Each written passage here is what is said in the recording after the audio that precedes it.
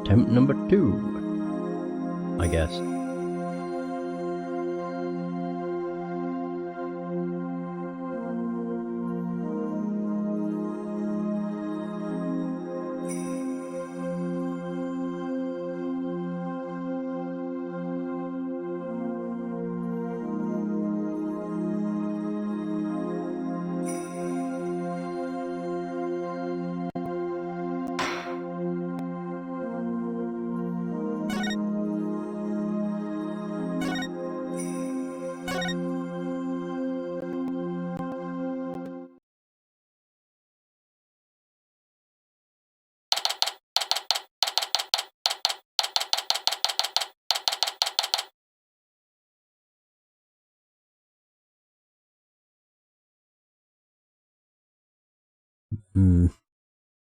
Oh well, just hope for the best.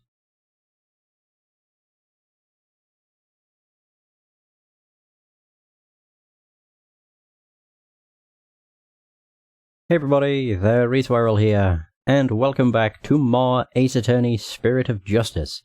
Okay, I actually recorded this, about 2 hours ago? Yeah, around about that. But about half an hour in I realised that for some reason my stream was buffering like crazy, and I've spent the last 2 hours trying to figure out what the hell the issue is. And I would have to probably say that I more than likely haven't figured out what the issue is, so I do apologise. But I really want to record, so I don't want to put this off, just so I can try and fix a non-existent issue. Regardless. Temple. Because we're on investigation day 2. What do I do now? I can't believe Maya and I were actually found guilty. The trial need not be drawn out any longer. The defense has failed to counter the charge filed by the prosecution. In accordance with the law, I invoke the Defense Culpability Act against the defense. Now then. This court finds the accused, Maya Fey, and the defense, Phoenix Wright, guilty. Jeez.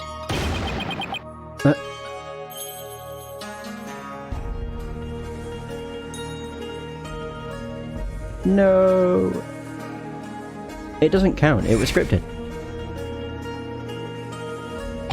Which just means it doesn't count. Mr. Wright. Albie.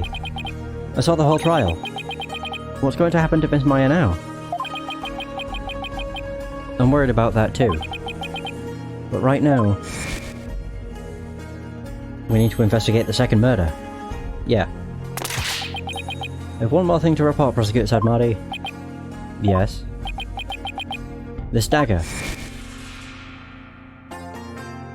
Oh yeah, it's got Maya's face. Yeah, fingerprints. It bears the fingerprints of Maya Fey on it. Right now I need to focus on the next trial. The murder of Acolyte Zealot, right? At least the jury is still out on that one, so to speak. The two murders are most likely connected. If I can get to the bottom of Acolyte Zealot's murder, it might give me the ammunition I need to overturn Maya's guilty verdict. Let me help you investigate. I want to assist you any way I can. Bloody hell, he's eager. I appreciate it, Albie, but we're talking about a murder. Yeah, but it's going to be hard for a foreigner to investigate this on his own. You have a point there. I wish I knew what to do. Oh, look who it is. It's River. Looking pretty sad. Isn't that your benevolence? Princess Rafa? Oh, it's you. Oh, it is you again. The dead lawyer walking, guilty of abetting a murderer under the Defense Culpability Act. I see she hasn't lost any of her charm. Why the long face? I thought you'd be glad I was found guilty under the DC Act. I am in no mood to take joy in your suffering. For I was unable to defeat you and had to leave the job to others. Okay, Mini Francisca. I failed in my sacred duty as the Royal Priestess. I guess that answers my question.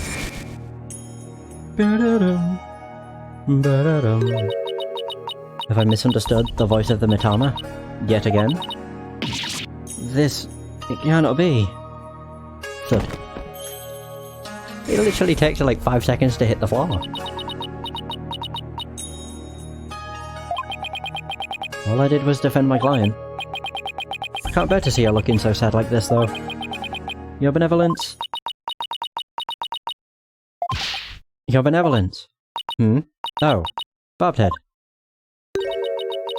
I thought you had already begun your journey to the Twilight Realm. I'm not dead yet. I still have an investigation to do. For tomorrow's trial. What's this? Do you mean to say... you have not given up yet? That's right. I'm going to prove my is innocent tomorrow. Why? Ah, but why? Why do you refuse to give up? I cannot fathom such... obstinacy? Investigate all you want, I care not. You really don't mind? But aren't you worried that a lawyer backed into a corner by the DC Act might do something desperate like forge evidence? What's this? If left unsupervised, I'd be free to do whatever I wanted, you know? Okay, now to see if she takes the bait. Yes, I see your point. Barbed Head. Yes. I know what happened yesterday. You perpetrated some sort of fraud or other misdeed while I was not watching. Oh. Well, she misunderstood. But sure. Huh? That explains why I misunderstood the voice of the High Priest's soul. Yes, of course. That is the only explanation. Oh boy. I was just trying to cheer her up. Now she thinks even less of me. I must not allow you to sully our sacred Hall of Justice with your misdeeds ever again. Therefore, today I will be monitoring your every move once more. I will not fail to spot your misdeeds this time. The moment I see anything out of the ordinary, I will send you straight to prison. And you, boy, do not throw your lot in with this foreign devil. But, your benevolence. It's okay, Albie. You don't need to worry about me. I'll be back before you know it. But first I should probably lighten my load a bit.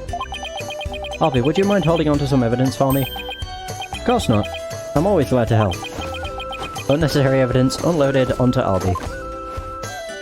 What a kind fellow. May the Holy Mother's blessings be upon you. Bye-bye. Now then. The scene of the crime is the logical place to start. If I recall correctly, the body was found at the Plaza of Devotion. Let's go! On the move. Here we go. I quite like the outline for the body. It just looks rather odd. Plaza of Devotion. Looks like the police already finished their investigation. You think someone would be killed here? A place devoted to prayer. A body outline and flowers? Did someone leave them here in memory of the deceased? And there's something different about the prayer flags today. It seems there's a new one. As the High Priest's disciple, Acolyte Zealot was utterly devoted to his training. First the High Priest and now his devoted disciple. Maya Fey will pay for this. As I keep trying to tell you, Maya has nothing to do with any of this. And you can prove this how? What do you think I'm doing here? Gathering dirt and dust for the trial? You and your smart mouth. This is precisely why you and your loyally ilk are so reviled. Hey, Mr. Wright. Hey! Emma! It's that detective from your country again. It's the princess. You seem displeased that I am here. Oh, no. Don't be silly. Mr. Wright, I'm so sorry about what happened to Maya. It's not your fault, Emma. You were just doing your job. If I had just done mine. Mr. Wright. Well, it's no use crying over spilled milk. Would you mind telling me what you know about the murder? It's do or die in court tomorrow, and I mean that literally. Gladly. I'll help in any way I can. Remember, I have my eyes on the both of you, so see to it that you commit no misdeeds. Of course not. You're talking to a professional here. Alright, there we go. Tell me about the incident. Let's see, how about starting with an overview of what happened? Sure. The victim is Praise-a-lot. Of course it is. So we have trust in me, believe in me, and praise a lot. Or praise zealot. Ay. He was the High Priest's disciple. Hey, that's that same sticker that was on Phoenix's beanie in Apollo Justice. Yeah. His body was discovered around noon today, right after the rite wrapped up. So during the High Priest's murder trial. That's right. Apparently he had been here praying since the day before the rite even started. Talk about serious devotion. Yeah, I barely lasted a few minutes. Yeah, before your back gave way. This is a picture of Mr. Zealot's body. Oh, Jesus. That dagger in his upper back looks like it would have been particularly painful. Is that a tattoo on the back of his neck? A tattoo or a radish? It's peach-shaped, or radish-shaped, or strawberry-shaped. Either or, really. Everyone started leaving when the praying was finally done. But the victim remained bent over in prayer, and when they went over to check on him, they discovered he was dead, right? How would they not notice? Oh, you appear to have a dagger sticking out of you. Are you quite alright? Killed in the Plaza of Devotion. He has a peach-shaped tattoo on the nape of his neck. Yes, the estimated time of death is May 9th, sometime between the start of the riot and the discovery of the High Priest's body. In other words, we believe the crime took place during the Purification Rite, and the murder weapon was the same ceremonial dagger that killed the High Priest. The prosecution believes Maya came down the stairs after killing the High Priest, and then stabbed Mr. Zealot with the same dagger. Okay. Circumstantial evidence does point to Maya, but what about the cause of death? He apparently died instantly from the dagger that was left thrust into his upper back. Here's the autopsy report. Nice! Cause of death was a spinal cord injury from being stabbed in the upper back by a bladed weapon. Yeah, that'll do it. Bidoo-doo. Estimated time of death, you say? How can you know such a thing? I want to know.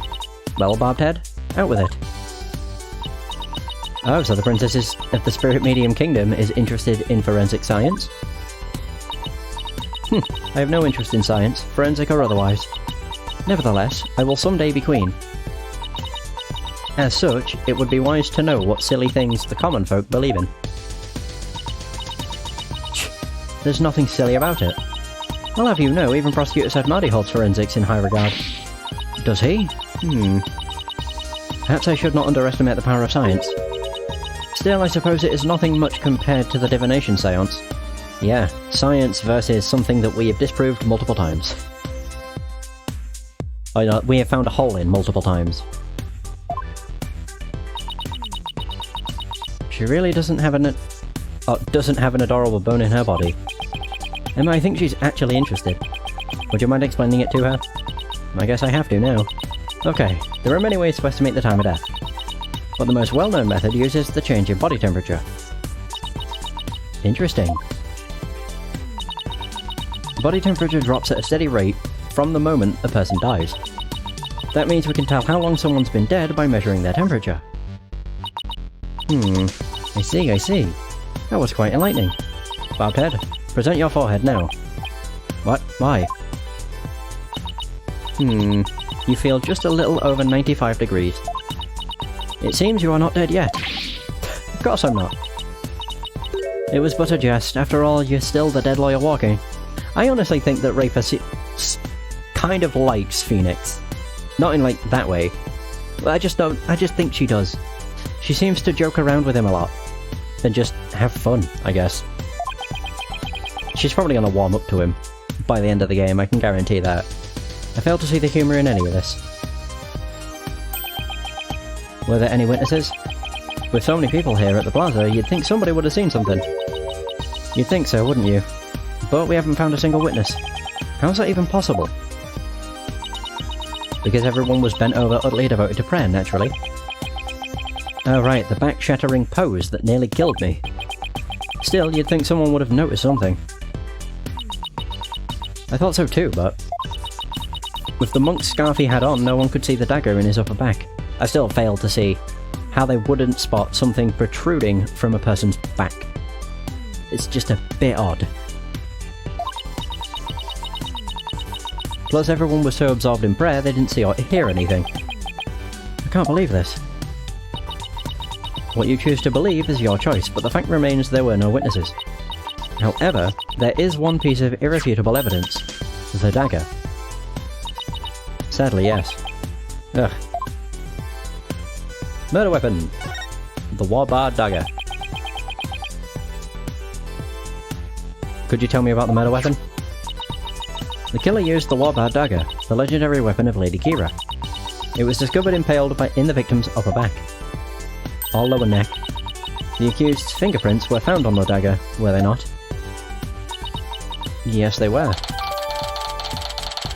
The Warbard dagger, a dagger modelled after a warbard, said to have been used by Lady Kira. With such irrefutable evidence, there is no questioning the accused's guilt. Not so fast. What about motive? Maya had no reason to kill Acolyte Zealot. What do the police think about this matter? Okay, so motive. Tell me. Maya had no reason to kill Acolyte Zealot. So you say, but let us now hear what the police think about the matter. The police believe Maya is the Lady Kira figure who has been battling the rebels. And since Mr. Zealot was the disciple of the High Priest who turned out to be a rebel, he too was likely a rebel, and therefore met the same untimely demise as his teacher. Well. Yes, that's how the police currently view this crime. There's no way Maya is that Lady Kira vigilante. I agree on a personal level, but the police are just going with what today's trial concluded. Crap. Well, it seems we are up a shitty creek. With nary a paddle. I really blew it in court today. Yep. It was supposed to happen, it was scripted. Okay, so we have the body. Acolyte Zealot died bent over in prayer. There's no trace of blood on the ground though. The fact that there's so little bleeding could mean it was a single stab to a vital point. Not that that would have been very difficult considering the position he was in. And also would have been none the wiser as well. We have the gate. To think I would witness a lawyer being allowed to pass through this sacred gate. Yeah, well, I wouldn't unless I had to. Those stairs were brutal to climb. What's this? Do you even know how many monks would give their lives to pass through that gate? Be thankful for the great honour you have been afforded. Yes, your benevolence. Sheesh. It was a nightmare on the back, though. Harvey said that these are called prayer flags.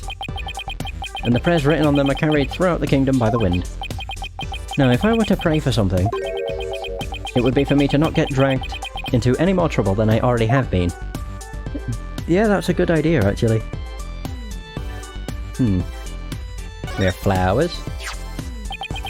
So these flowers were left here in the memory of Acolyte Zealot. What are they called? They are known as Namanda, and they are given to express sorrow when a life is lost. It seems offering flowers in memory of the dead is a universal practice.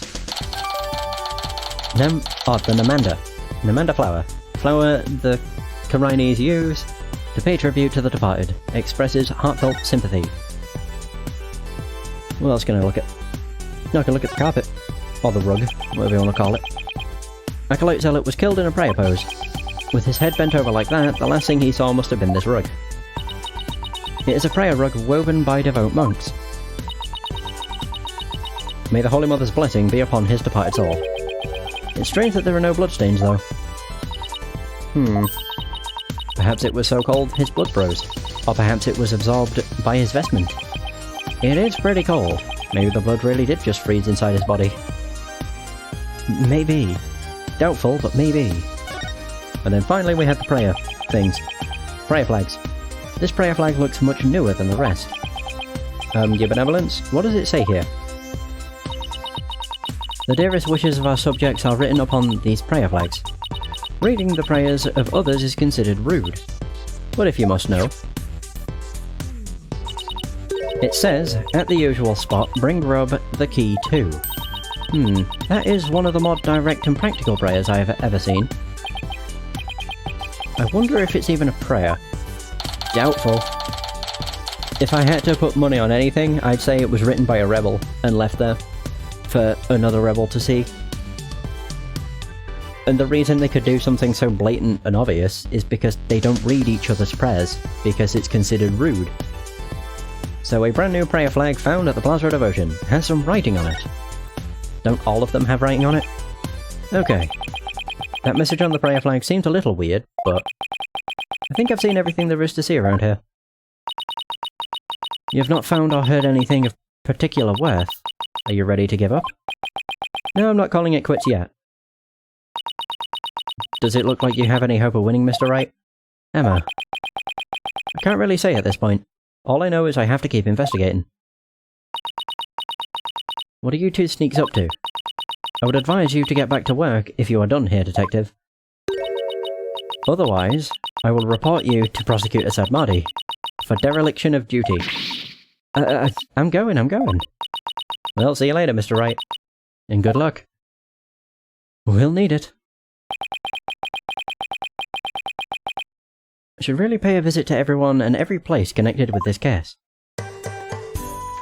Okay, so, was that a hint? The High Priest's house. There she is, at her shrine. Again. High Priest's house. Hello, I'm sorry to bother you again, but... It's really hard to tell that she's wearing a veil. Oh, it's you. Barbed Head. You are not contemplating casting suspicion upon Lady Believe, are you? She lost her beloved husband, and now Acolyte Zealot, who was like a son to her. Of course I'm not. But since she was close to both victims, I wanted to hear what she has to say. Very well. And then there's the fact that Lady Kira didn't attack Mrs. Inmee. That probably means she isn't a rebel. Is this about poor Pare? Well, I'm sorry, but I don't think I can talk about that right now. But what about Maya? She's innocent. Maya? I heard she was found guilty. First my dear husband, and now Pare. Mrs. Inmee, you don't really believe that Maya is the killer, do you? I don't know. But that was the verdict, so what else can I believe? What am I to do? The verdict was already reached in your husband's case. But the truth of the matter is yet to be found. How can you be so sure? Because I believe that Maya is innocent. That is all I have right now. My faith. Or my faith in her. So please, help me understand what happened. So you're defending her based solely on faith. Even though you'll be punished for abetting the accused. That's right. Alright then. Your faith has moved me. I will tell you what I can. Damn. Are you sure about this, Lady Believe? My lovely wife is also a devout follower of Karanism. As such, she is not one to make light of another's faith. But if I find that you have lied about your faith in Maya Fey's innocence, I shall curse your entire family and all of your disciples for the next 8 generations. Hey, leave Athena and Apollo alone, buddy. Okay. Well, we can talk to her at least. Praise Allah. What a name. How did Acolyte Zealot end up living here as your husband's disciple? About 2 years ago, while my husband was at a spiritual retreat in the mountains, he came across Pare collapsed on the ground. That's when he brought him here. You were always one to help those in need, weren't you, dear?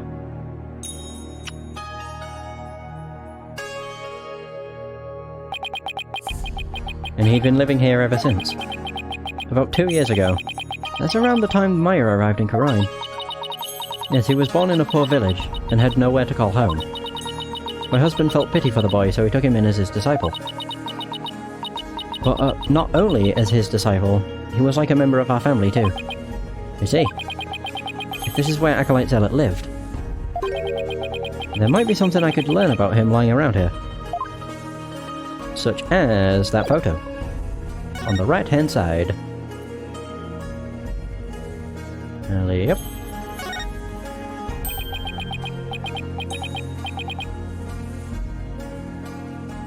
Oh, it's of all 4 of them. A photo of the High Priest, his wife, Acolyte Zealot, and Maya. Oh, they all look so happy. Since Maya's in it, it must have been taken the day before the rite. I should ask Mrs. Inmee about it. picture of Maya and the High Priest's family taken during the Feast of Blessings on the day before the rite.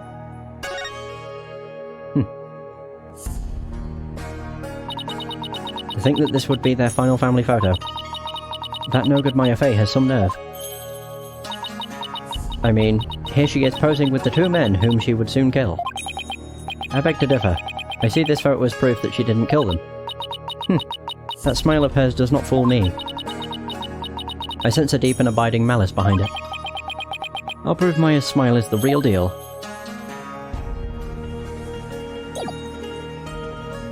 Oh no, present. I was just gonna talk to her. Silly me. Right, tell me about this family photo. Can I ask you about this photo? She's also wearing a steel samurai, like, wristwatch. Or something. It was taken during the Feast of Blessings, the day before the rite was held. The Feast of Blessings.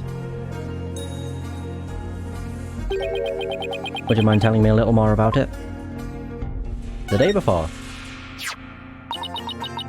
This photo was taken during the Feast of Blessings. The Feast of Blessings. Yes, it's forbidden to eat during the days of the rite, so the day before it's performed, we enjoy dishes full of gingeal, an herb. An herb? A herb known to strengthen the body and mind. You love the gingeal-based dishes I make, didn't you, dear? Gingeal. I heard you can go 3 days without sleeping after eating some. Yes, but many foreigners don't care for it because of its strong smell. Our customs say that these dishes can only be eaten the day before the purification rite, and only between noon and 3 PM. That's pretty specific. It's because the smell is too strong. Or is it because the smell is too strong? A very good guess indeed. It's to ensure the smell is gone by the time Lady Kira is welcomed the next day. Wow, is it really that strong? Come to think of it, the evening before the murder, an overwhelming odour was all over town. It was like a cross between garlic and mint. Ew. After the Feast of Blessings, Pare went over to the plaza to begin his supplication. I never thought that would be the last time I would see him. What was Maya doing at the time? Shortly after Pare left, she went to the temple to prepare for the rite. I don't know what she did after that. Okay, so that's her statement. A statement about the Feast of Blessings that was held the day before the rite. So Acolyte Zealot went out to pray the afternoon before the rite. According to the newspaper, today's purification rite. The thick white ice that froze the ground from the inner sanctum to the Plaza of Devotion until yesterday has melted. The rite can now go on as planned. We give thanks to for the blessings of the Holy Mother and Lady Kira. Habaraki. On the day before the rite, the plaza was so cold the whole place had iced over. Pray always prayed a lot. I mean, that was his name. Yeah, Pray always prayed a lot, far more than anyone I have ever known. He was a devout young man whose faith was twice as strong as others. I don't know why, but that's kinda intimidating to me. Are we done here? I thought I'd have made some progress by now.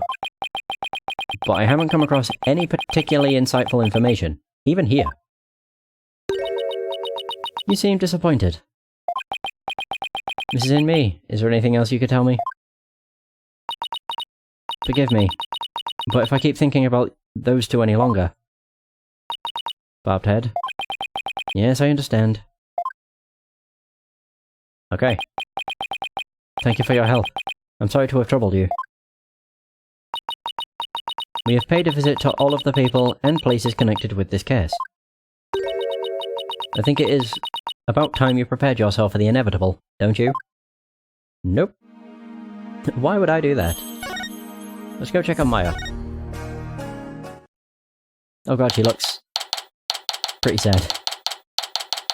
No!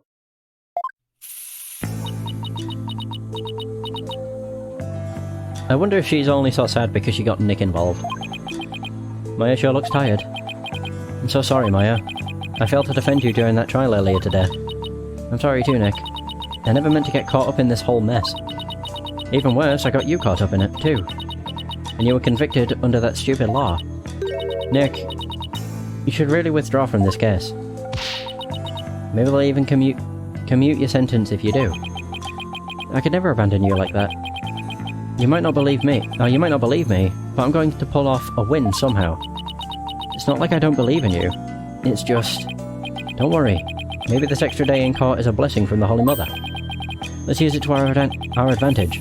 We'll turn this trial inside out and upside down. You'll see. Okay.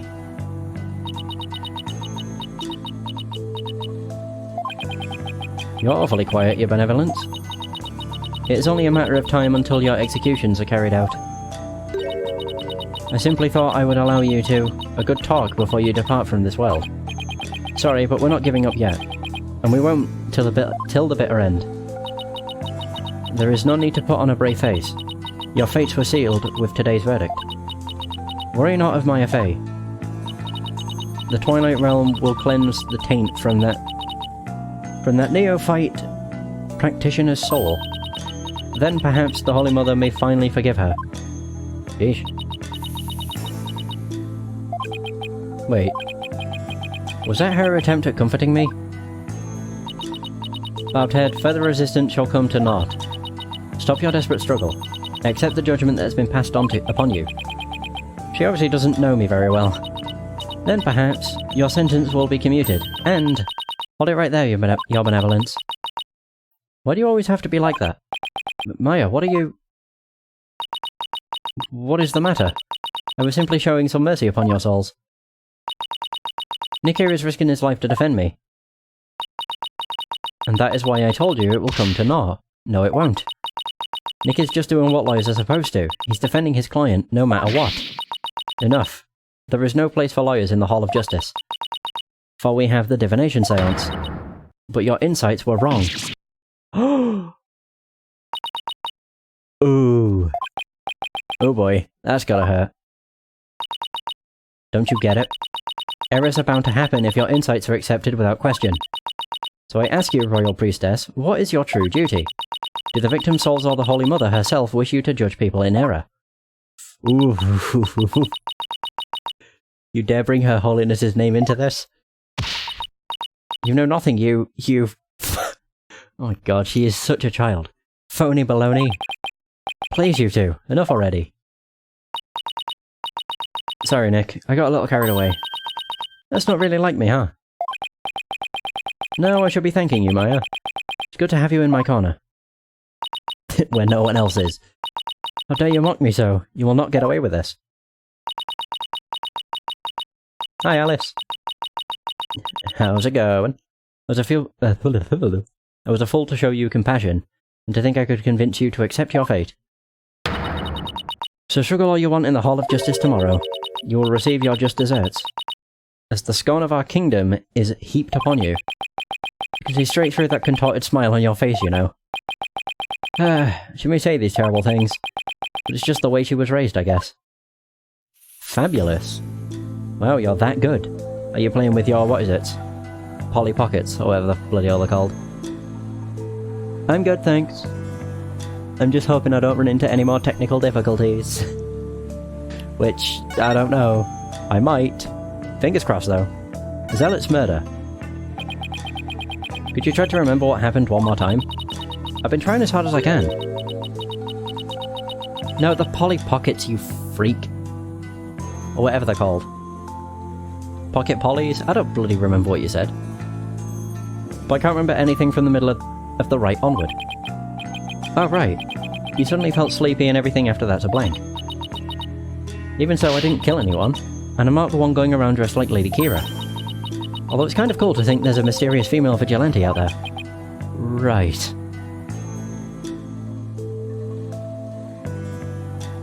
Oh. Okay, right. Never mind. That was my fault. Whoops. Prays a lot. What do you know about this guy who prays a lot? Were you close to Acolyte Zealot? We met several times during the meetings about the rite, but I didn't know him very well. He seemed pretty quiet. You look pretty happy though, look at him. Didn't you eat together the day before the rite? Yeah, we ate this one super stinky dish. But it was actually really good. Hey, it's not my fault. My mind is filthy. I wasn't sure I'd like it, but it was love at first bite. Like, you know the salty noodles at Eldoon's Noodles? It's like if you added garlic and herbs to that and then let it simmer for a really long time. Sounds more like a hot pot than ramen to me at that point. Now I miss ramen too. So what was Acolyte Zealot like while you were eating? Do it. Go play Sims. And whatever the hell it is you do on Sims. I know you build houses and decorate gardens and stuff. Build your dream house. And stuff. I used to always build the exact same house every time I played Sims. He seemed to be enjoying the food. But as soon as we were done, he left to go pray. What did you do? Oh, I returned to the temple to prepare for the rite. That coincides with Mrs. Inme's description of events. Lady Kira's identity. So builds another dream house. I don't know. You'll think of something. Any idea who might be pretending to be Lady Kira? When the rite started, it was just me and Abbot Inme. But the seance vision showed a third figure who looked like Lady Kira. I know. Lady Kira, I wish I could have seen her in the flesh. Yeah. Let's stay focused on the case, shall we? It was supposed to have been impossible for a third party to enter the inner sanctum. But what if she came from the sky? You know, like that bushy-bearded paratrooper. That mountain would have been no match for Lady Kira's wings. That's from the Plumed Punisher TV show, right? How'd you know? Because the real Lady Kira doesn't have wings. I've got it this time. There must be a secret room with a secret door at the inner sanctum. Did you know that there are 88 secret Plumed Punisher bases here in Khura'in? Can we please stop talking about the Plumed Punisher show for a sec, Maya? I guess so. Keeping it real is much harder than it looks. Well, I should get going now. Sorry I wasn't any help. Don't worry, I've got this. We'll beat the charges tomorrow and be on the first plane back home before you know it. Then we'll go grab dinner at Eldoon's, or your favourite burger joint. You pick. Just mention food and she perks right up. Sounds good. I think I'll get the extra large hamburg steak, topping on my salty bowl. Best of both worlds. You can have whatever you like, but first I have to beat the charges. I almost forgot. What is it? Oh, she's whispering. I have a favour to ask. Okay. But why are we whispering? I forgot I left something at the High Priest's house. It's super important. Oh god, it's not her bag, is it? Would you mind getting and holding onto it for me? Sure. So what's this super important thing? In my bag you'll find a folding book. It's only given to the priestess who performs the rite. It's called the Tome of Secrets. That does sound important. How could you leave something like that just lying around? That explains all the whispering. If Rafer found out, all heck would break loose. Look, it's got Lady Kira's real name written in it, so... Oops.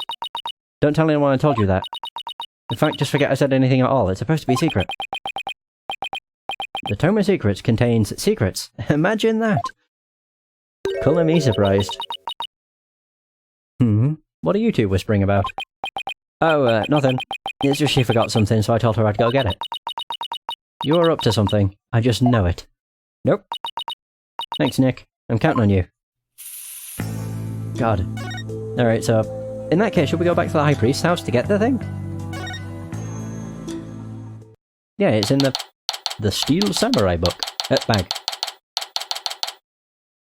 Tome of Secrets. Hello? Anybody home? No answer. Mrs. Inme's probably out right now. Well, I'll just get what I came for. I am watching you like a warbard, barbed head. You had better not steal anything. I would never do something like that. I'm just here to get what Maya asked for. Then get on with it. I would if you stopped interrupting me. Okay, so just examine the bag. Am I just going to take the bag with me? Ah, here's Maya's bag. What is that strange patch on her bag? It's the Steel Samurai. He's the hero... Oh god. Pardon me. He's a hero of an action hero... He's the hero of an action hero show back in my country. Ah yes, the theme. It's actually Maya's favourite show. She's got all sorts of merchandise related to it. I see. He looks strikingly similar to the Plumed Punisher. They are similar, but the Steel Samurai definitely came first.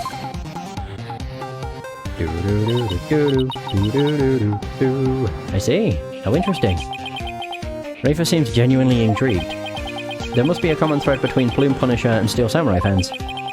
Come to think of it, didn't Maya mention something about trading with a Plumed Punisher fan? Was that Miss Believe in Me? She had the wristwatch thing. That had the... well, no, she had the Steel Samurai wristwatch, or whatever it was. Bracelet. So I'm gonna guess it was probably her. Maybe. But I digress. I better find what she asked me to look for and get going. Let's see here.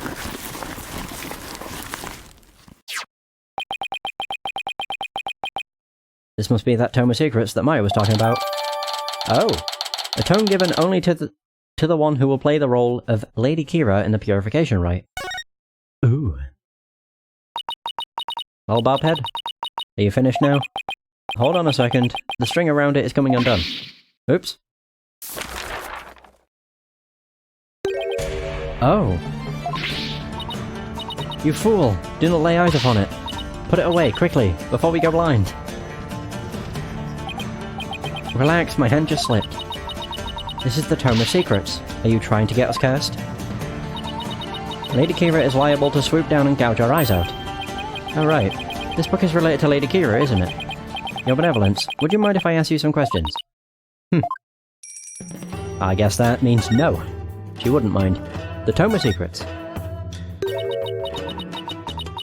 This is not something I would normally speak about to an outsider such as you. Well, can't you make an exception? If you insist. Nana? Oh. Where the hell does she just come from?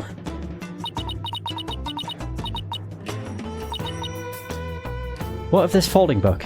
Yes, I see. This very important tome is bestowed upon the priestess in the Purification Rite. Very important? What's written inside?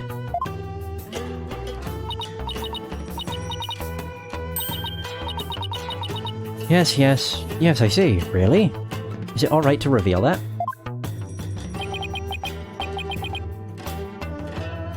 Your Benevolence? Patience.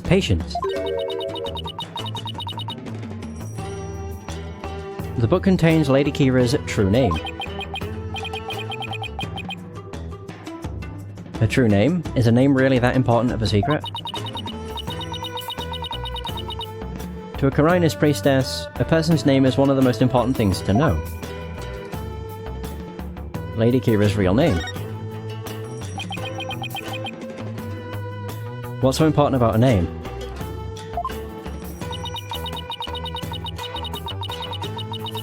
Without a name, a priestess's voice will fail to reach a person's mitama.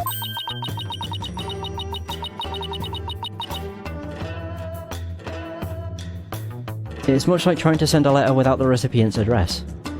Okay. A spirit can only be identified once you know the deceased's face and name. Oh, I get it. It's like when you see someone in a crowd you recognize but you don't know their name. It makes it impossible to get their attention.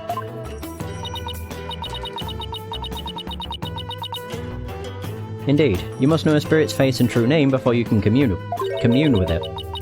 It is the same for Karainism's most secret art, one that my mother alone may use. The Queen has a secret art?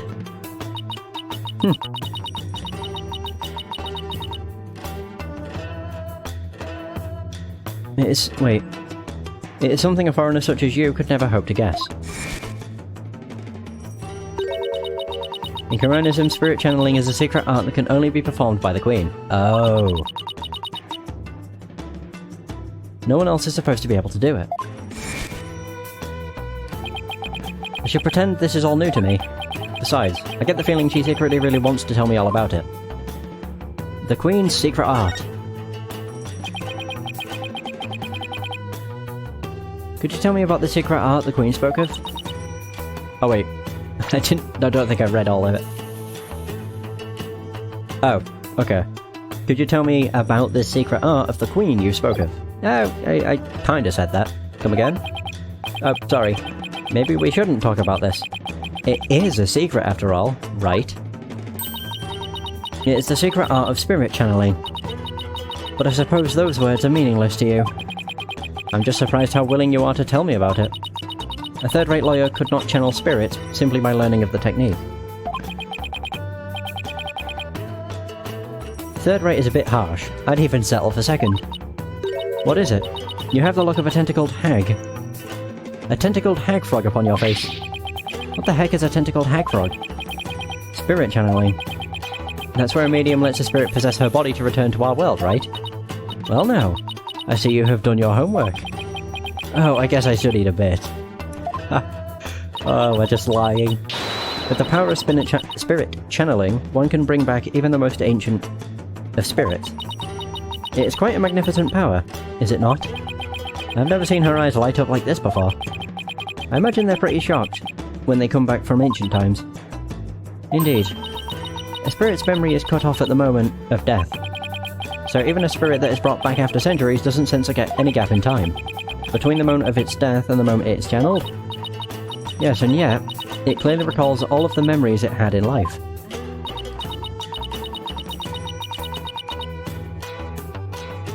Thus even heroes and scholars of antiquity can be channeled and directly learned from. Our queens have also used this power to help the rulers of neighbouring lands seek counsel.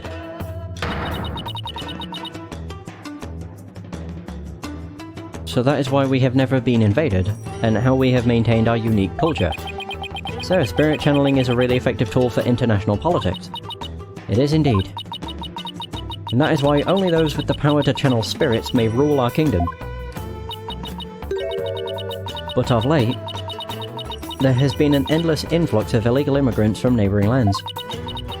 The fools come seeking the same great power as my mother. Illegal immigrants? Yes, it's becoming quite a problem. Some have lost their way in life, and look to Kharinism for their salvation. Among them are also those of dubious nature who have been driven from their own lands. Dubious nature, driven from their own land. Gasp and Pain definitely fit that bill. Oh. But they sure weren't treating him like an illegal alien. Rafer's spiritual power. Can you channel spirits, your benevolence?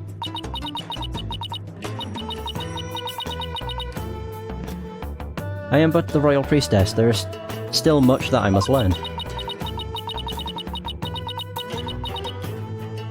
As of now, the divination seance takes me to the very limit of my ability. So, her spiritual power doesn't measure up to Maya's. Oh. Wait.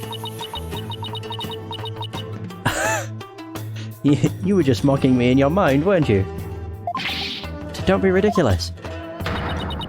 It's written all over your face, you impudent nincompoop. The divination seance was once one of the important roles fulfilled by the Queen. That is what my mother taught me when I was little. So the Queen can perform the dance of devotion. That'd be a sight to see. Someday I will be a powerful priestess and queen, just like my mother. And the divination seance is a vital part of my training to prepare me for that day. Forgive my ignorance, your benevolence. You shall see. Oh, shall we? It will not be long before I, too, master the secret art of spirit channeling. I will be a magnificent queen who unites her people for the greater good of Khura'in. Now I see. Spirit channeling is something she really aspires to. God, she'd probably really like Maya then. I'm going to ace the test and become the next master. After all, I can't let my clan and the other villagers down.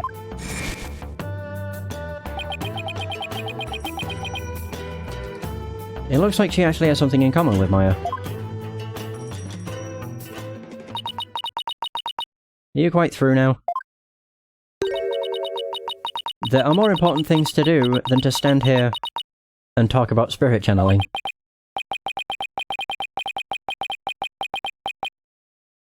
That's true. It doesn't have anything to do with this case, as far as I can tell. Or does it? Bum bum bum. If the Queen is a spirit medium, are you about to suggest that my mother was channeling Lady Kira? I guess she saw that one coming. Lawyers are indeed a witless breed. Hey, that rhymed. On the day of the rite, my mother was engaged in other duties at the palace. Of course. My mother is a very busy woman, and the idea itself is preposterous. I mean, yeah, kinda far-fetched. Do you truly believe the Queen of Khura'in would personally battle the insurgents? Maybe. This is precisely what makes you third-rate. Oof, right in the pride. Another dead end. This is bad.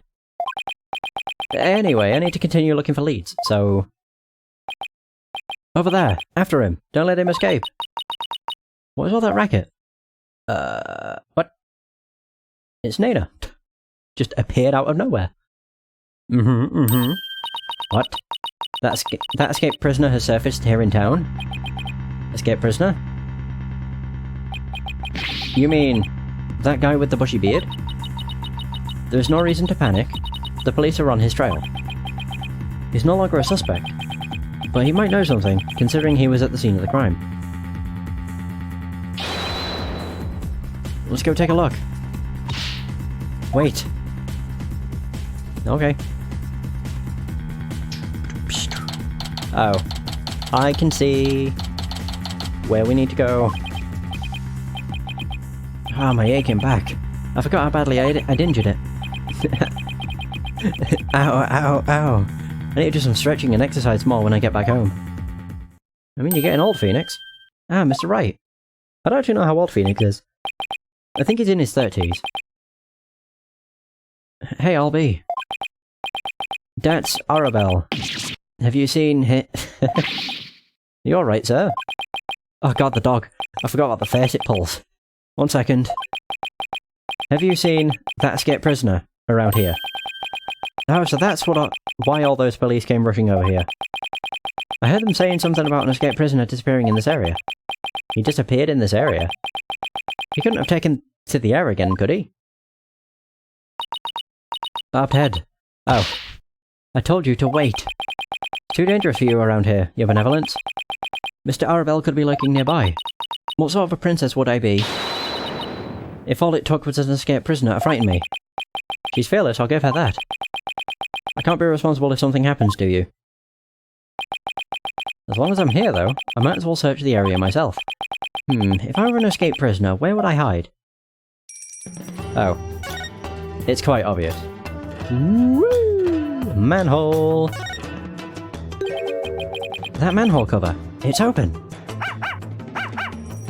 Yeah, woof woof, indeed. Shadow. Whoa, what is it, Shadow? Did he sniff out someone or something in the manhole? I wonder. Could Shadow track Mr. Arabelle if he had something with the Rebel scent on it? I don't know. I feel like I got something with Mr. Arabelle's scent on it. Something he might have touched. Ah. We do indeed. Present the flag. There we go.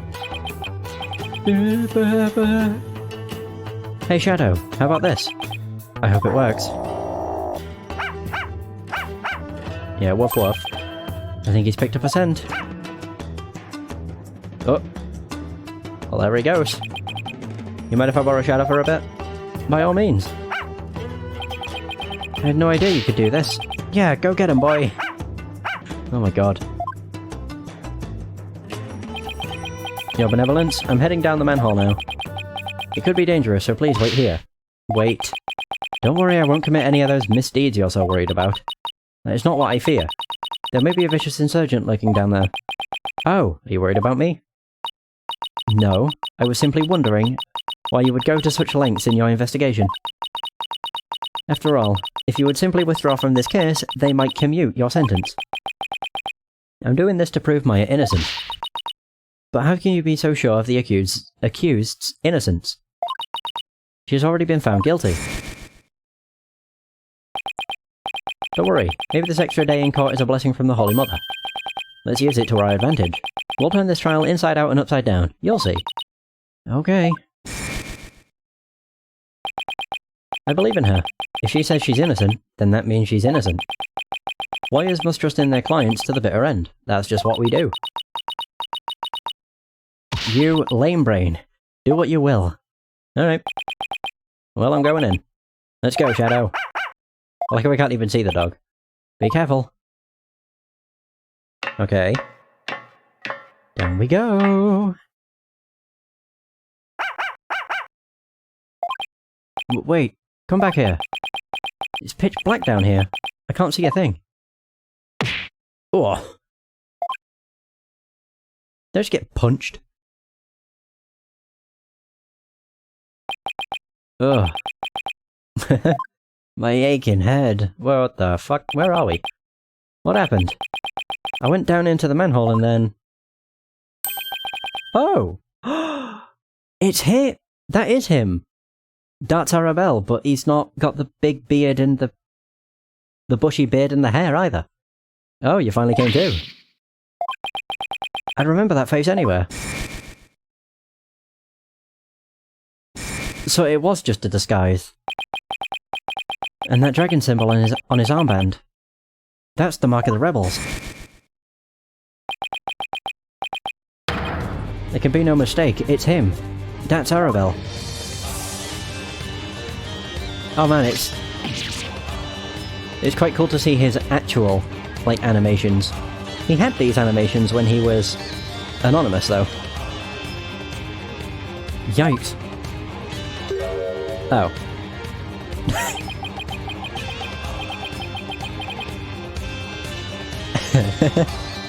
Oh my god.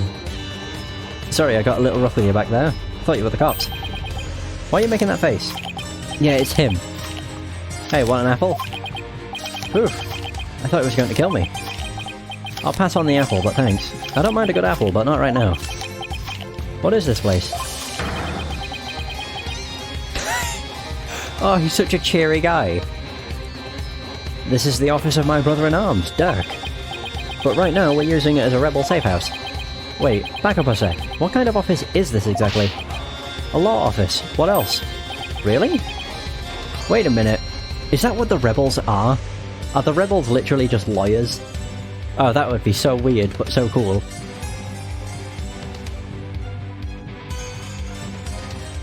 Oh man, I'm just thinking, like, what if that's the case?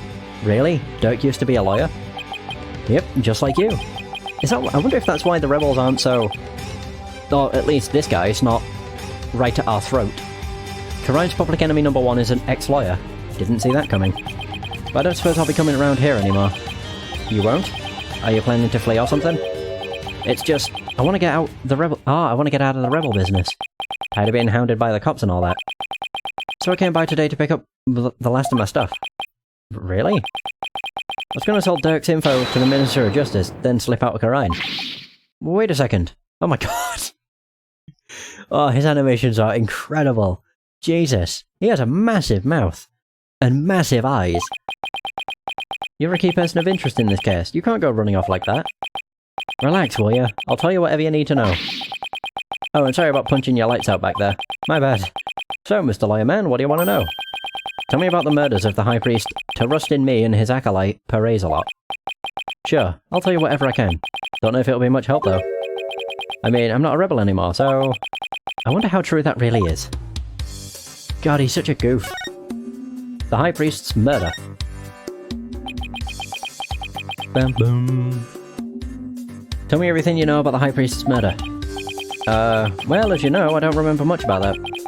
I banged my head on a rock as soon as I parachuted into the inner sanctum. So when I told you I had nothing to do with his murder, I meant it. Okay then, where were you when you came to after banging your head? By the time I came to, it was already dawn. I must have been out cold the whole time.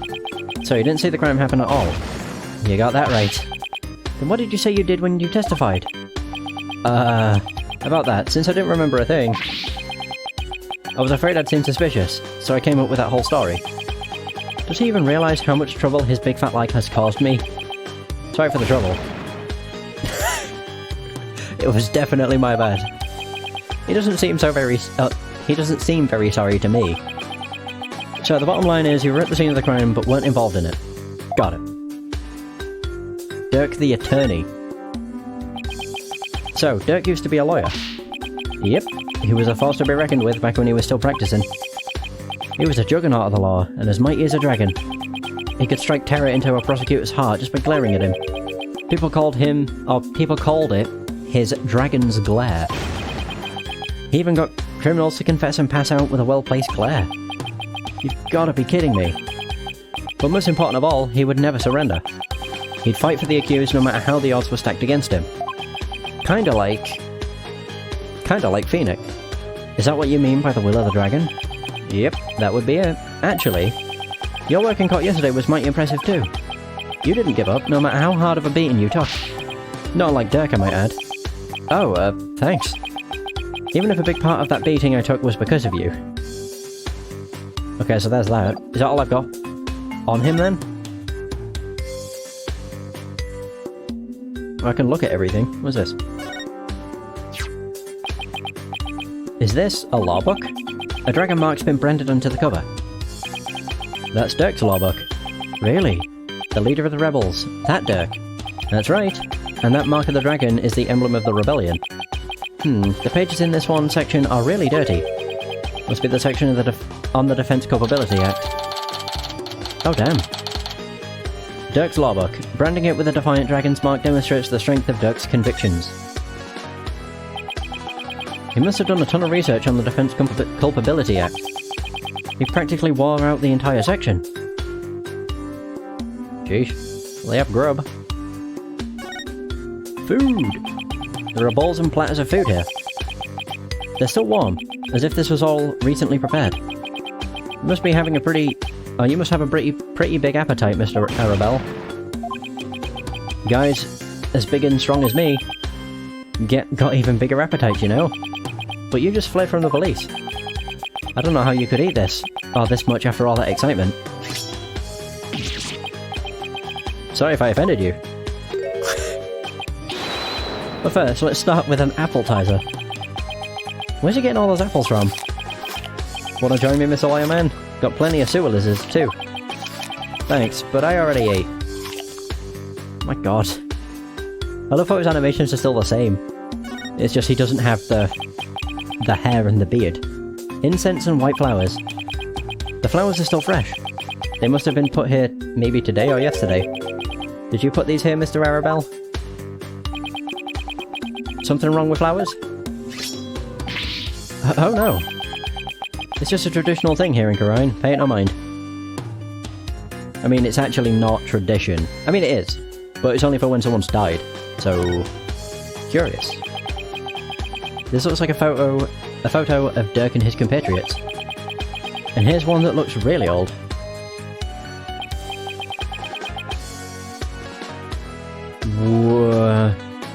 Wait. There's no way. Wow, this was taken about 20 years ago. Those are Dirk's sons. Whoa. Really? So this is the rebel Dirk in the center. He doesn't look so evil. Oh my god. Both of his sons look kind of familiar. Yeah, they do. The one on the right is most definitely Apollo. For one, he's got the bracelet, and it looks like him with the hair. That must be Sadmadi. They're brothers. UT. So yeah, Sadmadi. The one on the left is UT. Oh, but you know him as Prosecutor Sadmadi. Prosecutor Sadmadi is Dirk's son? And he is. UT was once a rebel too. He used to really respect his old man. Both as a father and as a lawyer. Then why'd he become a prosecutor? Being a lawyer in this kingdom is the same as signing your own death warrant. On account of the Defense Culpability Act, right? Yeah, that's why Yuti decided to be a prosecutor instead. He wanted to spark a revolution from the inside, so he dove right into the enemy's den. Would have never guessed it. Looking at him now. You can say that again. Dirk is battling to change Khura'in's legal system. The will of the dragon spurs him on. We all thought Yuti was taking up the mantle to carry on that will too. We were sure he'd help overthrow Garan one day, but... as you've seen, he now uses the law to do her bidding. Dirk's been beside himself. So he no longer carries the will of the dragon in him, huh? I wonder what happened between father and son for it to come to this. What about the other child in the photo? That's Dirk's adopted son, but he's gone back overseas. His name's Apollo. It is... Apollo? Wait a second. That bracelet. It really is Apollo. Oh my. He was a rascal, that one. And his voice could shake the entire room. I imagine he's out there raising high hell somewhere. Yes, I'm sure he's doing just fine. Considering how far he's come, Mr. Arabel's description really doesn't do Apollo justice. Wow. Apollo, I've been watching you grow over these past 2 years. That's why I know you're ready. Why I know I can leave Trucy and the office to you. I believe in you, Apollo. Thank you. I'll be fine. Everything will be fine. Man, he's a responsible young man now. He never lost that loud voice, though. Well, I gotta start packing. Who knows when they might catch up with me if I don't scram soon. Wait. Oh, please wait. I still need to ask you something. Go ahead, shoot.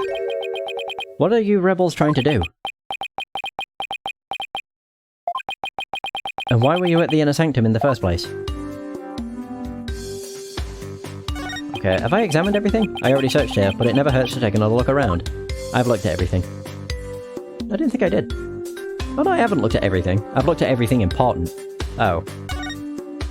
That's why. Is that coat yours, Mr. Arabel?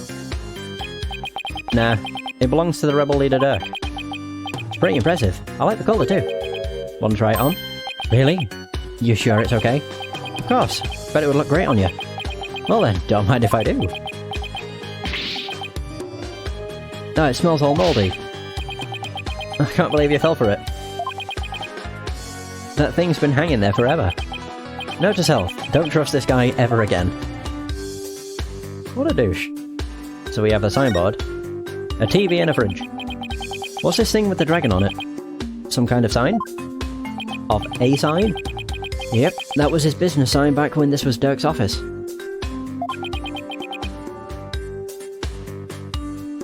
He used to be a lawyer, right? That he was, but it was a really long time ago. This place has seen better days, that's for sure. Well, I hope he can put this sign back up someday. I wouldn't hold my breath.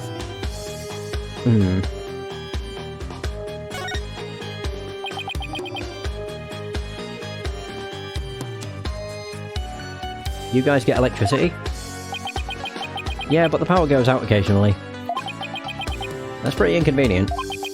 You're telling me? Sometimes it goes out for an entire day. What about the stuff in the refrigerator? Why don't you see for yourself? Oh no, forget I asked. I'm afraid of what I might find. Was that both of them? Oh, it was.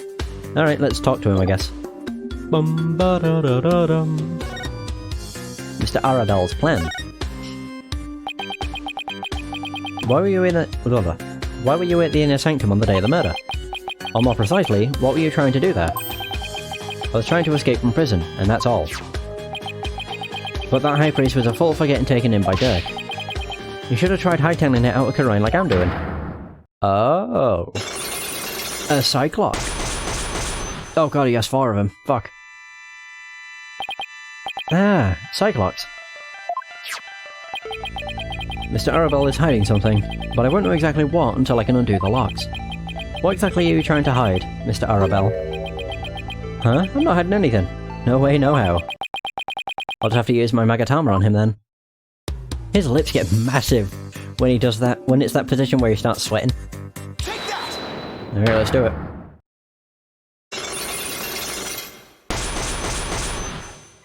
So, Dad's plan. I'm going to ask you again. Why were you at the Inner Sanctum on the day of the murder? Or more precisely, what were you trying to do there? You can keep asking, but the answer's still the same. I was trying to escape from prison, that's all. But that High Priest was a fool. He fell for Dirk's line and sold his own country out. How can you say such a thing about him? Or such things about him? He helped you escape, didn't he? Don't you even care about what happened to him? Nope. I was getting out of the rebellion anyway. You should have opened his eyes. We never stood a chance against the Garan regime. Hang on. Do you really believe what you're saying? Didn't the High Priest's death really hurt you on the inside? Like I said, or like I just said, I couldn't care less about the whole thing. I beg to differ. This wouldn't be here in this room if you didn't feel a thing. The flowers. Take that! I heard these flowers were offered in memory of the dead here in Khura'in. The High Priest's death hit you hard, so you've been grieving here alone, haven't you? Well? Hee-ho! There's one. Those flowers don't mean anything. It's just a Khura'ini's way of saying goodbye. Why hide the fact that you're mourning his death? You're reading into this too much. I told you, I'm done with the rebellion. I haven't even heard... Wait. I haven't even heard from Dirk or the rest of them for a few days. And tomorrow I'm planning to kiss the kingdom goodbye. No, I know you've been in contact with the other rebels lately. And how exactly do you plan on proving that? This piece of evidence ties you to the other rebels. The flag... Take that! You left a note. I found this prayer flag at the Plaza of Devotion. You wrote a message on it and left it behind for your fellow rebels, didn't you? They brought this food for you at your request. So you're lying about leaving the rebels. You're still involved with Dirk and the rest of them, aren't you? I love that animation so much. Are you ready to tell me the truth now? Oh, you're good, Mr. Lawyer Man. I admit it. I requested the grub. But I was just taking advantage of him, that's all. What do you mean? With my face plastered all over the place, I couldn't stay out in the open anymore. So I just took advantage of my former comrades for some grub and a place to hide. I was gonna kiss this kingdom goodbye tomorrow. I'm not buying it. You're obviously lying. I can tell just by looking at you. The white-hot flames of revolution definitely still burn on the inside of you. What? That's ridiculous. Those flames burned out a long time ago. This proves that the flames of revolution still burn on inside of you. The book?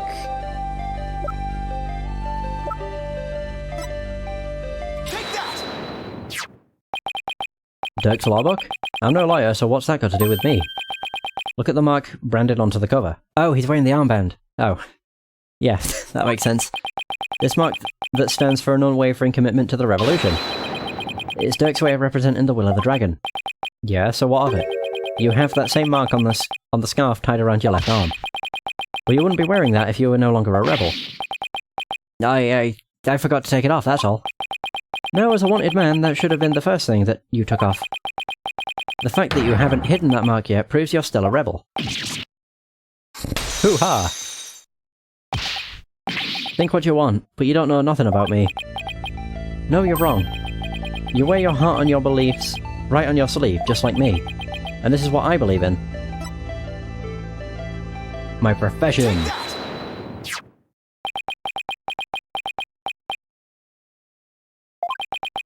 When a person's back is against the wall, they always fall back on what they believe in. Just as I always have my badge. You always have the will of the dragon with you. Would you risk your life for your beliefs? I already am. No, I wouldn't. No? No, because I wouldn't do much use to my clients dead. Now admit it. You've never once thought about leaving the Defiant Dragons, have you? That look in your eyes. It's just like Dirk's. Looks like you've got the will of the dragon inside of you too. Hey! He looks like he's about to punch me. Jesus. We did it. There it is, Mr. Arabelle's plan.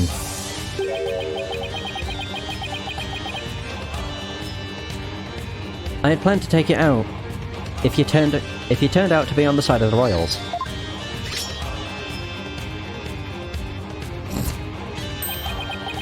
But I think I can trust you. I can't believe I was that close to getting shanked here. It's like you said. I've no intention of leaving Dirk's group. In other words, you were testing me. You're a foreigner, and a lawyer who's been charged with abetting a criminal to boot. And I've seen a fair share of lawyers get pardoned after weeping at the feet of the Queen. Oh. Well, I'm going to keep fighting till the end. Yeah, I can see that now. Sorry I ever doubted you. So, what are you doing here anyway? I came to get the secret hideout key from a helper. The secret hideout? Yep. I was supposed to get my next order from Dirk here. Oh, there, not here. But the town's swollen with cops thanks to that murder. Nothing I can do about it. Or about that. What about the order Dirk was supposed to give you? Gonna have to abort that mission. Now I'm just lying low, waiting for a chance to make contact with Dirk again. Hey, why the long face? I thought you'd be able to tell me something about the High Priest's murder. Sorry to disappoint you. Oh, I know. Let me make it up to you with this. What is it? Oh, it's a Dragon Ball. One of the 7 Dragon Balls. This orb is actually a key. It opens the door to one of our secret hideouts. I can't say any more than that. Anyway, I hope it helps. This orb is a key? Yep, plus the hideout's in a totally unexpected location. And being that it's super secret, we couldn't have just any ordinary key. I see. An orb entrusted to me by Mr. Arabelle. It seems to be the key to the rebel hideout. Maybe this will help me unravel the truth behind this case. Thanks. Don't mention it. Besides, you're a fellow brother-in-arms fighting the powers that be. If it'll help you, feel free to pick my brain a bit more. I don't think I need to. Oh no, I do. Lady Kira. Everyone's been talking about the return of Lady Kira lately. Well, my friend Maya suspected of being the rebel hunter disguised as Lady Kira. You wouldn't happen to know who she really is, though, would you? Beats me. But whoever she is, she bushwhacked me and hauled me off to jail. Even worse, on top of attacking us and delivering us to the cops, she's been watching us like a hawk and framing us for different crimes. Watching you like a hawk, framing you for crimes. Why would anyone go to all that trouble? Our kingdom likes to pretend that its people are free to think what they want. Because of that, the authorities can't arrest you for just sympathising with the rebellion. So they resort to framing people for things they didn't do. Then that Lady Kira figure is... Yep, she's just some lick-spittle working for the Grand regime. Wow. Even without the DC Act, Dirk and his insurgent scum buddies' days are numbered. What's that supposed to mean? Let's just say, I got a little trick up my sleeve. So I'd watch it if I were you. Because I got a defiant attitude, like one of them dragon dupes. Oh. So he was talking about Lady Kira then. Advanced combat skills, detailed surveillance, and clever setups. She's no amateur if you ask me. So you're saying the monarchy is using Lady Kira to secretly take out the rebels?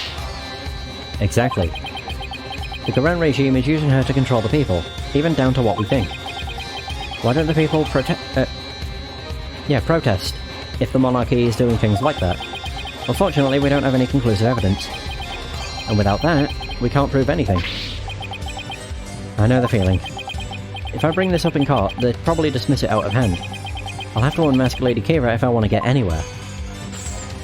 Goal of the revolution. Our goal? To get rid of that evil no-good Defense Capability Act. The DCA. I can tell just by looking at Dirk's lawbook.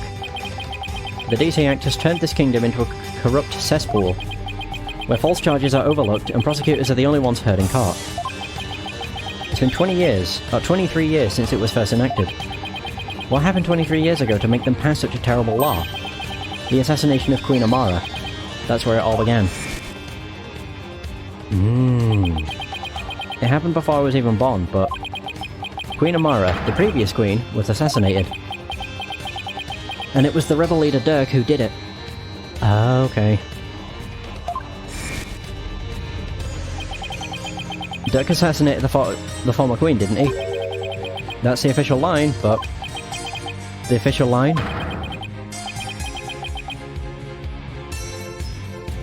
Ah. Those charges were completely trumped up. Dirk was framed, I'm telling you. He was. Plus, Dirk was a lawyer. Once the people thought a lawyer had killed the Queen, they turned against all lawyers. And that's how the DC Act was first passed. So that's why there aren't any lawyers left in Khura'in. Even worse, it changed the significance of the divination seance. The significance of the divination seance? They were holding seances in court even before the DC Act? You bet they were. Lawyers and prosecutors used to hotly contest the insights that came out of seances. You mean like what I've been doing? Right. It's like Dirk used to say. The royal priestess's insights are just another piece of evidence. Right. I see what you mean about the significance of divination seance changing. Yep, the insights became the only truth, and arguing against them was banned.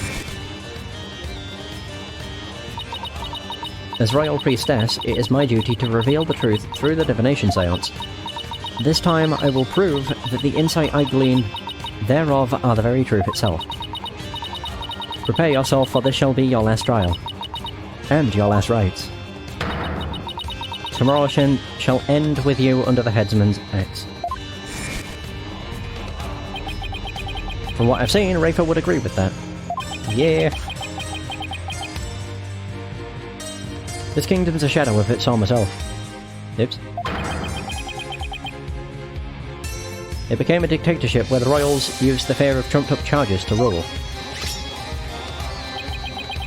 And that's what Dirk's been rebelling against. Yep. All we want is to live in a kingdom with a fair and impartial legal system. And there's only one way to make that come true. Overthrow the current regime. So that's the truth behind the rebels. Well, Phoenix right, my friend. It's about time for me to get going. After all, I am the fangs of the Defiant Dragons. Hey!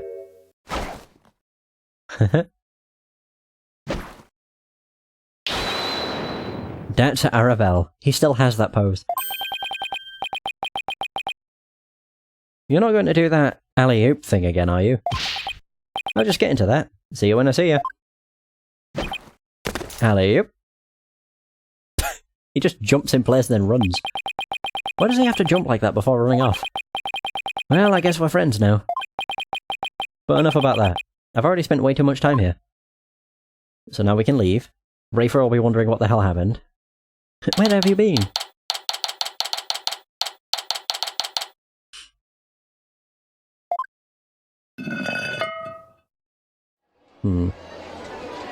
Oh god, we're blinded by the light. Phew, I finally got out of there. Mr. Wright. I'm so glad you're okay. I was so worried about you. Oh, that did not sound like a whine. That sounded painful. Shadow, what happened to him anyway? He came out of the manhole about 5 minutes after you went in. Sorry, it wasn't much help. Oh, that's why he's sad. Well, did you find anything of worth? Oh, I tripped and fell down there. I must have been out cold for a while. I better keep things to myself for now. I figured as much. I have to find that secret hideout Mr. Arabelle was talking about. I should probably start with places that have something to do with the High Priest. I already know where it goes. Yeah, I remembered. Something with the statue. Yeah, if you look at its eye... That's its... Well, that's actually its right eye, but if we rotate... Barbed head, you already searched here, did you not? Oh, I just thought I'd look around again, you know, in case I miss something. I probably shouldn't tell her I'm looking for the secret rebel hideout. We have a saying back home, leave no stone unturned. Oh, yes. You cannot stump me. I know that one. Actually, I don't have a clue is written all over your face. Yeah, with the statue. There, as you can see, there's something missing. Will it point that out? It's a statue of a bird. Guess I'll take a closer look at it. Yeah, there we go. The eye is missing something. Hey, this eye is missing. What are you doing? You must not touch that for no reason. Sorry. But that shape... I wonder. Ah, my attorney's badge. An orb entrusted to me by Mr. Arabelle, it seems to be the key to the rebel hideout. And in it goes. I knew it! He did say it was in the most unexpected of places. Oh my. What?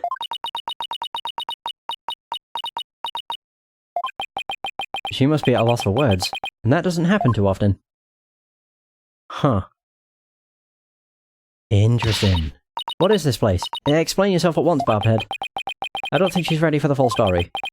I don't really know much myself, but it seems to be a secret rebel hideout. If I'm shocked there's a secret door here, I imagine that goes double for Rafer. A rebel hideout in the inner sanctum? Somebody will pay for this. Well, for now I think I'll have a look around. Wait, you must not enter before the police. Don't worry, I won't disturb anything. Or at least, I'll try not to. Besides, with you watching over me, it should be fine, right? And, you see... Fine. Just please stop pleading your case.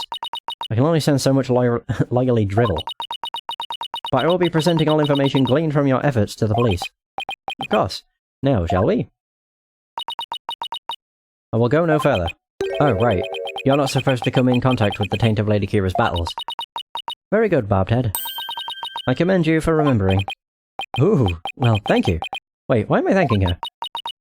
I may not be able to enter, but I will allow no misdeeds on your part. I will be watching you like a warbard from the entrance here. I told you I'm not going to do anything. I better hurry before she changes her mind. Awesome. Although, surely, showing her there's a rebel hideout was not a good idea. Secret hideout. I believe this to be a sacred space that enshrines the source of the spring water. That makes sense. The rebels must have converted it into a secret hideout. Clever. But what about what about that warbad revolving door? I wonder if that too was originally intended to hide and protect the sacred space. To think those filthy rebels were scheming their schemes in this most sacred space. It is a desecration upon Kharinism itself. The Defiant Dragons shall pay for this. I suppose it's only natural that she'd be upset, but the investigation must go on. I think I'll start by taking a picture of the place. Good thing I brought a camera to snap some souvenir shots. Souvenirs. Stop that, you must not take photos here without permission. Rafer's really fired up. She's sticking her head in as far as it will go. I guess she won't be tainted as long as she doesn't touch anything. Rebel hideout photo. A photo of the secret rebel hideout. It was literally built into the inner sanctum. Now, to search every nook and cranny. Bobhead, just because it is hard for me to see your every move, do not use that as an excuse to touch or break things. I heard you the first time. Sheesh. Right, so all we can do is investigate. There's blood here. What's this? Blood. No, I've already made that joke. I was gonna just go, I hope it isn't Chris's blood. I don't know why I've got the original Resident Evil stuck in my head so much. What's this? A bloodstain? I should probably try to figure out what happened in here. Do not tamper with any evidence before the police arrive. The police? Hey, that reminds me. Emma gave me something just for times like this. Or like these.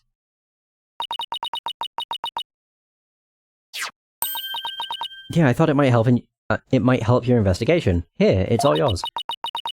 I wanted to bring you a bunch of other forensic tools, but they were confiscated at the airport. Luminol testing fluid. This actually might come in handy. It will indeed. Luminol testing fluid glows in reaction to even the tiniest traces of blood, so it can even detect areas where blood has been wiped up. It might help us figure out what happened in here. Okay, time for science to do its thing.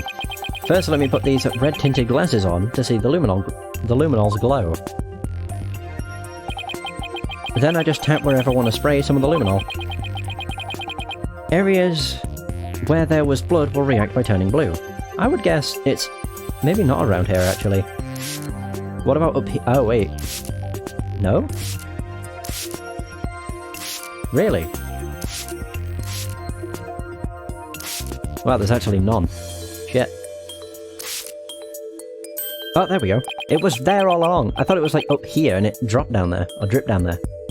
This is a huge bloodstain. Something big must have happened here.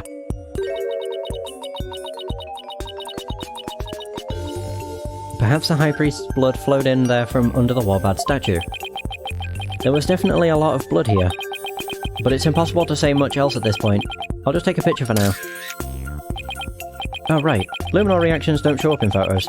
I'll just have to take some notes. Okay. That should do it. We just coloured it in. I didn't notice before, but the bloodstain looks like it was smeared away in one place. Is this... Ah! Is it because the Warbad revolving door passed over it? Rebel hideout photo updated in the court record. Okay. There was a luminol reaction near the entrance. I was gonna say, that's not everything, is it? There's like so much to look at. Looks like an order from Dirk. What's this? Let me see that. I thought you're not supposed to touch anything in here. This is an exception. Now hand it over. Let's see here. Oh, holy mother. What does it say? It is an order intended for that rebel named Dance. It reads, after the rite, infiltrate the palace under the guise of returning Lady Kira's costume. And search for clues about that incident from 23 years ago. Dirk. 23 years ago? He must mean the assassination of Queen Amara. I wonder what the rebels are up to. It's intriguing and all, but it doesn't seem related to the case at hand. This will not do. I must warn my mother at once. No need to do that. This order will never be carried out. Lady Kira's costume is still here, and Abbot Inmi is no longer able to aid the rebels. I knew that. Sure. There's a lot of stuff here. What is this? So this is the water source that supplies the Inner Sanctum spring. It flows through the channel built into the floor before heading outside. Lady Kira uses this sacred water to wash the taint of battle from her body. It's also not red like the water in the spring.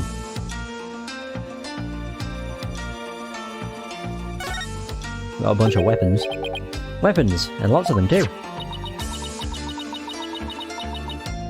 We are lucky we found them before they could be used. Excellent work, Bobhead. Oh, thanks. If the rebellion ever happens, I hope it's bloodless. Yeah, sure. A war where no blood is spilt. If only. How dare those filthy insurgents raise their banner amid such a sacred space? Barbed head, you must burn it at once. Didn't you tell me not to touch or damage anything? This is an exception. Very well, if you will not do it, then I will. But your benevolence, I thought you're not supposed to come in here. For once, the strange customs of this kingdom are working in my favour. There's something under the banner. A microphone? What's this doing here? Was someone trying to record something with it? A microphone? Huh. We have candles, we have this... Oh, there's handprints! A large stone slab. It's shaped like a Magatama. Looks rather unstable. I bet it'd tip over in an earthquake. What's that earthy, grass-like smell? It is the smell of the moss that covers the stone. Oh, so this shaggy green stuff is moss. Looks like some of the moss is... Oh. Some of the moss about halfway up has been disturbed. I wonder why that is. One quick touch can't hurt, right? Whoa! The slab's starting to wobble. What's happening? What have you done to the sacred space? Nothing. All I did was nudge it a little. I knew it looked unstable. Probably best not to touch it again.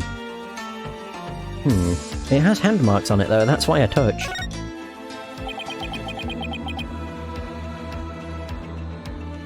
There's a plumed Punisher calendar here. Now I understand. The villains in the plumed Punisher are based on the insurgents. Watching the show must have roused their ire against Lady Kira. I doubt that's it. Oh. We have the Lady Kira statue too. Look! What is it, Barbed Head?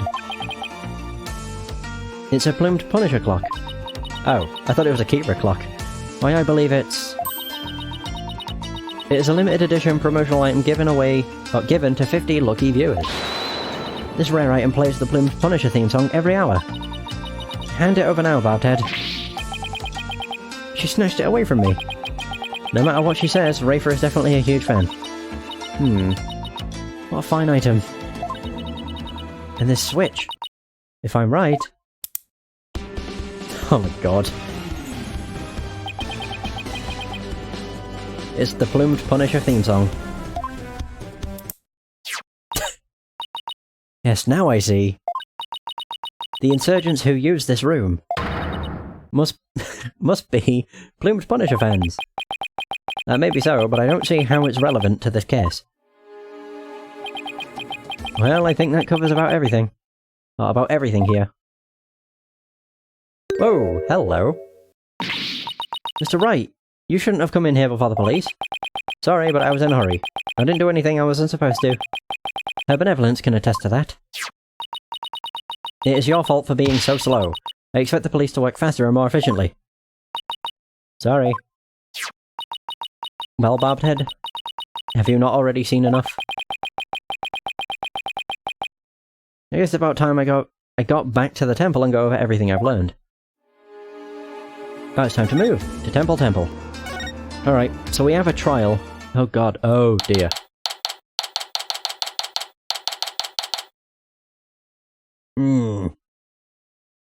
Temple.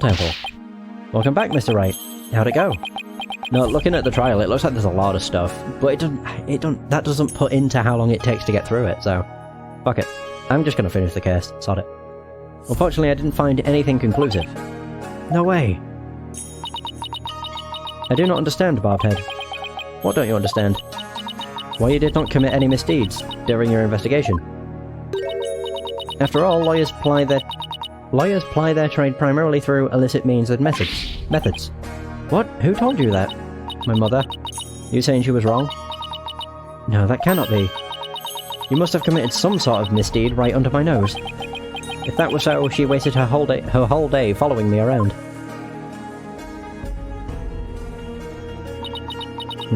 What is it?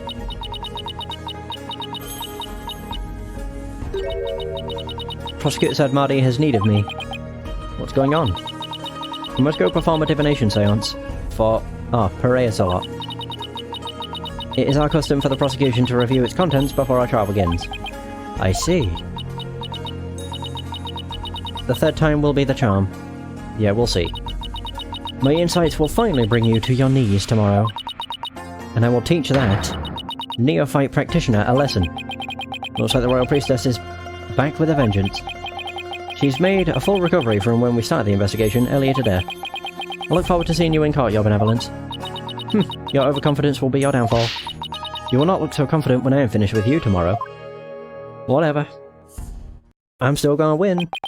Actually, I'm not really looking forward to seeing her tomorrow. I'm looking forward to pointing out her mistakes again.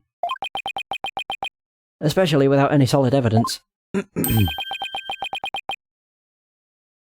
Oh, look at Shadow. He's so precious. Why don't we go over everything we know so far? Alright. Let's see here. Acolyte Zealot was killed during the rite with Lady Kira's dagger.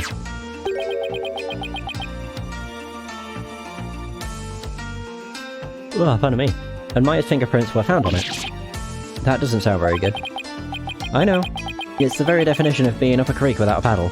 Up shit creek without a paddle, actually.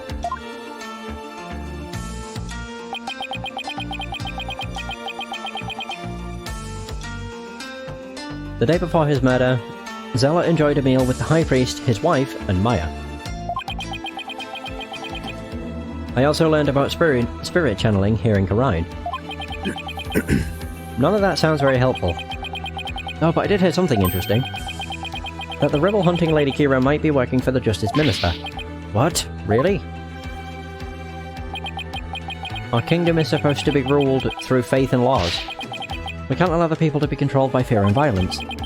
Albeit that sounds like something a rebel might say. It does. But if that Lady Kira really is one of Minister Inga's subordinates, that would exonerate Miss Maya. Unfortunately, I have no way of proving it in court. Oh, that's too bad. Oh, I almost forgot about the secret rebel hideout we found at the Inner Sanctum.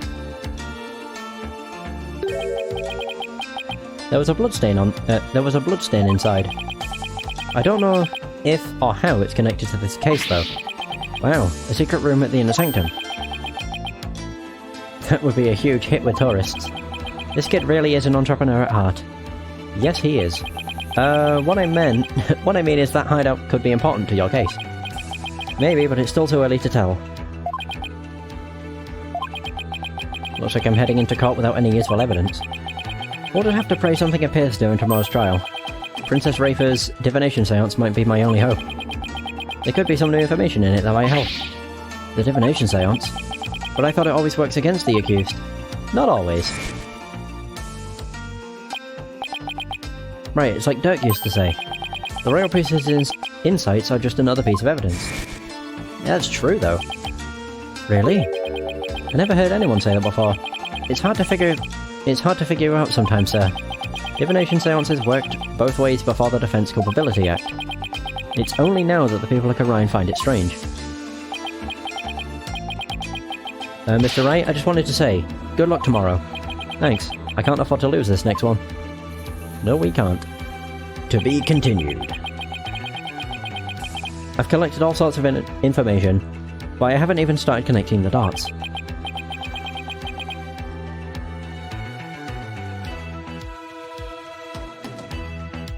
If I could do that, I might have a shot at pulling off a win.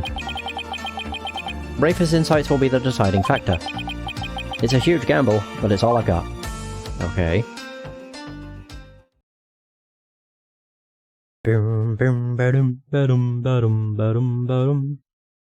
To be continued. Save game? Sure. Over which one? Right at the turnabout? Yeah. So I already have that saved. As in, like, it's a file. I've already recorded it. Sheesh. I know what I mean.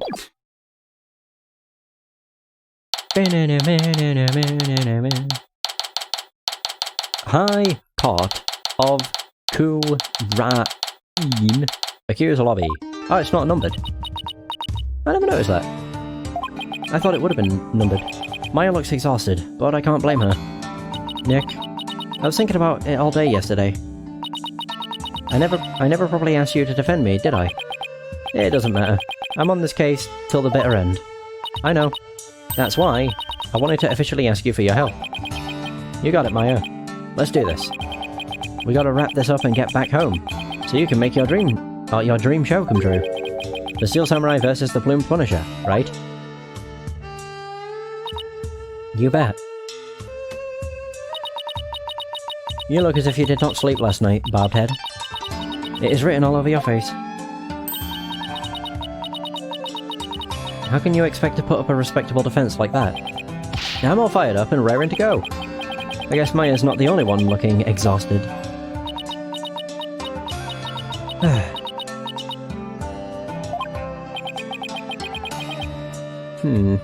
Rafer doesn't seem in the best spirits herself.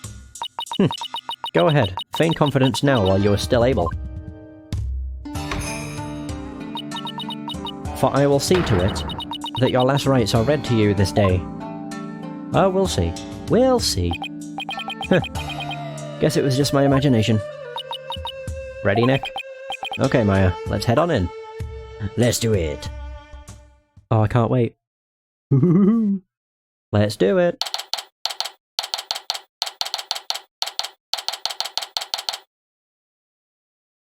The High Court of Khura'in. Day 2. Court is now in session. All rise. Oh, I love it. He has a right thick mallet. In terms of the sound it makes, there's a right thud. Now then, if everyone is ready... The defense is ready, Your Majesty. The prosecution is ready. Pardon me. Let's begin without further delay. Oh, no prayers this time, Prosecutor Sadmadi. I already offered my prayers for the latest victim during my visit to the crime scene. Being that the accused has already been found guilty of the first murder, let's hasten this trial so we may put this dead lawyer walking out of his misery. I could not agree more. In yesterday's trial, the accused was already found guilty of murdering the High Priest. and today she will be tried for the murder of his disciple, Perezalop. Now then, Prosecutor Sadmadi, your opening statement, if you would. Certainly. The accused has now slain 2 of the most devout clergymen in Kharinism. Even the lowest level of hell, the hell of tickling, would not be punishment enough. Then, what terrible fate awaits her? The hell of hangnails?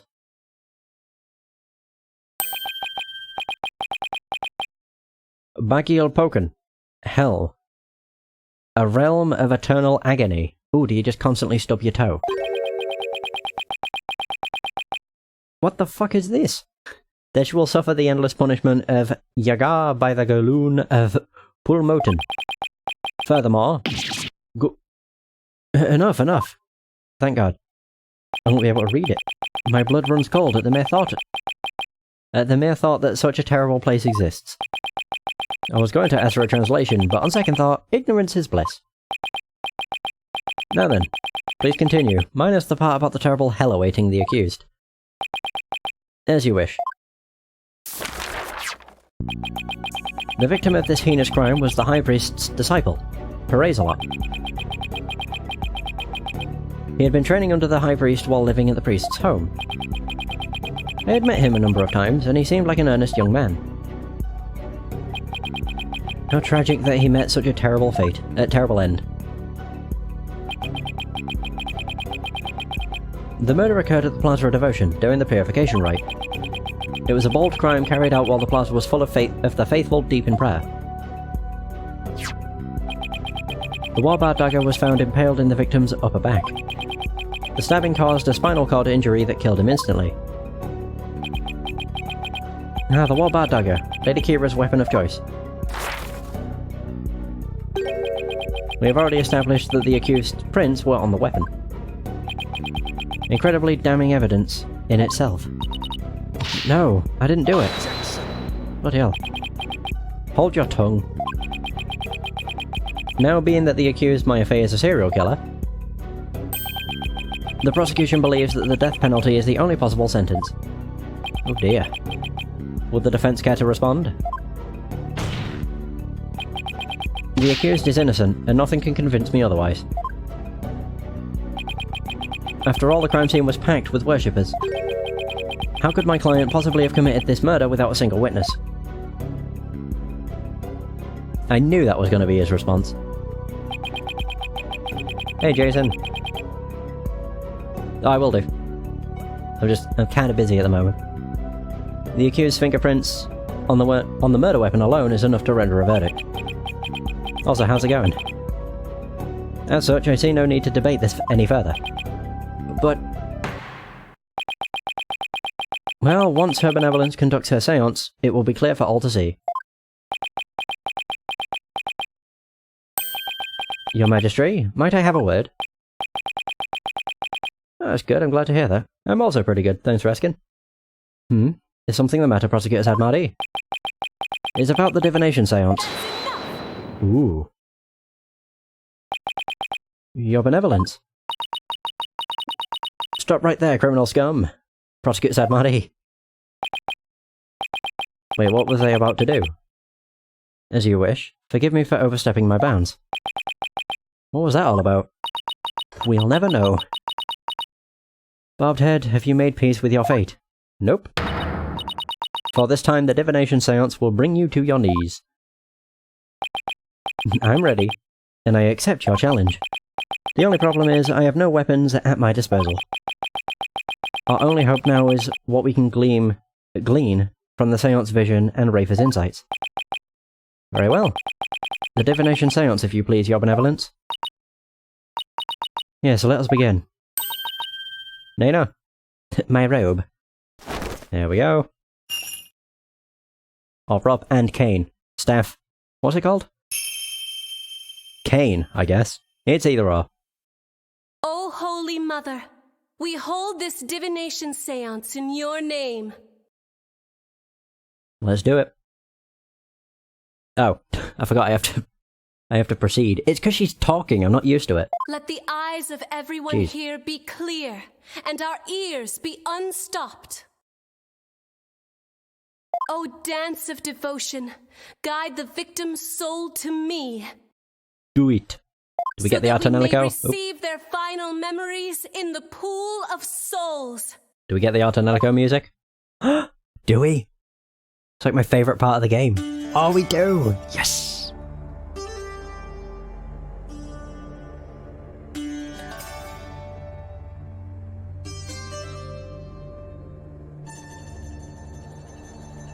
I'm still blown away by how good this looks on Android. It's not an ugly game by any means. Even Apollo Justice wasn't really that bad looking. Yeah, it had a few issues. But I think that was just a BlueStacks issue more than anything. There was one time, I remember it specifically, where essentially what was supposed to be the sprite for somebody, I think it was the Judge or Trucy, but instead it was just a white box. It just looked very odd. When does the music really get into it? It's when the music really gets going that it just gives me Artonelico vibes. Oh, pardon me.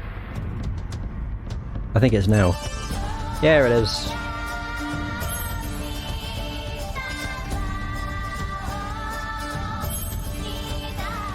When is it that it looks like she nearly trips?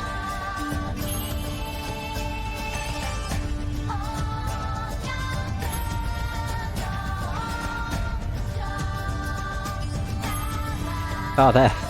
Not really tripping. I really do like the dance of whatever it was called. Devotion. Not the dance of death. That's a different dance.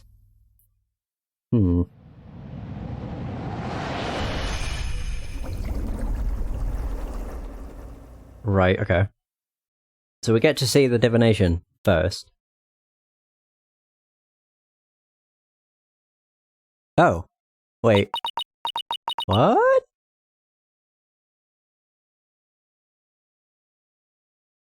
I'm very confused. She did the dance of devotion, but nothing showed? Okay. Hey Car, how's it going? I recommend playing this one. It's good. Every Ace Attorney game is good, in all fairness. But this one introduces some really cool mechanics, which is the Pool of Souls and the Divination Seance.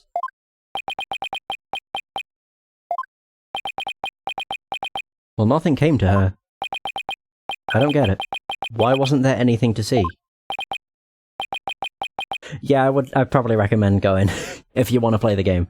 And I completely understand. I appreciate you stopping by regardless. Have a good day. Your benevolence, what in the world? I was unable to evoke any sort of response. I called out the spirit's name many times, but to no avail. Oh. That's probably what Sadmadi was going to mention. Just as I thought. Wait, what does he know that we don't? I had sought to confirm the contents of today's divination seance. After all, it is customary for the prosecutor to verify it beforehand. Come to think of it, I must go perform a divination seance for Perezalot. It is our custom for the prosecution to review its contents before our trial begins. And that is why I sought to stop her benevolence from performing it here. However, she insisted that it be done. She wished to try one more time here in the Hall of Justice. Oh. It would appear her benevolence is tired from her manifold duties. I'm not anything of the sort. The victim's spirit will not answer my call, but I know not why. It is my sacred duty to convey the truth through the divination seance. Rafer. What are we to do without a divination seance? I suppose I shall have to deliver the last rites without them. The prosecution has already taken that into account when preparing for today. I'm fully capable of proving the accused's guilt, with or without a divination seance. Ah, hearty laugh. You never fail to impress, Prosecutor Sadmadi. This is bad. The divination seance was my one and only hope. Your Majesty, Her Benevolence said she isn't tired. So shouldn't we try to find out why the divination seance failed? How curious, Mr. Wright. Why have you suddenly taken such a keen interest in the divination seance? Yes, explain yourself. The divination seance is for shedding light on the accused's crimes. It is the Holy Mother's hammer of wrath that is ever poised to pound you into your grave. Jeez. You should fear it, not plead for it. I believe in my client. Plus, yesterday somebody told me something that changed my mind. The divination seance was once thought of just another piece of evidence. If we were to correctly interpret the visions through careful analysis, then they would lead us to the truth behind what really happened. And the truth will show that my client, Maya Fey, is innocent. The truth is, you don't have anything else to fall back on, huh, Nick? Maya, please. You're not helping. How dare you? The voice of a Mitama is to be feared, not utilized by vile lawyers such as you. Seances exact a heavy toll upon the royal priestess. It would be best not to burden her any further. Or does the defense feel that it can pose no counter-arguments without the seance? Uh-oh. No, of course not. He saw right through me. I'll have to find a way to make the divination seance happen, or we're toast. Well, since the divination seance is not possible at this time, I see no other choice. Let us proceed with the trial without the seance, as Prosecutor Sadmadi suggested. Thank you, Your Majesty. I clicked the fucking bubble button. Not what I wanted to do. I do that too much. By you, I will not forget this barbed head. This will not be the last time you see of me. See of me? Could that not have just been, this will not be the last time you see me? Now then, I will now proceed by providing an outline of the case at hand. God, it's classic trial. Very well. If the lead detective would please come to the stand, we may begin. Yeah, this is literally the classic trial.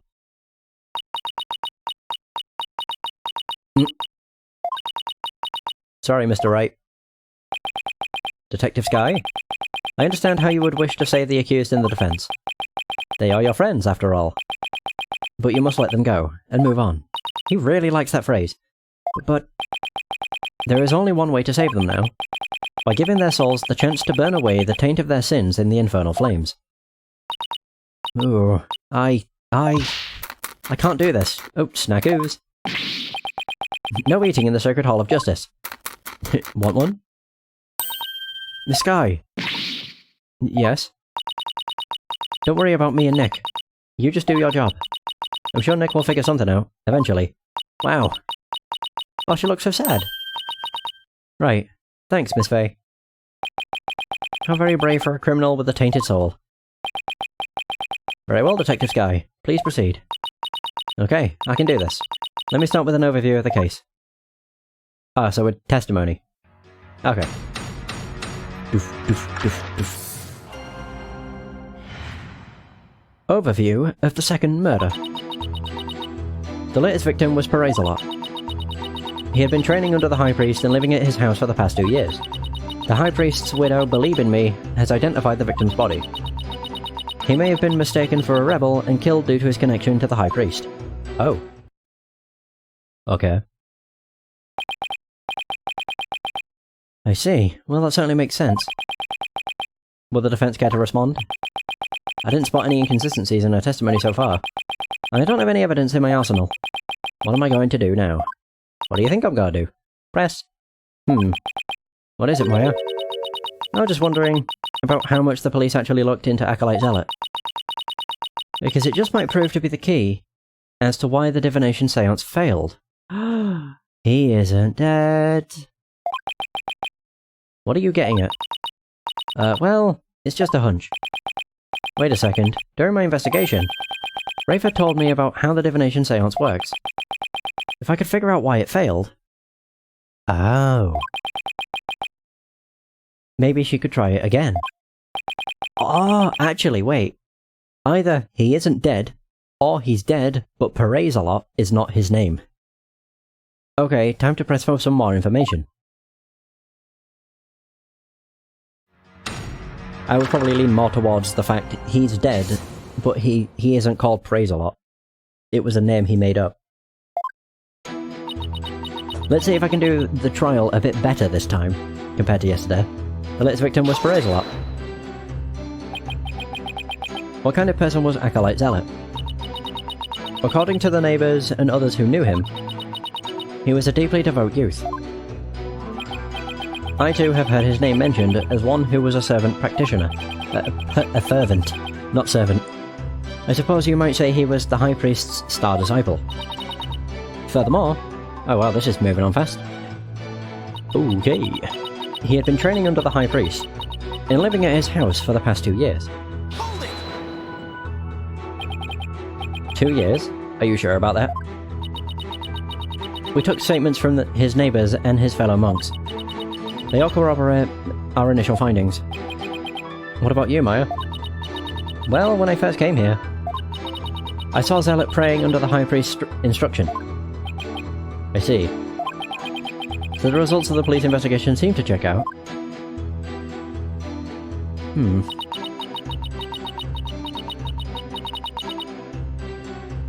The High Priest's widow, Believe in Me, has identified the victim's body. Was Mrs. Inme's positive ID the only way you verified the identity of the victim? Huh? Well, no. We also checked the ID card he carried and the data in his family registry. But what? His personal information didn't match any of the public records we cross-referenced. Maybe that's why the divination seance failed. I'm not sure what you mean, Mr. Wright. Here's what I'm thinking. His address was... there it is. So yeah, Praise-a-Lot is a fake name.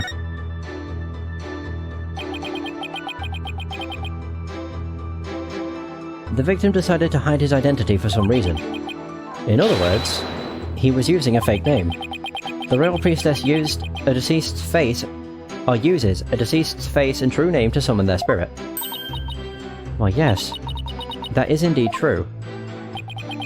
If he was using a forged ID and there is no mention of him in our public records, then he was likely an illegal immigrant. They are not uncommon here in Khura'in. An illegal immigrant. Come to think of it, Rafer mentioned something about immigrants yesterday. But if that's the case, we have no way of knowing who he really is. We'll have to proceed without holding a divination seance this time. I had always thought that Acolyte Zealot was, Khurainese. Oh, how the High Priest must be lamenting his disciples' deception in the Twilight Realm. Well, Mr. Wright, what do you think? Should we add this to the testimony? Sure. I can't see why we shouldn't. This is an important fact. Please add it to the testimony. It would seem to be a fact most inconvenient for the defense. But if you insist, Detective Skye, please add what you just said to your testimony. Yes, Your Majesty. Fuck. Keep doing that. Darn it. He was an illegal immigrant, so we don't know his real name. We have that... the tattoo. Could that not be used to identify him? Objection! The peach-shaped tattoo? Sorry, Detective Skye. But the police missed something important in their investigation.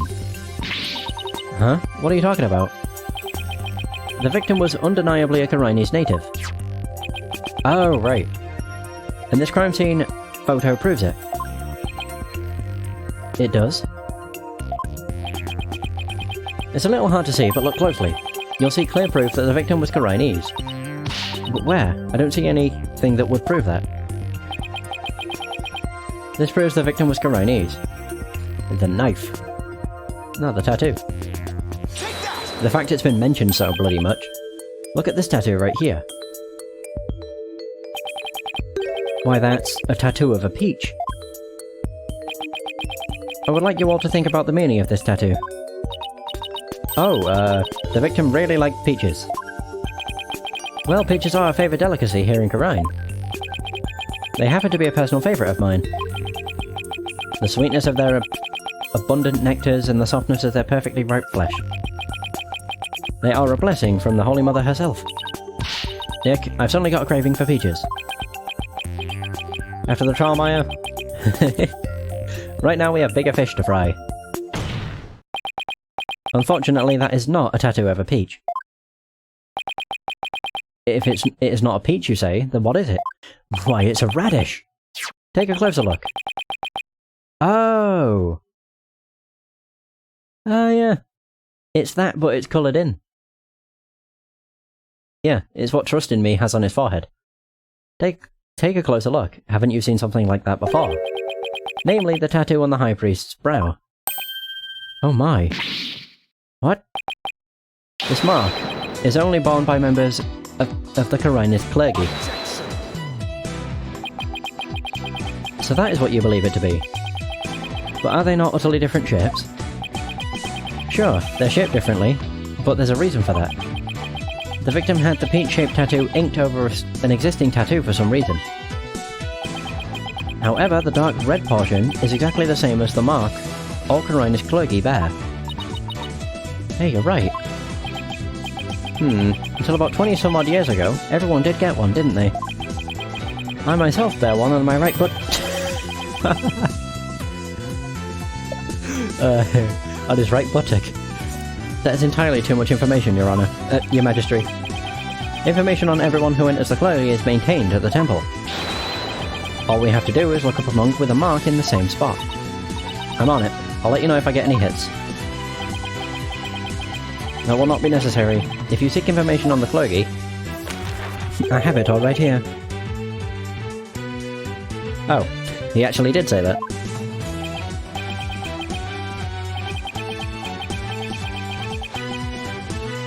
Oh my, you never cease to amaze. So tell us, is there anyone who fits the bill?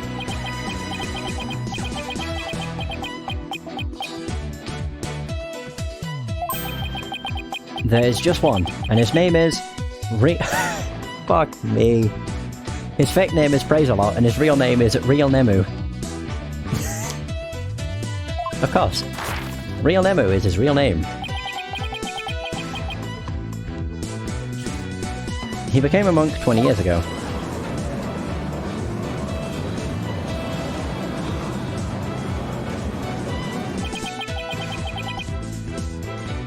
Then that must be the victim's real name. But why would he have tried to cover up his tattoo with another one? Yeah, there must have been some reason. Nick, that's not important right now. The important thing is we know his real name. You're right. Your Majesty, now that we know the victim's real name, the divination seance might finally work. A lawyer who willingly seeks a seance. This is entirely unprecedented. You are but digging your own grave, Defense. We won't know that until we try. Sure, it's risky, but it's our only hope. Very well, let the divination seance be held once more.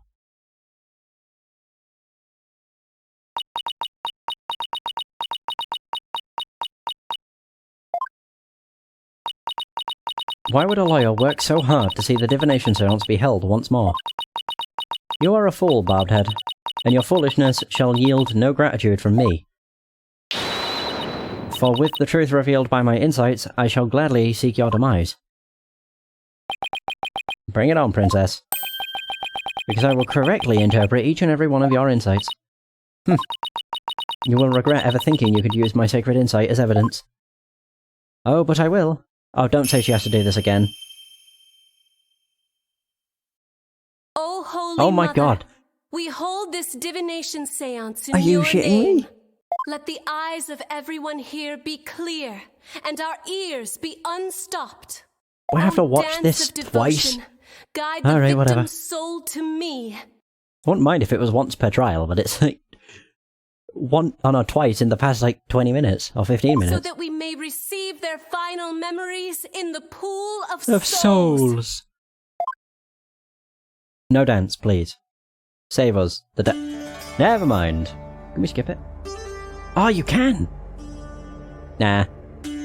I like it too much. It's a good thing. You know, it's good to watch. It's fun to watch. And also, to be fair, it's not really a super long cutscene, I guess. Oh well, while it plays out, I'll just check my emails. Anything new? Not really. I sold some stuff on Steam. That's cool.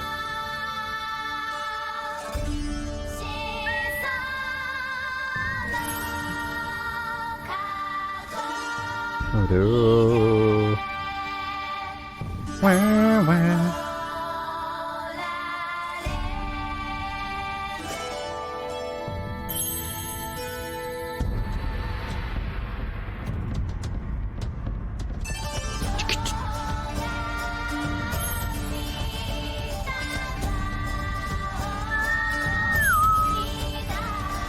Ooh.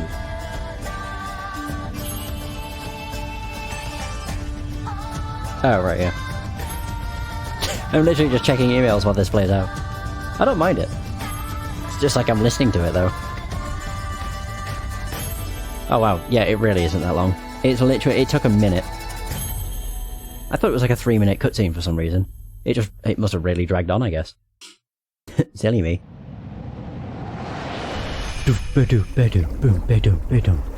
There we go. So, how is this gonna help? He was looking at himself. Ginger Ale. Plumed Punisher theme. Heavy. Pain. Bum bum bum.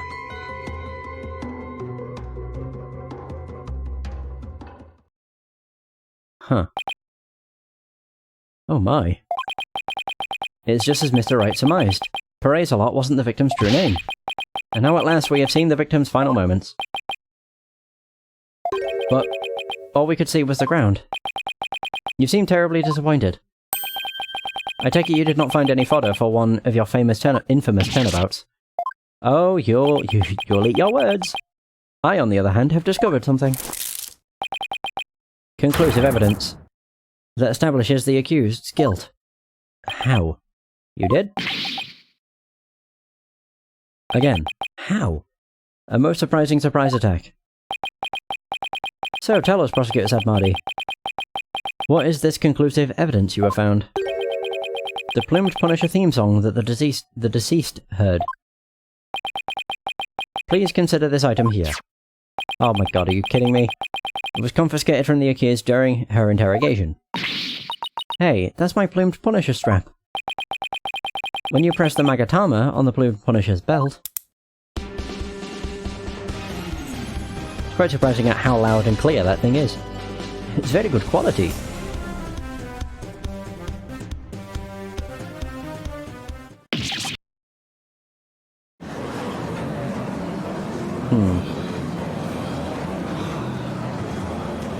I still don't think it was that. It said it was heavy. It seems the accused inadvertently pressed the button in the midst of her crime. This strap is an extremely rare item, is it not, Miss Faye? You better not break it. There's only one of those in the whole wide world. Maya, no! Oh. Oh. I see what... Okay. He wanted to say that. Oh, I wanted her to say that. It's just as I said. Your flights of fancy have come crashing down on you. She sure seems to enjoy this. Yeah, I've never seen her look so thrilled before either. It's time to accept the fate that the divination seance is far more than mere evidence. It is the very truth that brings the hammer of justice down upon the accused. That is as conclusive as evidence can get. Now then, if there are no further objections... We're objecting. Slow down there, Your Majesty. At least let me make a counter-argument. What's this? Do you take issue with the divination seance? Oh, I have issues with it. I just don't know what they are yet. But that's never stopped me before. The divination seance is not the absolute truth. It only becomes the truth after it's been interpreted correctly. You do not know when you are beaten, do you, you foolish lawyer? I am the only one who speaks for the Mitama of the deceased. If you believe there to be errors in my insights, then let us see you prove it. Oh, I will. Give me those statements. Insight. Rafer's insight. The victim was offering up his prayers. It was the night of the rite. The pattern on the plaza's ground was visible in the darkness. Then someone was there, and the theme to the Plumed Punisher filled the air. The accused held the victim down and plunged her dagger into his upper back. The blade struck true, and in that instant he departed from this world. Okay. it was the night? That is everything the deceased experienced in his final moments. Her benevolence's insights have painted a detailed picture, both vivid and true. I didn't notice any holes there. As they stand now, those insights are really stacked against us. I'll just have to go over each and every one of the deceased sensations carefully. Oh, very carefully. It was the night? The victim was offering up prayers. Oh god, this one's a really short one. It was the night of the rite. Though it's dark, the pattern on the plaza ground was visible. What did she say?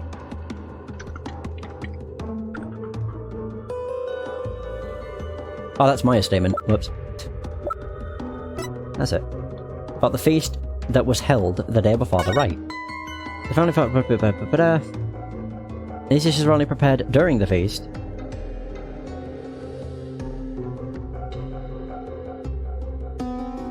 I mean, yeah, but the smell was that strong that it takes like a day to get rid of it, right?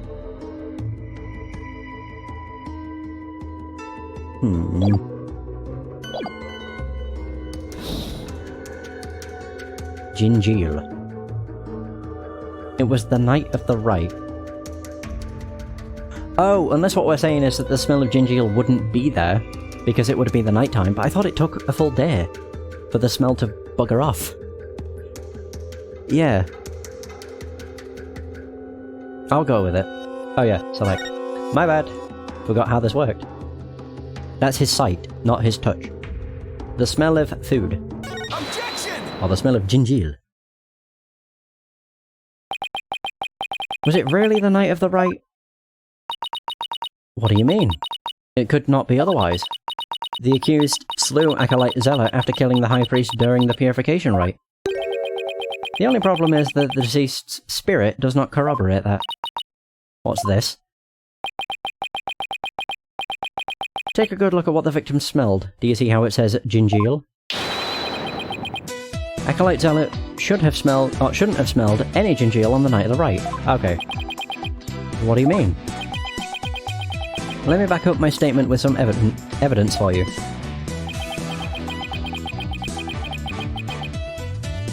So it's I guess what we're getting at is that the smell should only last from noon to 3 PM. I thought it meant it lasted a lot longer, but never mind. I got it, it don't matter. Almost presented the wrong statement though. The High Priest's wife, believing me, told me about the Feast of Blessings. The feast includes a number of gingeal-based dishes, and they're only supposed to be served at a certain time the day before the rite. Oh yeah, so it takes a full day and the smell goes away. Why, I believe you're right. I had completely forgotten about that. During the feast, the unique smell of gingeal pervades the entire kingdom. The fact that the victim smelled it means he was murdered between noon and 3 PM the day before the purification rite. But no one noticed. Oh my.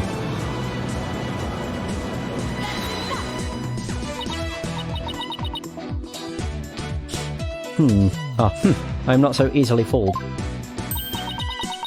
Did that autopsy report not make it clear? The estimated time of death was during the rite. Oh right, I taught her about that yesterday. Forgive me, Your Benevolence, but the estimated time of death is just that, an estimate. Depending on the circumstances, it's possible for it to change. What's this? Oh, she's gonna be embarrassed now. Like if a body was kept cold, the slowed rate of decay makes the death seem more recent. Why, I believe I have heard something of the sort before. If it is Mr. Wright claims, the estimated time of death in the autopsy report will have to be revisited. Ah.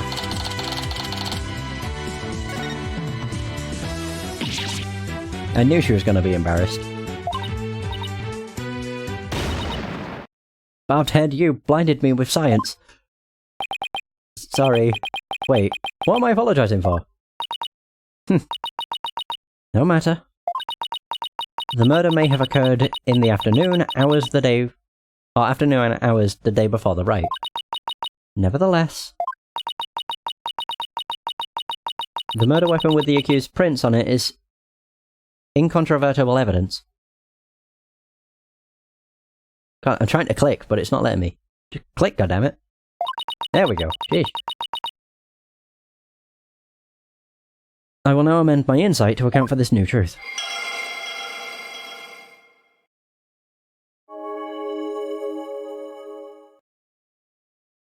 It was the afternoon of the day before the rite. Though a bit dark, the pattern on the plaza's ground was visible.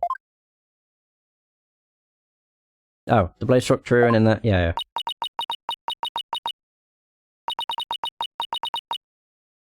The time of death has been corrected, leaving my insight infallible. Sheesh. Nick. A change in the time of death is bound to cause some sort of an inconsistency. If I had something that showed what it was, or what it was like on that day, it could really help. Oh, it was icy cold, wasn't it?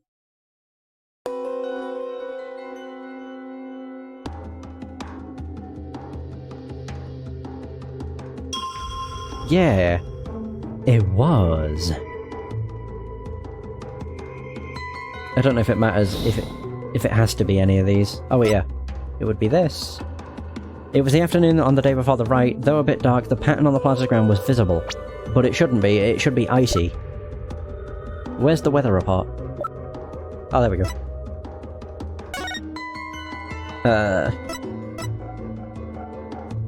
Oh no, it's not. Is it that one? Oh god, I can't remember where it mentions. Oh, there it is. This is the day before it. Oh, was it? Today's? So yeah, it was. Until yesterday. There we go. The thick white ice. So yeah, that would be what I'd present if I'm presenting. So there we go. Select. Select the ground, I guess. Oops. Objection! Okay. The change in the date and time of the crime has caused a new inconsistency to surface. What's this? Ah, you are making that irritating face again. Cease that at once. Sorry, but this is the face I was born with. Now, let's focus on what is important. What the victim saw in his final moments. A green surface.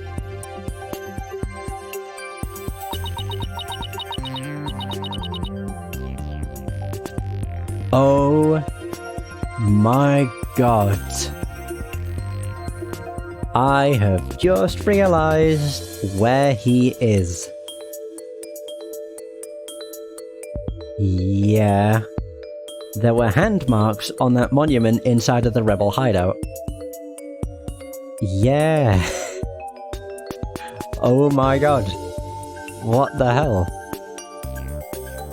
Do you have bats in the belfry barbed head? There's nothing to see.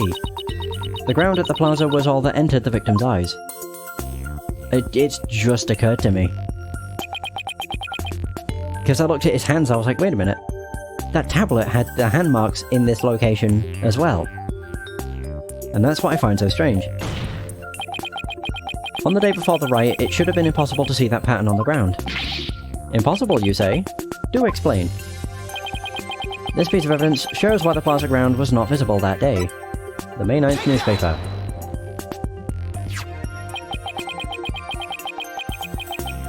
This newspaper has an article that is tiny in size but huge in importance. It says that the ground was covered with thick white ice the day before the rite. What? But the victim did not see so much as an ice cube on the ground. Exactly. And so we must ask, what was the victim looking at in his final moments? If you have something to say, then say it. Oh, I do. The last thing the victim saw was not the ground at the Plaza of Devotion. This can only mean that he was killed elsewhere. What? What?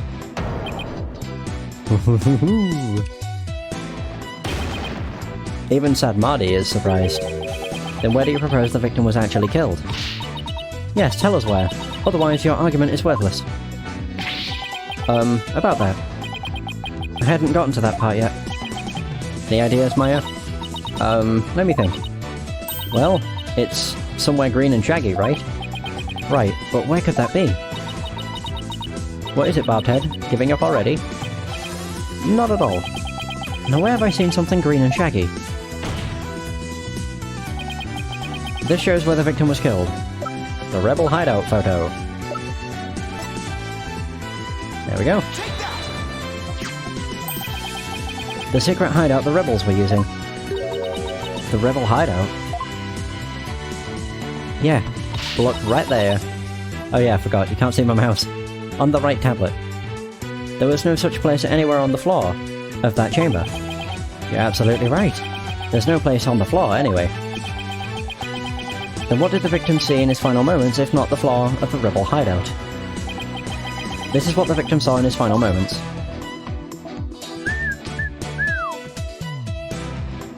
Point to the handprint. The shaggy green surface the victim saw was one of the moss-covered stone slabs. As you can see, there are two distinct hand-shaped impressions in the moss here. I believe the victim was killed while he stood there with his hands pressed against the slab. That does agree with the seance vision, but, however, one cannot definitely declare they are one and the same.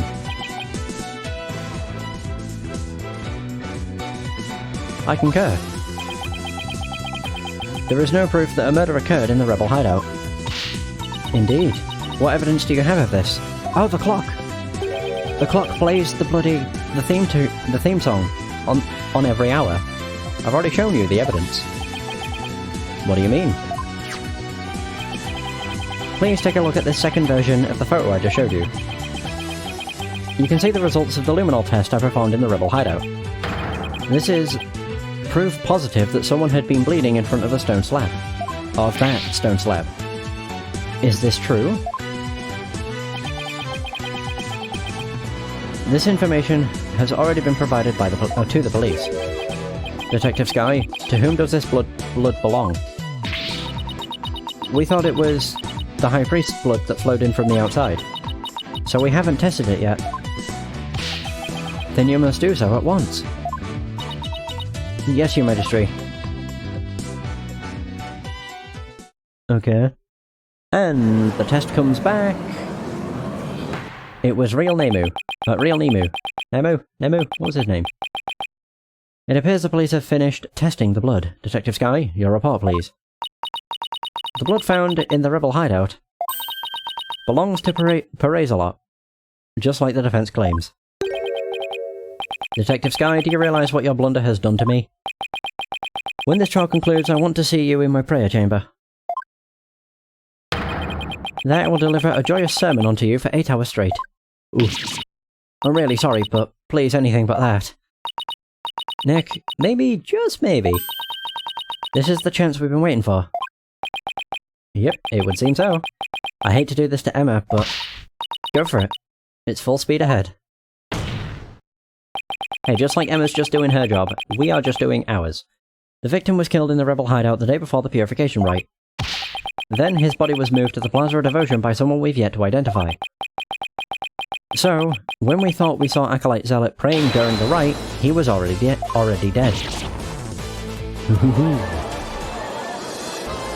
Oh, we have a knack for just proving her Anita theories. Her seance is wrong. And that's not all. If he was killed at the Inner Sanctum, that would explain one more thing. And that would be the theme song. How the time of death was made to look later than it actually was. The proof of which was left behind at the Sanctum. This points to how the time of death was made to appear later than it actually was.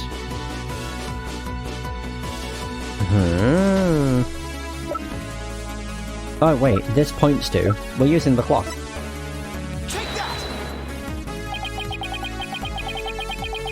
Do you truly believe that could affect the time of death?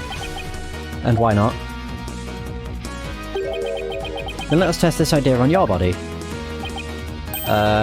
Hess? Mr. Wright's body may still be alive, but he appears very much— oh, I got that wrong. Whoops. Jesus.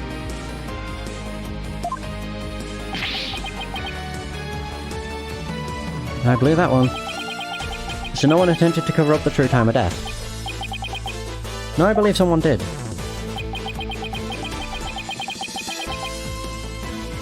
Wait, this was made to appear...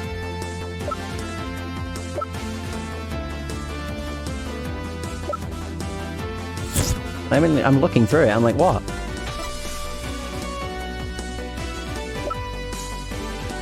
This points to... Oh, would it be the knife?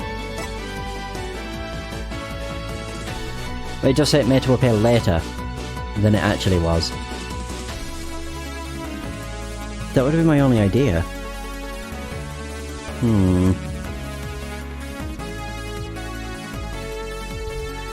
Oh, if it's not this, I really don't know. Take that! Okay, no, it didn't. Fuck. No! My chances!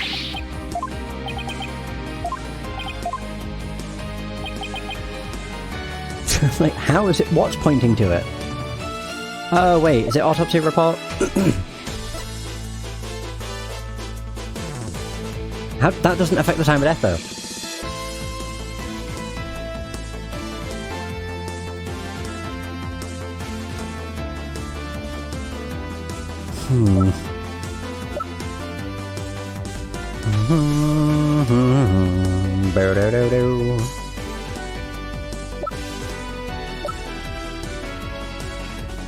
What else do we have? Oh!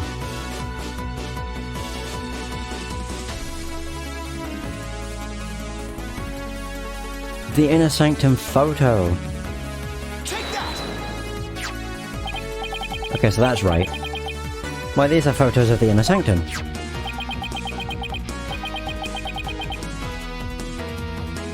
I'd like you to focus on this one. The proof is right here in this photo.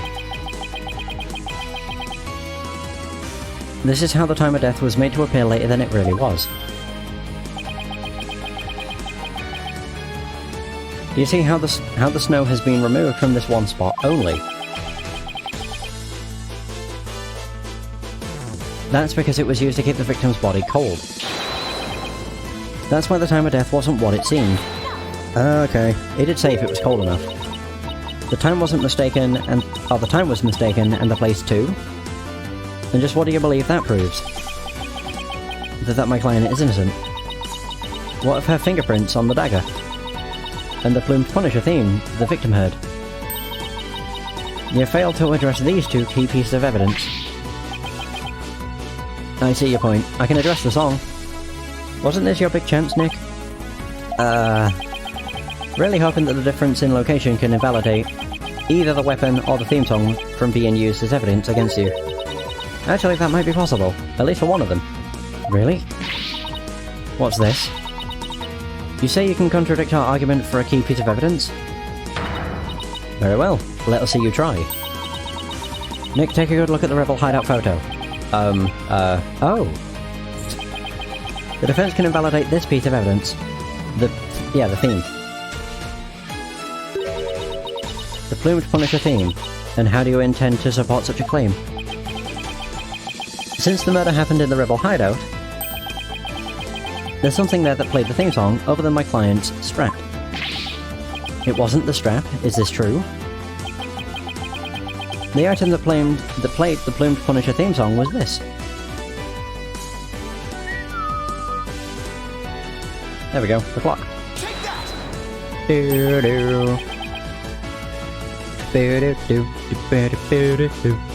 This is a plumed Punisher alarm clock.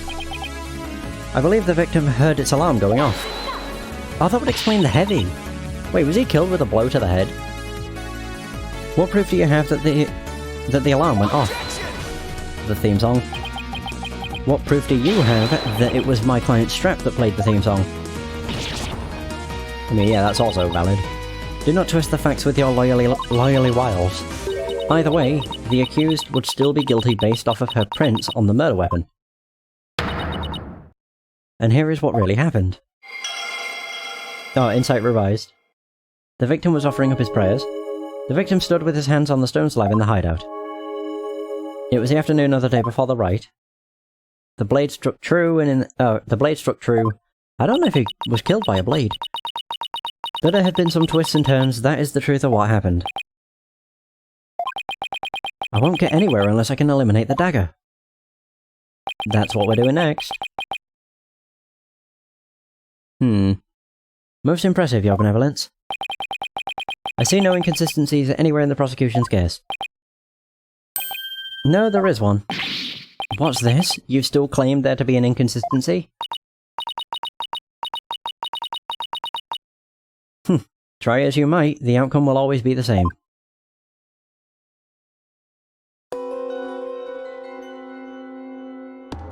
Wait, so the victim stood with his hands on the slab. On the hideout. So yeah, there's that.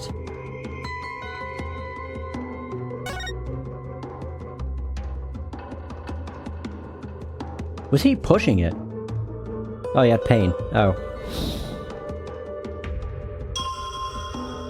So if I go heavy... Yeah, I don't think he had his hands just touching it. I think he was trying to push it over. Or someone was pushing it from the other side, and he was almost gonna be crushed, maybe? Objection! Well, the music stopped. That's a good sign. It's also the fact it's heavy. If it's just stood there, it wouldn't be heavy. Unless there was some weight behind it. The victim was originally thought to have been stabbed while bent over in prayer. But he was actually standing with his hands against the stone slab. So the question is, where did the sensation of something heavy come from? Actually, yeah, if he was hit with the clock, it would be the pain sensation. It wouldn't just be something heavy. Yes, I see your point. Since the victim was standing, he couldn't have been held down. Then tell us, Mr. Wright, what was that heavy sensation felt by the victim? What caused the heavy sensation Zealot felt? Any thoughts, Maya? I agree that that sense of heaviness seems important, but there's also the matter of Zealot's hands on the stone slab. Why were they even there? Could it be related to the cause of the heavy sensation? Yes, to stop it from falling on him. Well, Mr. Wright, do you have an answer for us? Of course. If I just envisioned the state Zealot was in when he was killed, the cause of the heaviness the victim felt was the stone slab falling. Oh, the falling stone slab. The only conceivable cause is the stone slab falling over, trapping the victim underneath. What? Oh! The stone slab came falling down on him, crushing him underneath. Boo-boo-doo. Right, that was the cause of the heavy sensation the victim felt. While your theory is impressive, you have overlooked a key fact. The victim was not crushed to death. Rather, he was stabbed. Oh yeah. Or do you claim that the dagger was plunged in after the slab had fallen on him?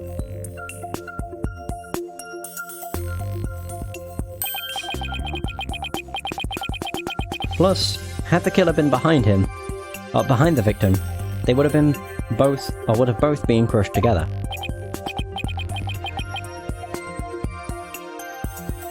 Well, would you care to explain? Sure, I'd love to. That doesn't mean I can.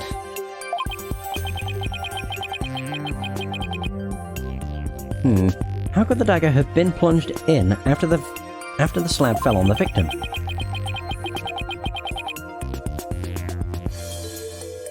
The killer couldn't have plunged the dagger into the victim after the slab fell on him.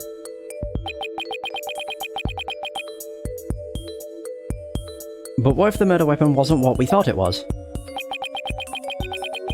Well, there were other weapons in the rebel hideout. But the entrance to the hideout is right by the stone slab. There isn't enough space between the two to use any of the weapons found within. Yeah, there's not much space by the entrance, is there?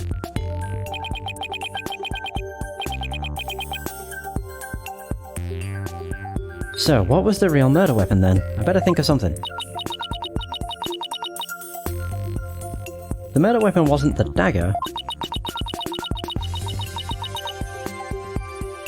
Then the dagger must have been plunged into the victim after he was already dead. That means he was stabbed at least twice, but the autopsy doesn't mention that. They must have been stabbed in the same spot with something shaped like the dagger. Oh. But what? Is the question? Will the defense care to offer an explanation sometime this century? Sheesh.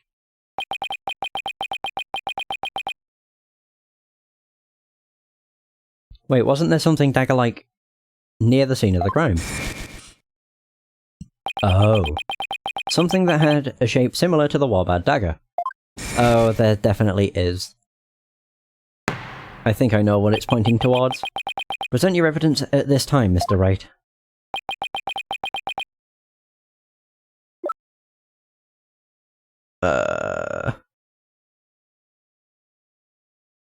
Shoot. We have the Inner Sanctum photo. Ba-ba-da. Family. A rebel hideout. That's the Inner Sanctum diagram. What else do I have? Oh, that's just those two things. It wouldn't be using that a second time.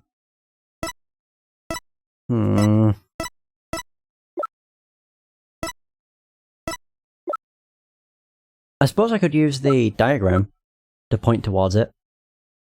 Take that! The Inner Sanctum's diagram? You believe the murder weapon is somewhere in the sanctum? There we go. Okay, good. This is what really took Perez-a-Lot's life. It's the statue. The beak. Of said statue. Take that! But that is the Warbad statue. Exactly. The Warbad statue has dagger-like feathers protruding from it. Well, that too. I thought it would be the beak. That is what really took the victim's life. You imbecilic fool. The statue was outside the hideout. How do you propose it impaled someone who was inside? It spins around. Haven't you heard? The Warbad statue also functions as the hideout's door. What do you mean? It spins.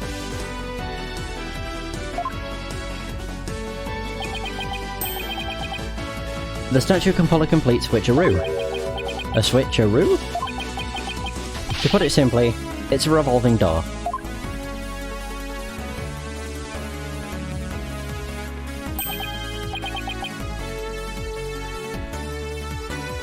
A revolving door? Why, that makes perfect sense. Therefore, I believe the truth behind the divination seance to be this.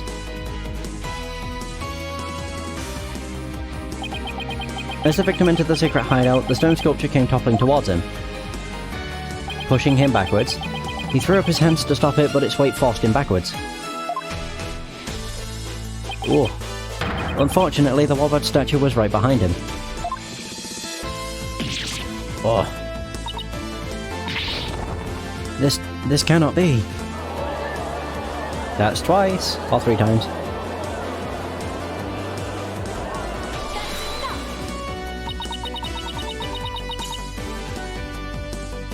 But the accused's fingerprints were found on the dagger.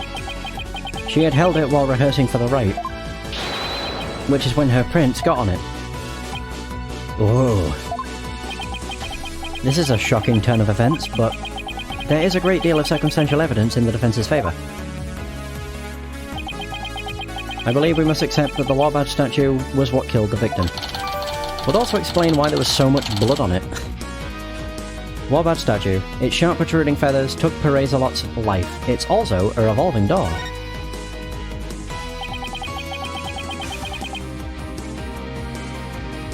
Now that we know how Acolyte Zealot really met his demise, there's no basis for claiming my client committed this crime.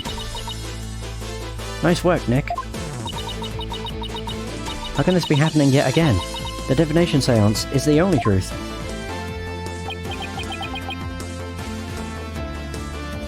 No, Your Benevolence. It's not the truth itself, but it is a means for shedding light on the truth.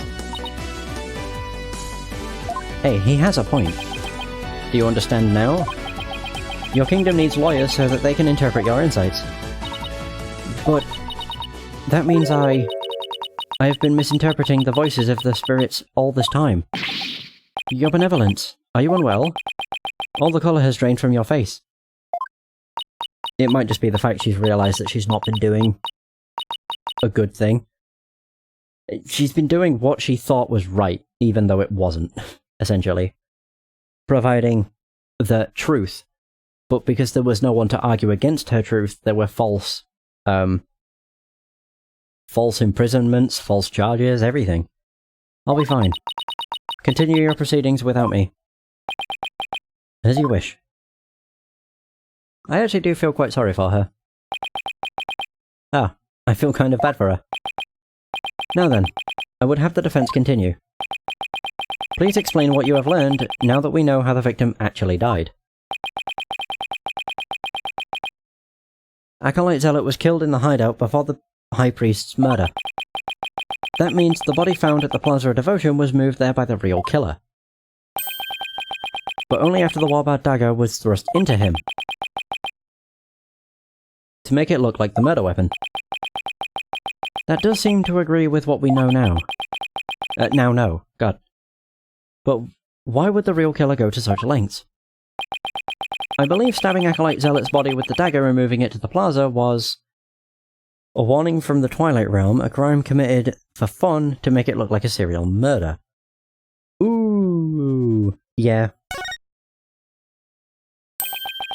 It was an attempt to make my client look like a serial killer. That's right, the real killer planned all of this. This forged serial murder case. They did? That's it, Nick. Keep hammering away. Sadora. Oh great, he's doing a summoning. Oh, we get to hear his music.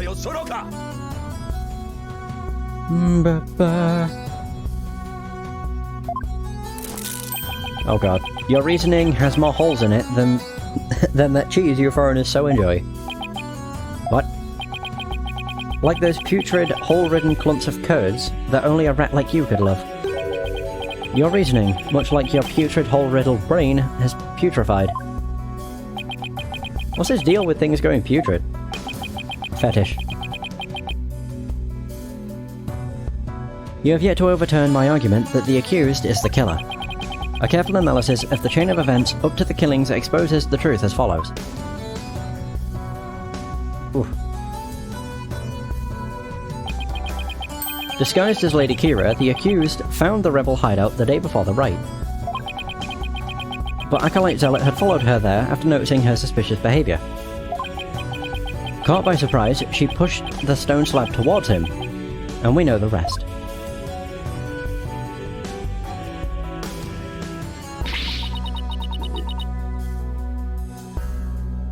Pardon me. I've never been to the rebel hideout in my life. When the High Priest arrived at the Sanctum the next day, he realised what she had done. Whew. That is when the accused murdered him in order to silence him. I believe Prosecutor Sadmadi has posed a compelling scenario. The defense, on the other hand, has yet to disprove the accused's guilt. Objection!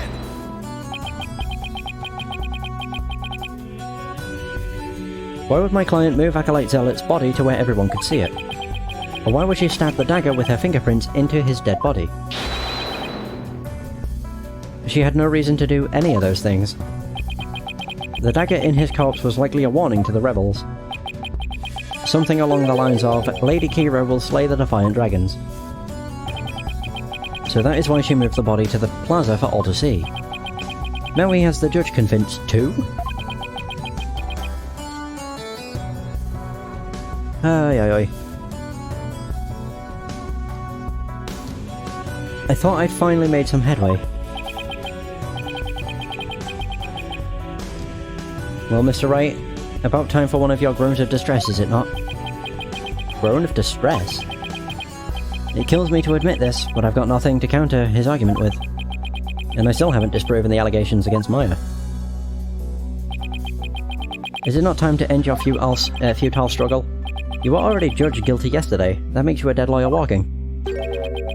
Accept the death that now awaits you, and in doing so, finally know peace. A dead lawyer walking, indeed. Then again, are not all lawyers who practice in Khura'in? But I must admit, I misspoke earlier. Allow me to amend my statement. I had said the defense's reasonings had a putrid, cheese-like smell. But I now realise the stench was from his own putrid body on the verge of death. Now I'm a rotting zombie. Think, who could have killed Zealot the day before the Rite? Who knew about the rebel hideout, and could gain access to the Inner Sanctum? Only those involved with the Rite can enter the Sanctum, so... Wait a second. Only a rebel would have known about the secret hideout, and the only person who was involved with the Rite had access to the Sanctum, and was suspected of being a rebel is... Oh no, a dead guy. Did somebody come to mind? Yeah, except there's one huge problem. They're dead. A huge problem? What are you two going on about? Plotting your escape from this sacred hall? I would not put it past you, considering you have no means to raise further objection. If I don't do something, Prosecutor Zadmardi will have this one in the bag. I'll just have to bluff my way out of this, regardless of that huge problem. Your Majesty, I believe there is another suspect in Perez Alot's murder. Objection. Oh my god. Even the most benevolent Holy Mother would not forgive such a desperate lie. After all, you know very well that such a person does not exist. No, there is one person who knew everything. Does such a figure truly exist? Tell us, who might that be? Oh boy. I believe the prime suspect in Acolyte Zealot's murder is... Oh my god, are you serious? Take that! A dead man. It had to be someone allowed to enter the Sanctum, and who knew of the hideout. And that would be... the High Priest. He could have committed the crime if it occurred the day before the Rite. You would pin a crime upon the dead, knowing very well they tell no tales. Have you no shame? Dead men tell no tales. That is definitely a problem. Uh-oh. If only the High Priest could tell his side of the story. Are we really? We're gonna reveal that she can channel spirits? That seems like a bad idea. What? Do I have something on my face? Wait a second. Could this actually work? Oh no. Oh. Don't tell me I have some on my breakfast caught between my teeth. No, if there's even the slightest possibility, I'll have to go with it. Your Majesty, dead men do tell tales. Therefore, oh my god, I would like to request the High Priest's testimony. His testimony? And just how do you propose we get the deceased to testify? Oh no, we're doing it. We're really doing it. There's a way for the dead to testify. It's known as channeling. Oh boy. Maya's gonna be a bit pissed at us. Summon him here by means of spirit channeling. What did you just say? Spirit channeling? Has this lawyer finally gone insane? It's a sacrilege. May the Holy Mother strike him down. Oh boy. We've caused a right stir. Peace. I am frankly astonished you even know of such a thing. But spirit channeling is a secret art that only Her Eminence Queen Garen can perform.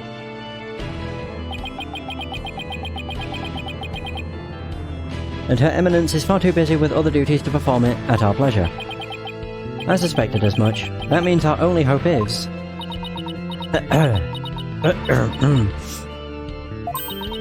It's okay, Nick. You can tell them. But Maya... I thought you wanted to keep it a secret, here in Khura'in. Don't worry. It's not like it's against the law or violates some religious precepts, so... I don't think we'll be punished. At least, I hope not. But this is a crucial period for you. It'll decide whether you become master of Khura'in, not whether you become the master of Khura'in. We don't have any other choice now, do we? If I'm found guilty, it'll be a lot worse than not becoming master of Khura'in. Alright. Thanks, Maya.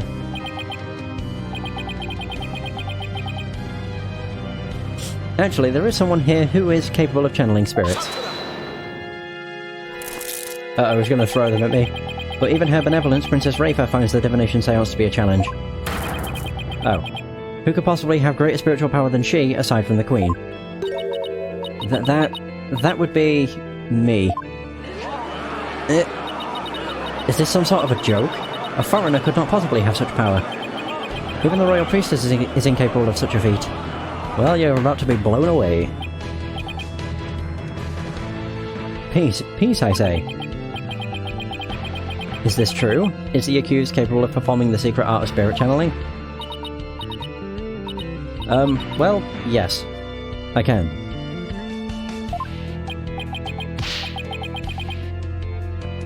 Now, Your Majesty, we'd like your permission to begin. It's Rafer. Your Benevolence. This is an outrage. An outrage, I say. First you make a mockery of the divination seance, and now spirit channeling? Her Benevolence speaks the truth. Spirit channeling is a sacred rite. Foreign devils. I say they should be put to death immediately. Still your voices.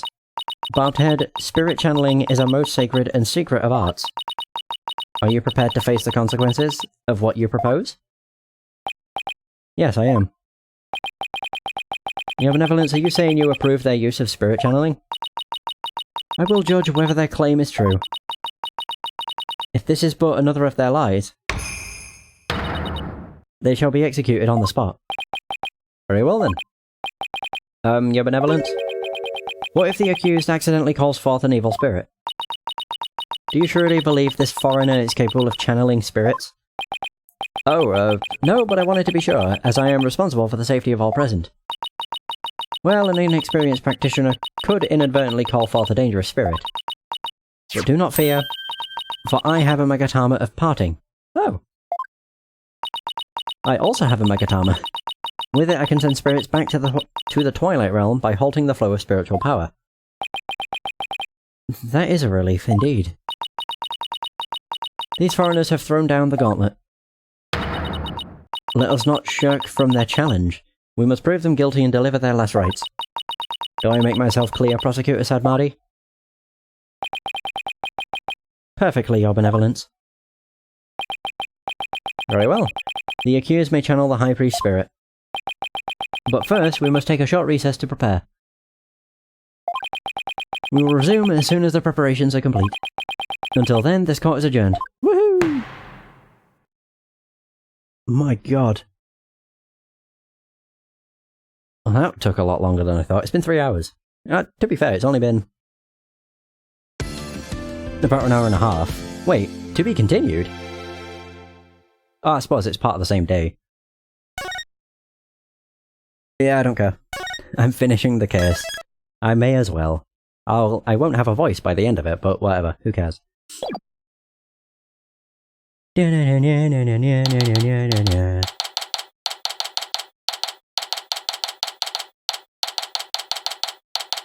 The accused lobby. Sorry, Maya, but this was the only way. You sure you're up for this? Thanks for believing in me, Nick. Even though I don't know if my channeling ability is on point yet. Oh, right. Before she started training here, her success rate was only about 30%. No, you can do it, Maya. At least I hope she can. So you sure you're ready? Yeah, at least I think so. You don't sound so confident. What about all your training? Training's one thing, actually doing it is another. Oh, I see. Uh-oh. If she fails to channel the High Priest, we're as good as dead. Relax, Nick. You can count on me. I'll show you what my training's done for me. This will be a moment you never forget. Okay. I just hope it's unforgettable in a good way. Once we hear Abbot Inme's story, I'm sure the truth will come to light.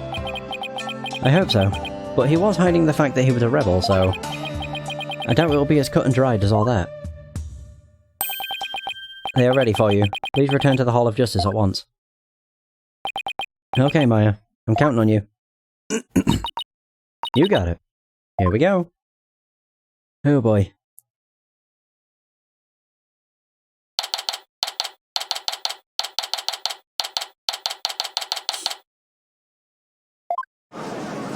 Oh, this is gonna be interesting. I'm mostly just curious if it's actually gonna work. We have received official approval for the accused to channel the spirit here today. Now, if you will, Miss Faye, please proceed. Yes, Your Majesty. I can't believe this. Only the Queen should channel spirits. Execute them. Put them to death right now. Jesus. Calm down, you fucking monkeys. Savages. Come on, Maya. I'm counting on you. Don't you need to put our hands together? I've been studying here in Khura'in for 2 years now, so that one day I will be the master of Khura'in. That's also Khura'in, whatever. A village of spirit mediums back home. But first, I shall show you all the fruits of my training in your kingdom. Wow, he seems really confident. A neophyte practitioner such as you could not possibly channel the spirit. I'll be ready to be blown away. Okay, your benevolence, how about this? If I succeed, will you stop calling me a neophyte? Very well. If you succeed. Oh, I will. Just you watch. Is this gonna be a cutscene? Oh god, it is. How the hell is this gonna look?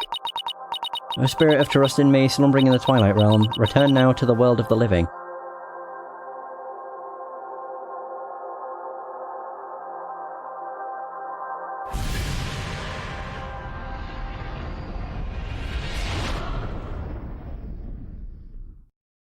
Well.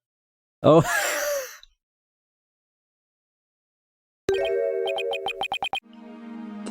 Oh god. Oh god, I'm not gonna be able to do this. Oh Jesus, he looks so stupid. Nice hair and robes, dude. Oh my god, I should have guessed that was gonna happen, but it didn't register until it had happened. Oh, I just want to stare at this a little more. Either way. What is this place? Oh my. No! This cannot be. Paul Kunka. Oh my god, he looks so stupid. It's the High Priest. The accused really can channel spirits. I don't believe it. The accused's spiritual power is the real deal. Go Maya. I do not understand. This cannot be. This simply cannot be. I must step out now before I forget myself. She probably just feels fairly inadequate. Abbot Inmee. Would this be the Twilight Realm? And what of this? No. Oh my god, the fact he interacts with it is the best. And what of this luxurious mane of hair? Is it perhaps a gift from the Holy Mother for decades of faithful service? Abbot Inmee? My, but if it isn't His Majesty. Have you two shuffled off that mortal coil? Please do not count me among the dead. It is only you who has passed on. But the spirit medium Maya Fey has brought you back amongst us today. Hey, that rhymed. But why? Acolyte Fey has mastered the secret art of spirit channeling? I suppose that explains these gorgeous locks. When I pass from this world, I too hope to be channeled with a full head of hair.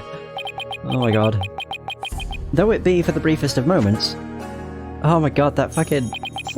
the grin! I give thanks for this splendid costume. Praise be to the Holy Mother.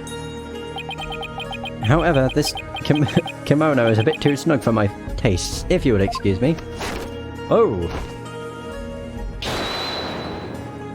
Oh damn. There, that is better. Could we get to his testimony now? And I wish he'd kept his top on. Yeah, what'll happen when Maya turns back? Well, you are that foreign lawyer the people spoke of as late. And is this not the Hall of Justice? Why have I been summoned here? Forgive us for calling you back from your eternal rest. But you have been accused of murder. Might we ask you to testify on your own behalf? Oh my god. I've been accused of murder. That is troubling indeed. What's with that crazy pose?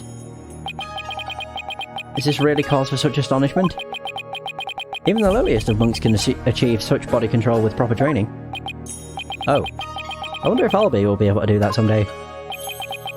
Will the defense please explain the situation to the High Priest? Sure.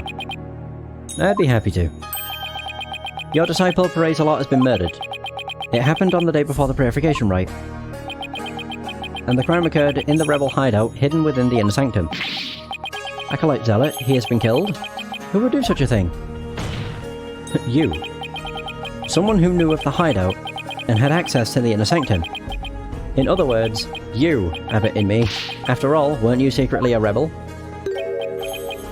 What the hell are these poses? Oh dear. That's still Maya's body. I hope he doesn't break anything.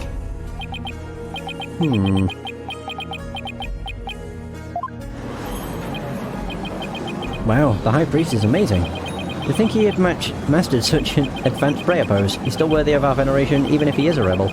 Praise be to the Holy Mother. Praise be to the Holy Mother. Oh my, have my rebel allegiances been exposed?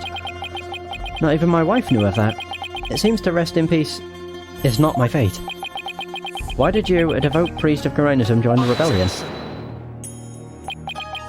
The High Priest has come back to us for but a brief time, Defense. Shall we not cut to the chase and ask the most pressing of questions? Oh, right. Abbot Inmee, the prosecution believes that the one who slew both you and Acolyte Zealot to be Maya Fey, who had been playing the role of Lady Kira in the rite. Being that I was dead until just a moment ago, my memory is a bit hazy. Could you please do your best to remember? Whoa, we objection. The High Priest says his memory is hazy. It is all coming back to me. It is as Prosecutor Sadmadi concluded. I was slain by none other than Maya Fey, of course. The High Priest's statement has proven my assertions with regard to his murder correct. No! But what about Acolyte Zealot? You were the one who killed him, weren't you? I know not about my disciple's murder. Furthermore, I have an alibi of my own. An alibi? Seriously? It seems the testimony the defense had been hoping for is working against him. Now, Abbot Inmee, your testimony, if you will, or if you please. Wow. I can't believe it, we're getting testimony from a dead man. Yes, of course. Alright. Well, here's his first testimony. I have an alibi. I have an ironclad alibi for the time during which the murder took place. Just past noon on the day before the rite, I was entertaining guests at my home. And I believe my guests can corroborate this. Oh. Well, that was short. You had guests? Just past noon. That's right about the time Zealot was murdered. Are you sure about that? Absolutely. Come to think of it, Rafer told me about a spirit's memory. A spirit's memory is cut off at the moment of death. So even a spirit that is brought back after centuries doesn't sense any gap in time. Between the moment of its death and the moment it is channeled. Yes, and yet it clearly recalls all of the memories it had in life. The High Priest seems to know exactly what he's talking about. So, the question is, what would be the best angle of attack? Press. Press everything.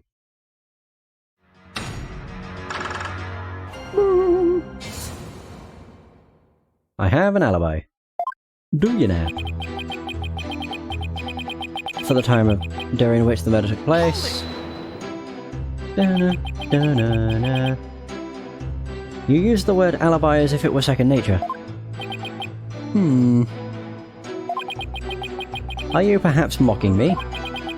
Or is it perhaps the Kingdom of Khura'in itself you wish to ridicule? Come on, everyone and their grandma knows what alibi means. We're not a bunch of crazy country bumpkins here. We have plenty of courtroom something.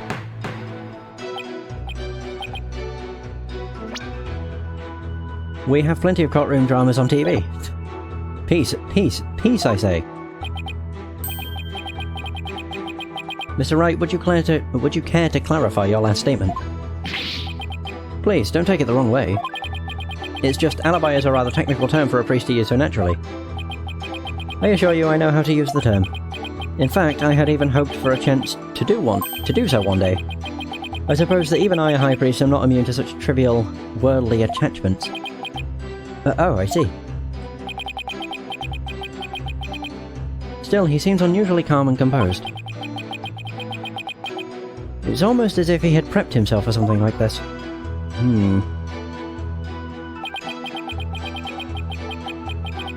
I was entertaining guests at my home. Who were these guests? Guests? And you were entertaining them personally?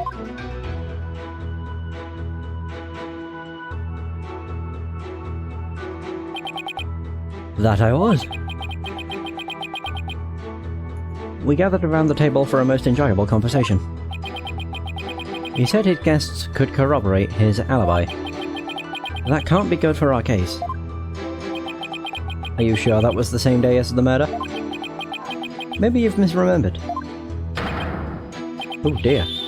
Do not doubt my mnemonic faculties. I may have died, but my memories up to that point are crystal clear. Sorry. He's pretty thin-skinned for a priest. Though I guess I should have known better than to doubt his memory. Is it showing us this again? Why? The spirit's memory is cut off at the moment of death. So even a spirit that is brought back after centuries doesn't sense any gap in time between the moment of its death and the moment it's channeled. Yes, and yet it clearly recalls all of the memories it had in life. Okay. There's nothing better than enjoying Jinjio cuisine with their friends. That way, everyone's breath becomes equally malodorous. Right. Yeah. Nice. And I believe my guests can corroborate this. Hold it! Okay. And who exactly were your guests that day? Don't tell me they were rebels, so they can't be called here to testify. It was none other than His Majesty along with his family. He couldn't attend the rite due to work, so we stopped ahead of time. I'll stop by ahead of time. My, how his daughter has grown. Wait a second. Let me set the record straight right now. I am not a rebel. Thank you for that wonderful meal, Abbot in me. Lady in me's cooking simply cannot be beat.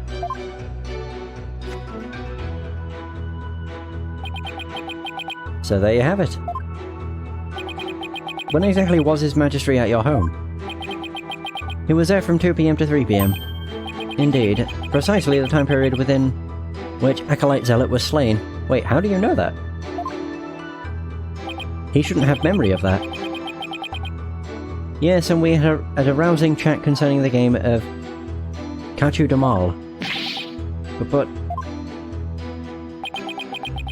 I'll just have that added to the testimony. After all, it was I who visited the High Priest's home. That's suspicious. He knew the time. They visited from 2 to 3 PM. Hold it! Your Majesty, are you sure the testimony is completely accurate? As sure as sure can be. Oh, how wonderful it is to finally have my actions be admissible as evidence in court. His Majesty was at my home during the exact time period of the murder. Come, let us put this behind us. I could not have possibly committed this crime. How can you be so sure? What if the clock or watch you were using was off, or you misread the time? There was a clock right near the table, and it had the exact same time as my watch.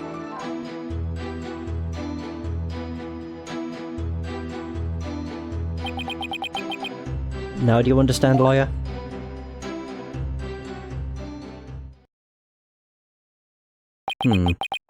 As you can see, my alibi is airtight. Or do you still think I could have killed Acolyte Zealot? I do. His Majesty is a witness. Are you satisfied now? There's not a single discrepancy in Abbott Inmee's alibi. If I give up now, it's all over. Now hold on a second. Is there anything wrong with the High Priest's testimony? There is. There is a discrepancy in the High Priest's testimony. There is? Well then, perhaps you could explain what it might be. This is what was wrong with his testimony. Too friendly with the judge. His face was shot. He knew the time of the crime. After Abbott Inmee was channeled, no one ever stated what time Acolyte Zealot was murdered. Now that you mention it, despite that, you claim to have an alibi from 2 to 3 PM. That means you knew that Acolyte Zealot was dead. When you were still alive. Oh dear. Wait, I think I saw something just now. That's really cool. That's super creative. No, I must be imagining things. So tell me, how did you know what time the crime had been committed? About that. Open your heart, let the Holy Mother in.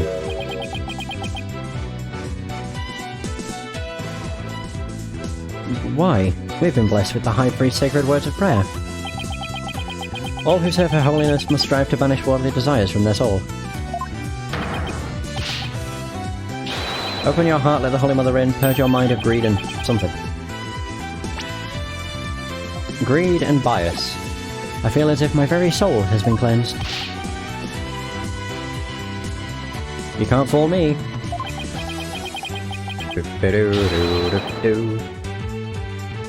Prayer may banish worldly desires, but it can't make a contradiction disappear. Is he gonna do the head shake? And I didn't. How can you be so sure? What's that supposed to mean? This lawyer seems to think little of the power of Karanis prayer. Huh?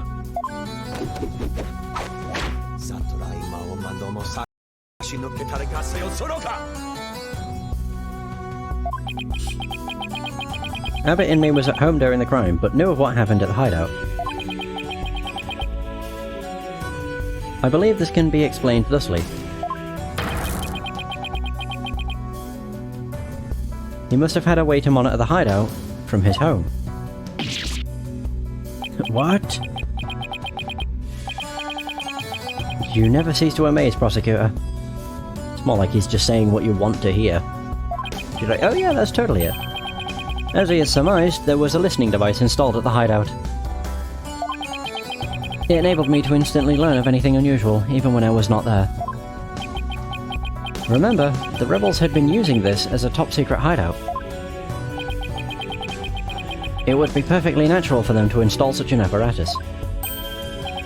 Wait, come to think of it, when I was searching the rebel hideout... Microphone. Shit, yeah, there was one. There's something under the banner. A microphone? What's this doing here? Shoot. Was someone trying to record something with it? That would be the listening device. Well, fuck.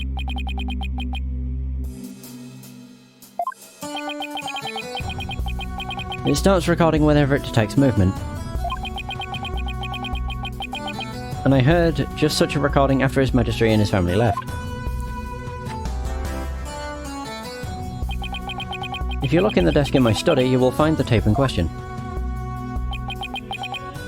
Alright then, bailiff. Yes, Your Majesty. Go retrieve the tape in question from the High Priest's home. At once, Your Majesty. Sheesh. Starting to think this is going to take me like 4 hours to get through. The power of Karanis prayer. It never ceases to amaze. Even if putrid brains such as yours should understand it now. It's like the contradiction really did vanish. We shall ascertain the content of the recording once we have the tape. In the meantime, I would ask Abbott Inmee to continue with his testimony. Oh.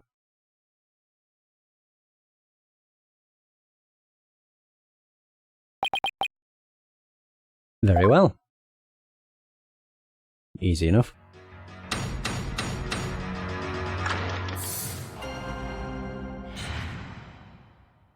I heard everything. I was entertaining His Majesty and his family when the crime occurred. When I listened to the tape later, I heard a man and a woman quarrelling.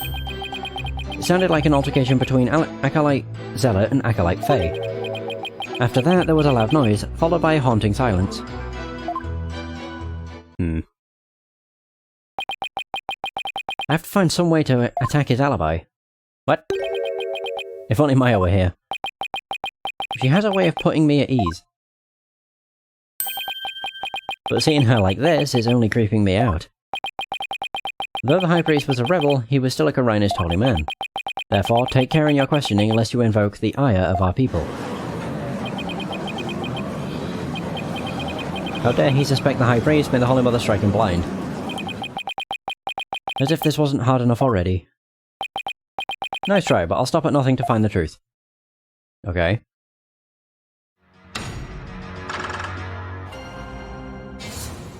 Is there something special I have to do with this?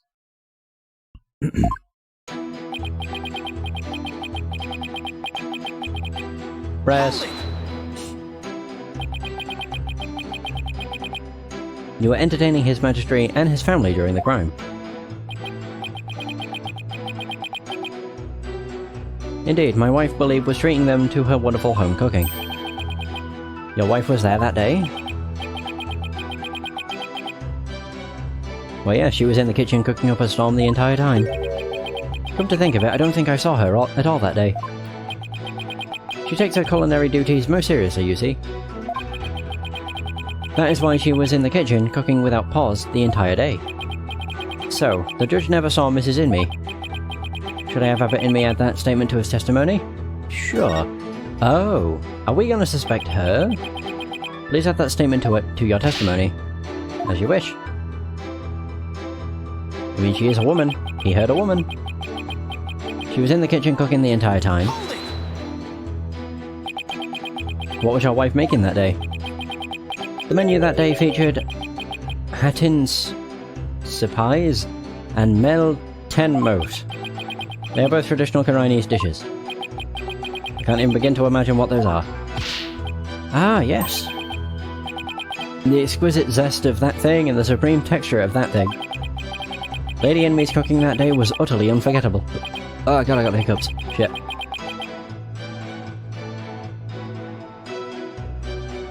Well, pardon me. Thank you. It brings me great joy to know you enjoyed your meal. Now, once His Majesty and his family had left,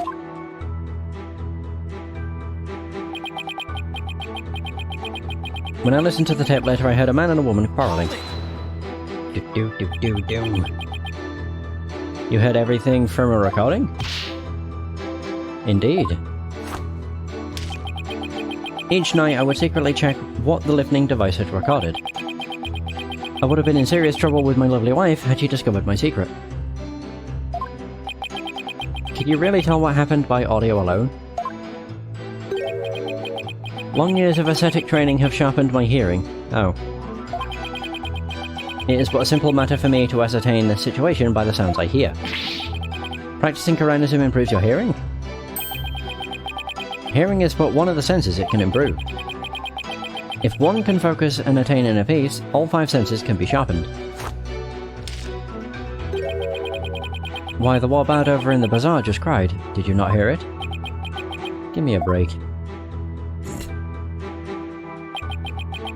It sounded like an altercation between Acolyte Zealot and Acolyte Faye.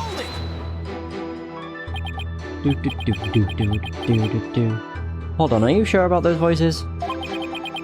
Was it really Acolyte Zealot and Miss Faye? I'd say that was the most reasonable conclusion under the circumstances. Or perhaps Acolyte Faye has an alibi that you can prove. I'm afraid not. Then I suggest you make like a mollusk and clam up. Now I will continue my testimony if I may. Sure. I got to add one bit to the testimony, I think. Followed by haunting silence. A loud noise. I'd say that's worth looking into. It was a terrible crashing sound. Poor Acolyte Zealot. Must have felt so heavy. Must have been the sound of that stone slab falling over. Should I have him add that statement to his testimony? Sure. I mean, if it's letting me add them, why not? Please add that statement to your testimony. As you wish.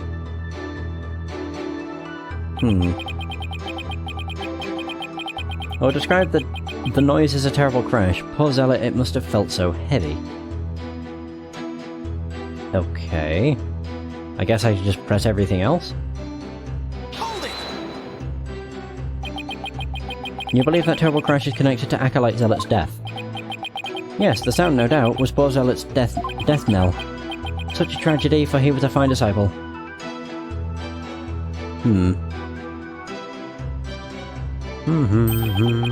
I would ask all here today to give a prayer for his departed soul.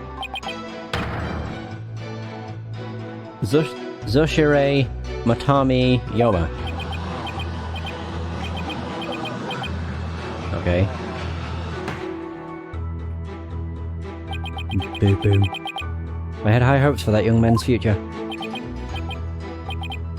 Yeah. Why do I feel like such a jerk for just trying to do my job right now? Mr. Wright. Do you still feel the need to question the High Priest? His alibi is as tight can be. This isn't going so well. I'd better ask him about something else. I'm curious, Abbot Inmee.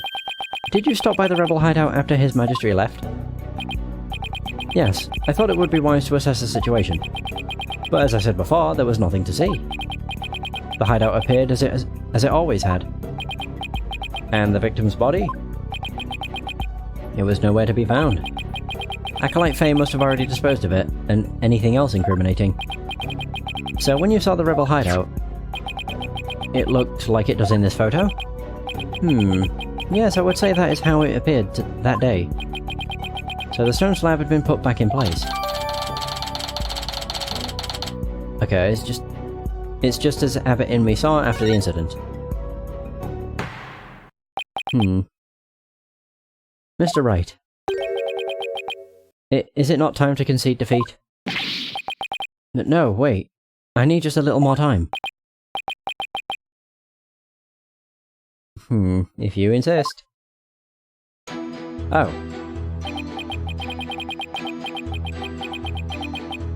So, I bet what we end up doing is presenting the photo with this. It must have felt so heavy. In which case, who put it back up? That's what I'm going for. That's my angle. Whoosh. Objection! And I was correct. Thank you, no music. Abbot Inmee, you said, and I quote, "Poor Zealot, it must have felt so heavy."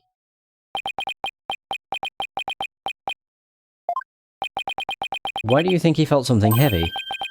You said the hideout looked like it did in this photo. Oh, right.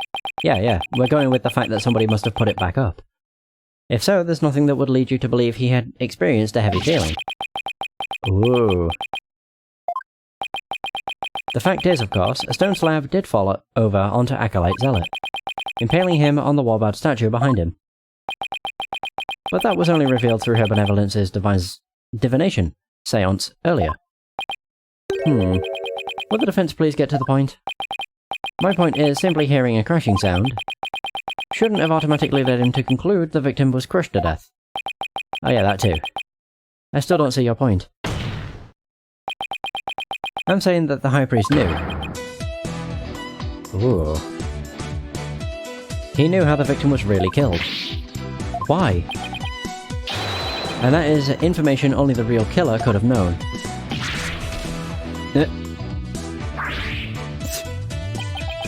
I definitely saw it that time. I've got the High Priest's spirit shaking in his boots, or should I say, sandals. Need I remind you Abbot Inmee was with His Majesty at the time of the crime? Such an alibi precludes him from being the killer. That's true, so he can't be the killer. However, he knew how Zealot was killed. Something only the killer could know. Can this discrepancy be resolved somehow? Well, Mr. Wright, we're waiting for an explanation. I was just getting to that. Time to think of something quick. The High Priest knew something only the killer could have known because he heard it from the real culprit. who is Believe in Me. He must have heard how the victim died from the real killer. The real killer? Of course, that makes perfect sense. I don't want to believe it, but this is the only possible explanation. So tell us, who is the real killer? It's gotta be someone close to the High Priest. Someone without an alibi. The person most likely to be Zealot's killer is... Believe in Me. Oh boy. Your Majesty, while you were visiting the High Priest's home, you didn't see Mrs. In Me at all, did you? No, I never saw her, but... What does that have to do with anything? Did the High Priest ever leave your sight? No, we were talking the entire time. And the food was brought right to the room's entryway. So the High Priest has an ironclad alibi. However, but his wife does not. What the devil are you insinuating? That she's the killer? I'm insinuating that Mrs. In Me might have killed Acolyte Zealot. Can't we just jump in over all the family? Sheesh.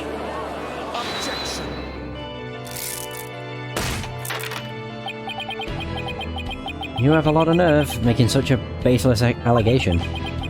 She had no motive to kill Acolyte Zealot. He was like family to her. No, we can't entirely discount the idea. Especially if you consider that Mrs. In Me could have been the one posing as Lady Kira.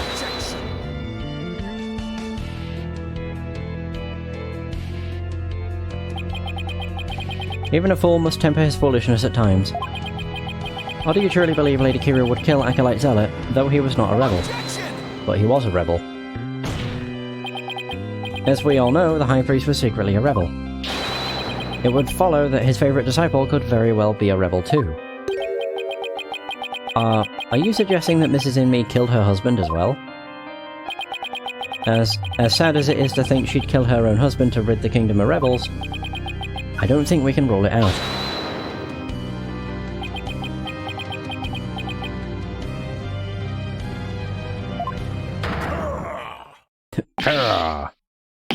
He actually made a noise. You claim my wife is that rebel-hunting Lady Kira, and that she slew both Zealot and myself. My lovely wife? That is utterly impossible. Kura. Yikes. I've never seen the High Priest get so angry. It is as Abbot In Me stated. And the accused has already been found guilty of his murder. It is far too late to overturn it. That's right, Mr. Wright. Now apologise to the good priest before he gets angry again. Quickly now. No, I'm not going to apologise.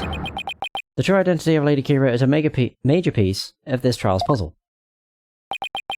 Admit it, Abbot In Me. Your wife, Lady In Me, killed you. Yet even now you continue to lie in an effort to protect her. How absurd. It appears the lawyer has forgotten. My lovely wife could not possibly battle the rebels in the guise of Lady Kira. For we were blessed by her holiness, and she is with child. Praise be to the Holy Mother. Ah, I completely forgot about that. That abominable Lady Kira figure who slew me and Acolyte Zealot was the accused. This is bad, but I can't give up now. Don't forget, my client doesn't have the strength to fight rebels either.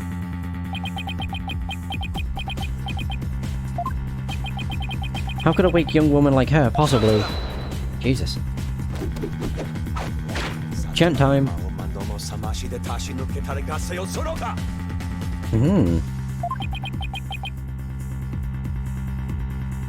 You foolish oaf of a lawyer.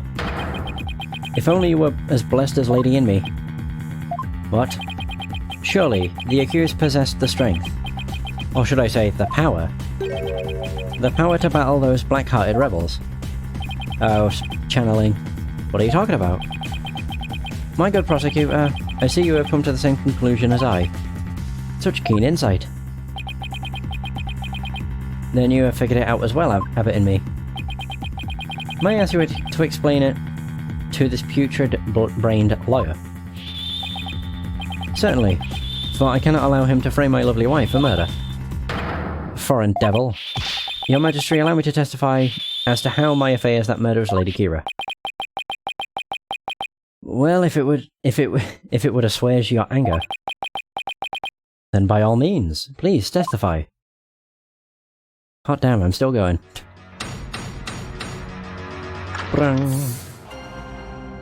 Witness testimony. Maya Fey is Lady Kira. Acolyte Fey channeled Lady Kira's spirit. She is a spirit medium who knows Lady Kira's true name, so she could have done it. So it was the real Lady Kira who returned to root out the rebels among us.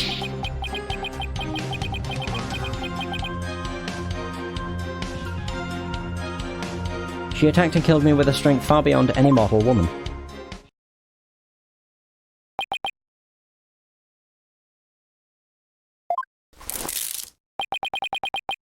Do you understand now? Murder by spirit channeling explains everything. This is the only way the accused could have defeated one rebel after another. Indeed, I am a living, or shall I say, dead proof of her terrible power.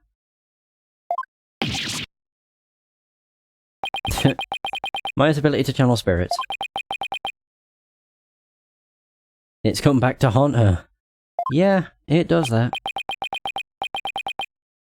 Now is it not time to let it go and move on, Defense? No, never. I'll never give up. I'm a stubborn-headed ox. Now what? Think. How can I prove that Maya couldn't have channeled Lady Kira? There'll be something.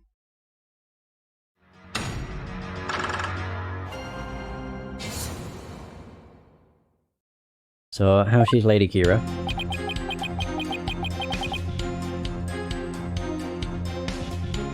So she channeled her spirit.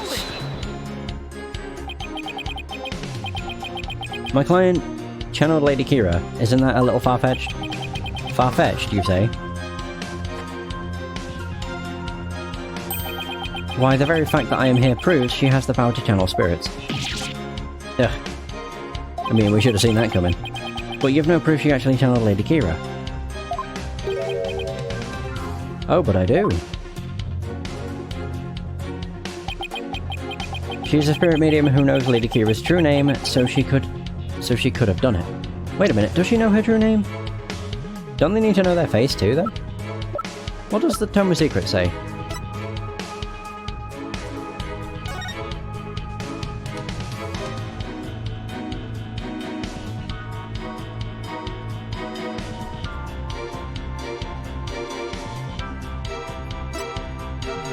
Ah.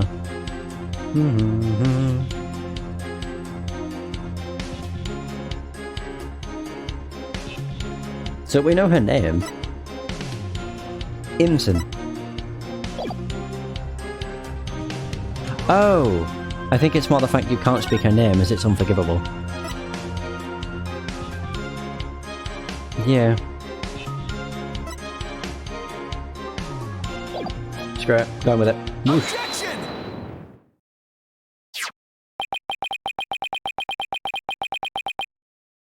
The Tome of Secrets is only given to the priestess who performs the purification rite. Is this your proof that my client could have channeled Lady Kira? Yes, indeed. For it contains the true name of Lady Kira, a secret only revealed within. Abbot in me. I'm afraid you're mistaken. This couldn't have been used to channel Lady Kira. What nonsense! Mr. Wright, would you care to explain? This is why my client couldn't have channeled Lady Kira. Yeah, they need to know the name and face. Take that! Lady Kira's face is hidden behind a mask in the Tome of Secrets. You need both a name and a face to channel a spirit. There we go. It can't be. Oh, that's such a good animation. Without a face, it would have been impossible for my client to channel Lady Kira. Oh my. Therefore, the claim that she became Lady Kira by means of spirit channeling is patently false. Oh hoo hoo hoo. And with Lady Kira out of the equation, my client had no motive to commit murder. But then... who is the rebel hunting Lady Kira we've been reading about in the paper? Yes, who is this other suspect, if indeed there is one at all?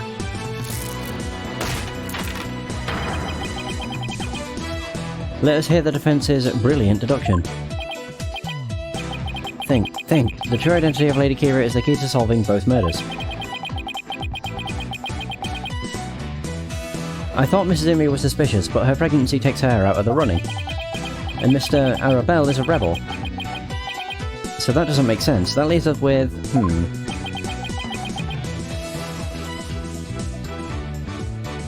Mr. Wright, you have that look again. The one where you know you have to say something, but you can't figure out what it is. My thinking phase. This is my chance to really turn up the heat. I'll just have to stir the pot till something floats to the top.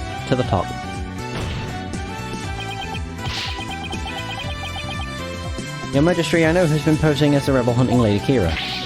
You do? Are you sure about that? Yes, completely.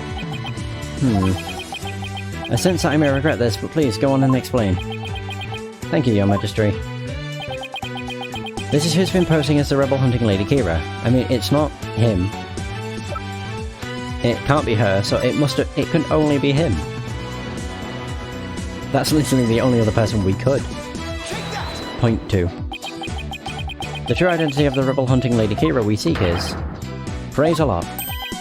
What's this? The High Priest's murdered disciple was Lady Kira, you say? The robes were in the what is it?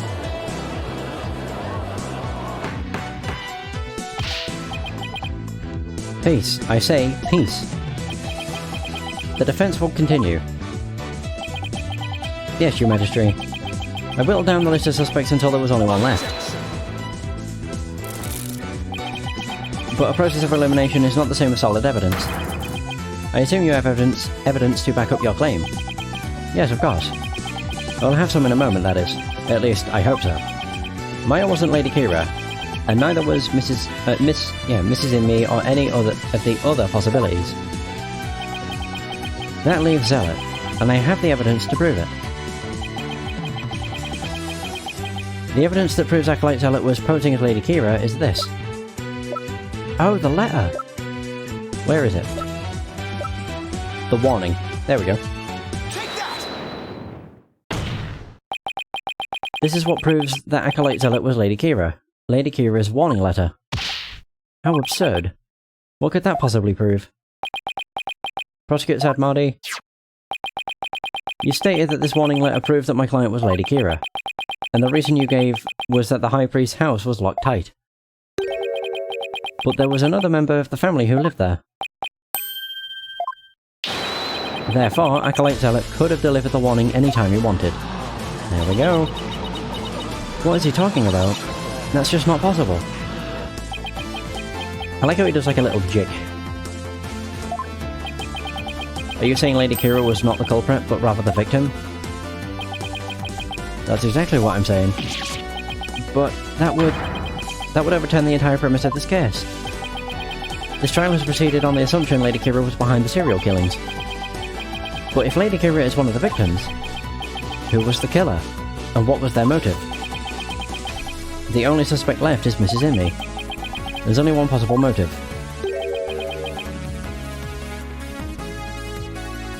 What if Mrs. Imi is a rebel? What? Fiend, you're still bent on casting suspicion upon my lovely wife? Blasphemer, you have no evidence of this. Repent for the mistrust in your soul. Well, you have no evidence either. After all, the dagger with my client's prints on it wasn't what killed Acolyte Zealot. And the Plumed Punisher theme that he heard could have been an alarm clock. That means all of the evidence linking her to the crime have been called into question. Was Lady Imi a rebel, and did she pose as Lady Kira to kill Acolyte Zealot? Or was Acolyte Zealot a rebel, and was the accused the Lady Kira who killed him? I would say either scenario is just as likely. What are we to do now? The alarm clock, you say? Do you mean the one in the rebel hideout? Yes, but what of it? So that's it. What's gotten into him? Okay.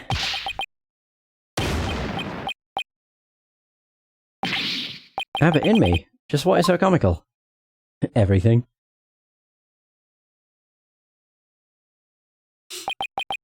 Forgive my outburst. That simply tickled my funny bone. What did? The theme song came from the plumed Punisher clock, you say?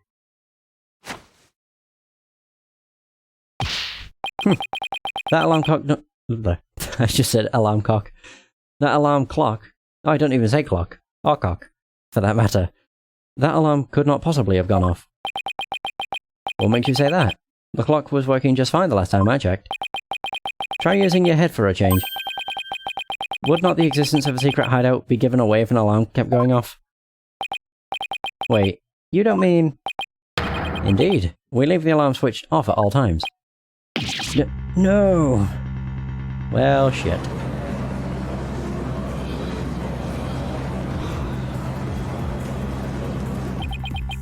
In that case, I'm sad to say that the defense's claim does not hold water. Would you care to respond, Mr. Wright? Oh, this can't be happening. Not now.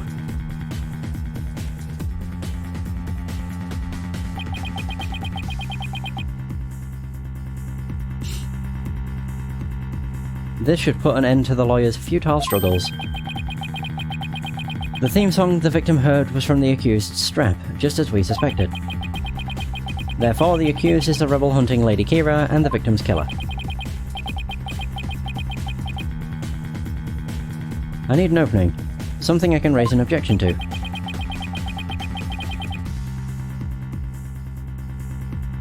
That plumed Punisher theme song Acolyte Zealot heard in his final moments. I too heard it by the way of the listening device. But did you really? If you had heard it, why didn't you testify to the fact before? Is it not obvious? I did not know such a tune could become a key matter of dispute. Yes, the matter of the theme song came up before Abbott in Me was channeled. Oh right. Well then, what if he's lying about the clock's alarm being switched off? Miserable wretch. That would be a pointless lie, one easily disproven. If you check the clock, you will see that the alarm is, in fact, switched off. Ugh, come to think of it. What a fine item. And this switch, if I'm right... We set the switch back into the off position before we left. I remember hearing it clearly. Those distinctive taiko drums in the... Oh! The taiko drums, that's not the plumed Punisher, that's the Still Samurai. Distinctive taiko drums in the intro are etched into my mind. They went... Is it going to actually play it? Yeah, Daka Don Don Don Don Don Don Don. Distinctive taiko drums in the intro. Come on, Phoenix, you should know this. This trial has gone on far too long. Shall we move ahead to the verdict phase now?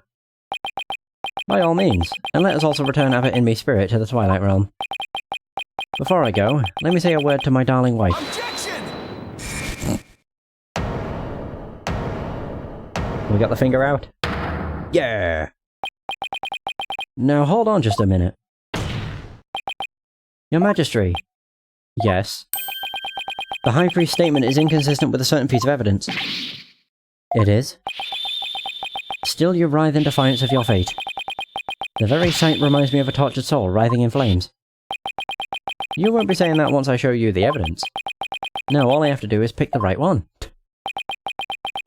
This piece of evidence is inconsistent with that statement about the taiko drum intro. It would be that. The Plumed Punisher Strep. Mm-hmm. Go. Take that! This is what's inconsistent with his statement. My client's Plumed Punisher Strap. What does that have to do with anything? It plays the Plumed Punisher theme song. And here it is. The theme to the Plumed Punisher, Warrior of Neo Twilight Realm. Yeah, there's no distinctive taiko drums.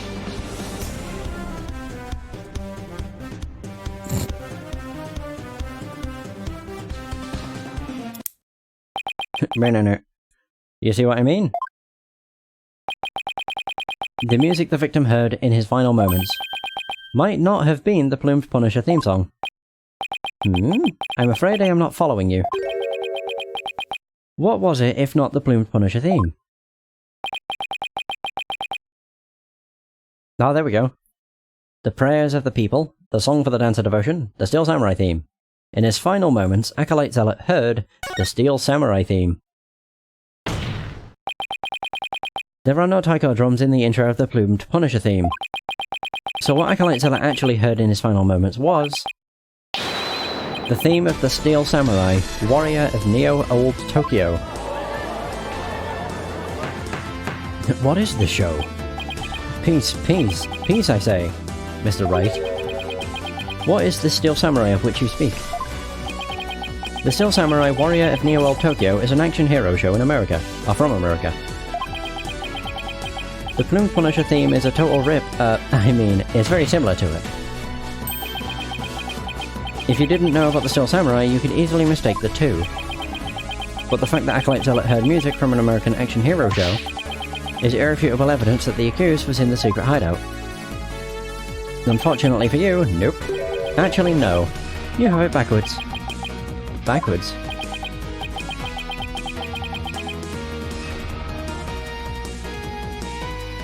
That's right, Miss Faye met an avid Plumed Punisher fan here in Karine. As a token of their friendship,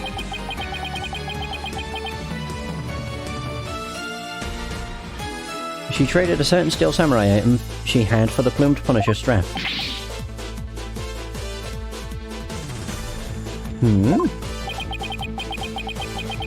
And this avid Plumed Punisher fan was the one who killed Acolyte Zealot? Yes. And that avid fan is none other than the High Priest's wife, Believe in Me. Do you have evidence to back up this claim, Mr. Wright? For as forgiving as the Holy Mother is... Jesus. I doubt she would tolerate yet another dose of your baseless slander. I suggest you prepare yourself to face Her Holiness's wrath.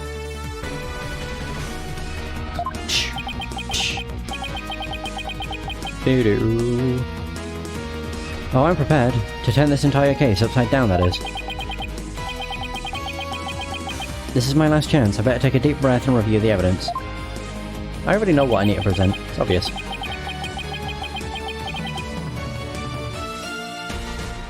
Very well then, please present your evidence if you would, defense. The evidence that proves Mrs. Inme was the one who killed Acolyte Zealot is this. The family photo.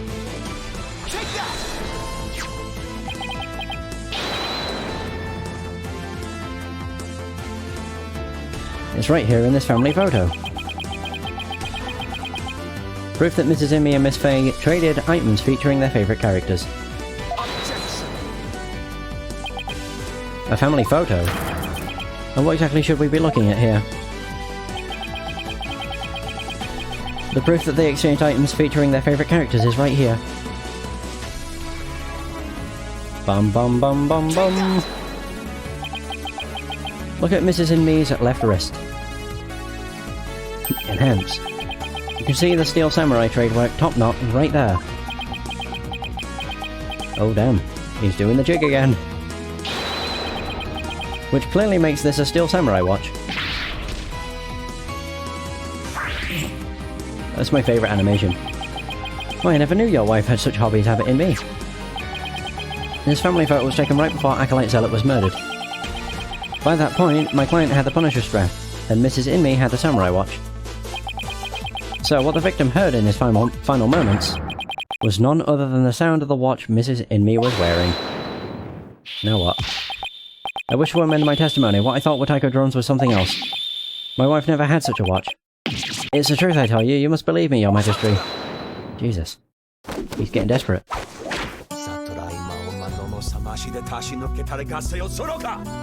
Soroka! Be not deceived by the defense's loyally... what? Chicanery? Whatever the fuck that means. Now what? He's been pretty quiet up to this point. What does he have up his sleeve? There is a big gaping hole in his flimsy claim. A big gaping hole? I don't think so. Oh no, I'm afraid it is there, alright. Just like the big gaping holes in your putrid brain. Oh my god. My brain is neither putrid nor full of holes. I'm not a zombie after all. Heh, says the dead lawyer walking. He who is narrow of vision focuses on what is before him, never seeing the big picture. Or as they say in your country, you cannot see the forest for the trees. For it is as you said. And Lady Inme, the rebel, slew Acolyte Zealot, the rebel hunting Lady Kira. Then the rebel hunter would have been dead before the High Priest was slain. Ah, that means... the High Priest could not have been slain by the rebel hunting Lady Kira. How could I have missed that? So tell me, who are you going to say killed the High Priest now? No! Fuck.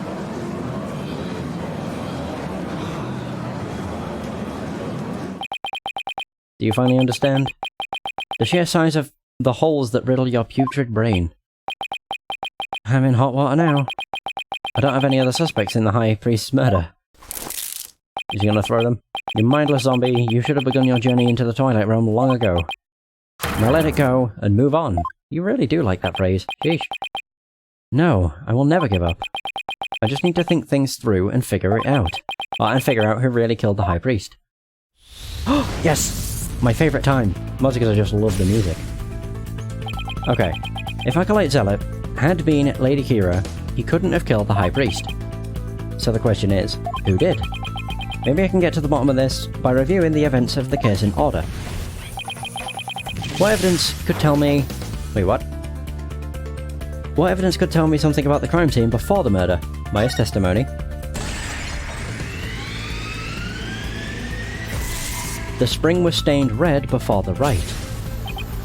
Oh right, Maya said that the spring had been stained red before the rite even began. The spring was already red before the High Priest's murder because of Zealot's blood.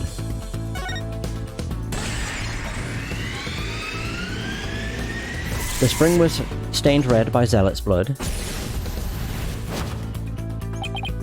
That's right, Zealot had been killed in the rebel hideout the day before the rite.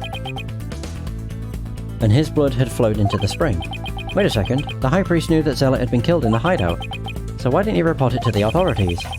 If Maya had been the killer, he could have easily had her arrested on the spot. Why didn't the High Priest inform the authorities right then? To keep the hideout hidden. He wanted to keep the hideout secret. Ooh, we're gaining momentum. If he reported Zealot's murder, the authorities would find out about the hideout. That's what he was worried about. But by going through with the rite, the High Priest risked having Maya see the spring running red with blood.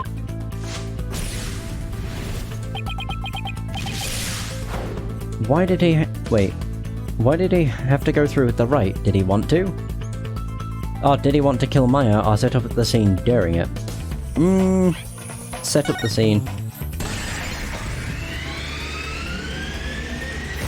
Use the rite to cover things up. He wanted to set up the crime scene to conceal the hideout. So how was he planning on concealing the source of the blood in the spring? Oh no, he used his own blood?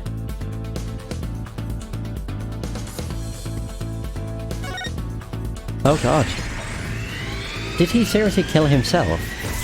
Stain the spring with his own blood? He concealed the source of the blood with his own. That's how he kept the rebel hideout a secret. It's all starting to fall into place. I know who killed the High Priest. It was Trust himself. Yeah, he killed himself. All to keep the spring a secret. Trust's death was a suicide. What? I can't believe it. The High Priest took his own life to keep the rebel hideout a secret. God, that face. The High Priest wasn't murdered by anyone. He took his own life to keep the rebel hideout a secret. What? What? What's this?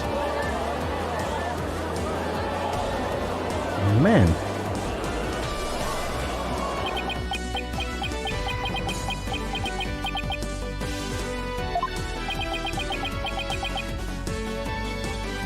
The High Priest committed suicide.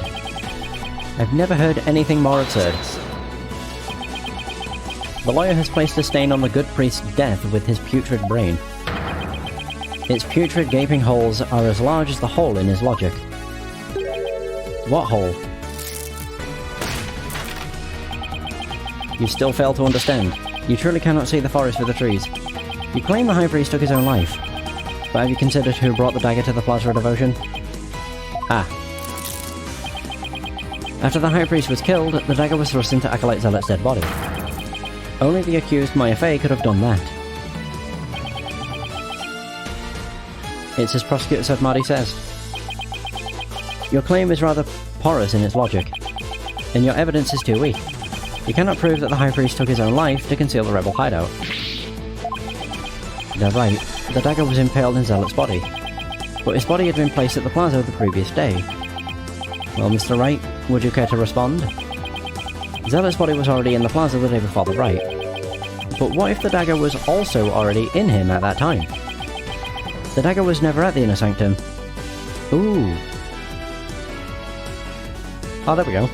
Tarrus died by a different weapon. Of course, that's it. What is it?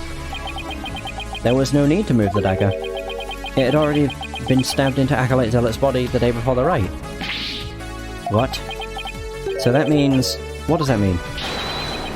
It means the dagger wasn't the weapon that took the High Priest's life. But no weapon was ever found at the Inner Sanctum. If you will not listen to reason, then I insist you prove your assertion. Show us what you believe the real murder weapon to be. The real weapon? I got nothing, but I know there had to be a weapon there, or had to have been a weapon there. Maybe if I think back on the trial thus far, I'll spot the clue I need. Well, will the defense care to tell us what the real murder weapon is? This is what really killed the High Priest. That's 2 deaths with the Warbad statue.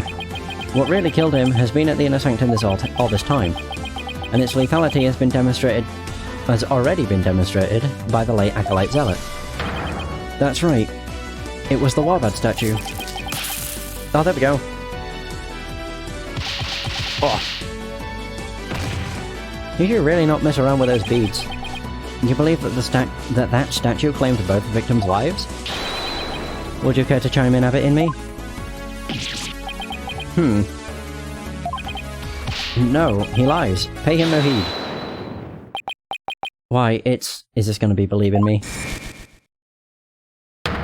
Fucking finally.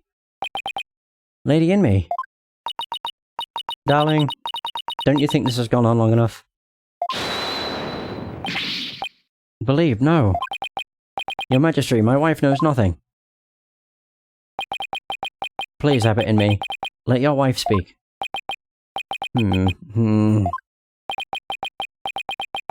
Now, Lady in me, please continue if you would. It's that time again. And what time would that be? 2:30 in the afternoon. The time my husband conducts his daily prayers, and the time Pere was slain.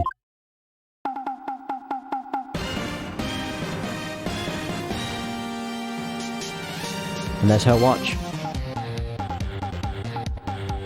Oh, that's what it meant by Don Don Don.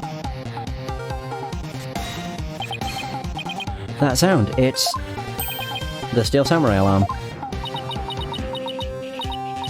I too like to pray at the same time as my dear husband. So I set an alarm to remind me each day, but I had no idea it would come to this.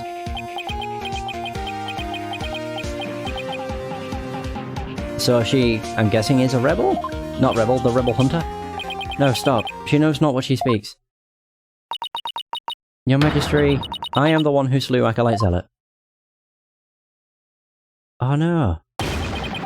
Oh dear.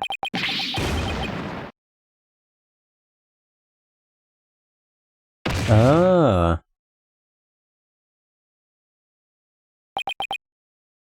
Have it in me? Bailiff, summon a physician at once. The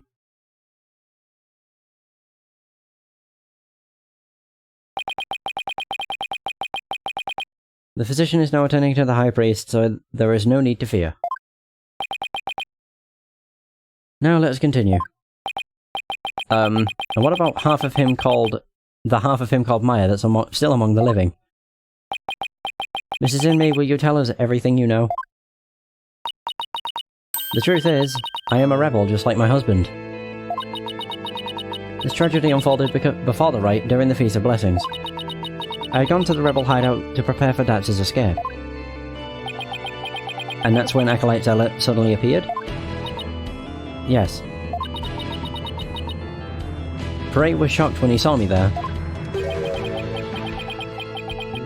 Acolyte Zealot did not know you were a rebel? I do not believe he did. I believe he was there simply to investigate the hideout. And then he suddenly came face to face with Mrs. Inmee. So the true identity of the rebel hunting lady, Lady Kira, was Pray Zealot? Or Pray Zealot?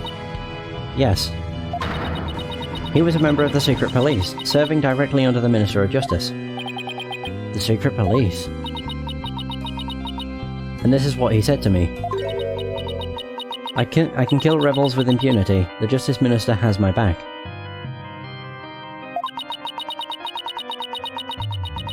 He was using his position within the secret police to deal those rebels a heavy blow. But murder sanctioned by the by the Crown is still murder. Even without the DC Act, Dirk and his insurgent scumbuddies' days are numbered. What's that supposed to mean? Let's just say, I got a little trick up my sleeve. So I'd watch it if I were you.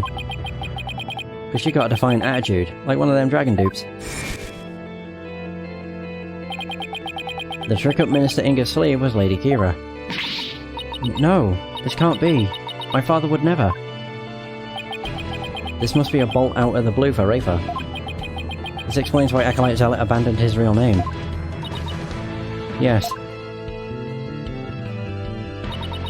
He even went as far as covering up the tattoo that all Carina's clergy members receive. Lady Kira was a member of the secret police. That explains why no order was given to investigate her attacks. I guess I'm not alone in hearing this for the first time. But, this cannot be. Oh dear. Is this true? The Justice Minister is sanctioning state-sponsored murder? Oh dear.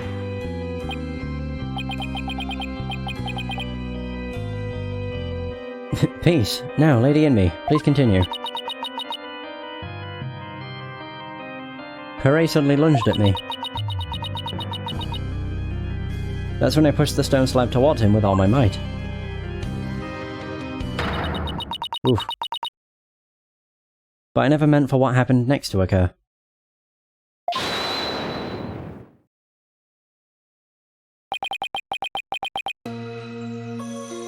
Allow me to take it from here. Abbot Inmee, are you sure you're alright now?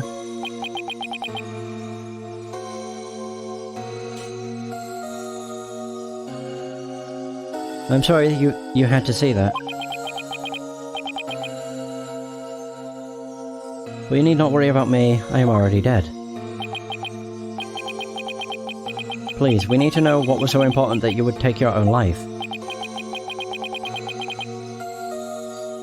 After I learned that my wife had accidentally slain Zealot, I chilled his body with snow to make it seem as if he died more recently than he did. Then I later moved it to the Plaza of Devotion and inserted the dagger into his wound. The plaza was empty at that time, for it was before prayer time had started.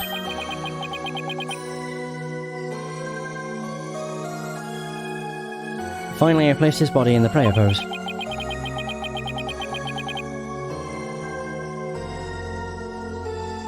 Knowing that no one would notice anything was wrong until the rite had concluded. Jeez.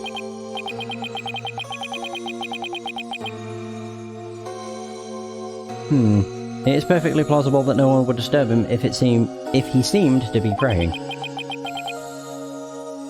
We do treasure our prayer time, after all. So you admit you tried to pin this crime on Maya Fey? Yes, this was all my doing. I never told my wife of my plan.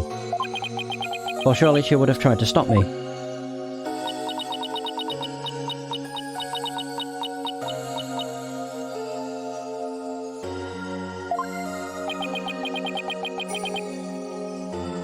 How did you get Miss Fey's fingerprints on the dagger?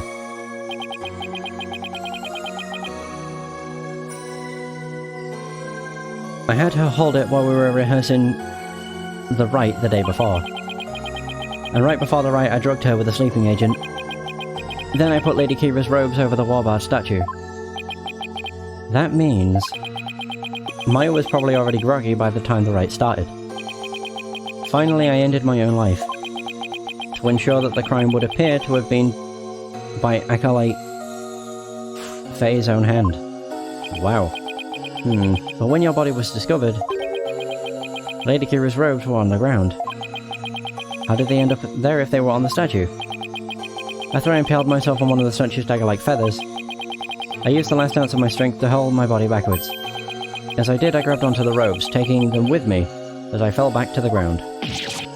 How terrible! What possessed you to do such a thing? You needn't have committed suicide simply to frame the accused. Prosecutor Sadmadi, as one well versed in our kingdom's legal system, I would expect you of all people to understand. Understand what? This kingdom's legal system, Mrs. Inmee's crime, your suicide. It can't be.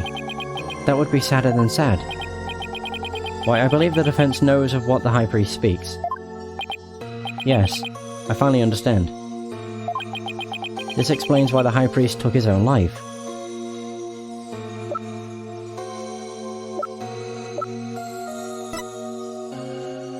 Wait.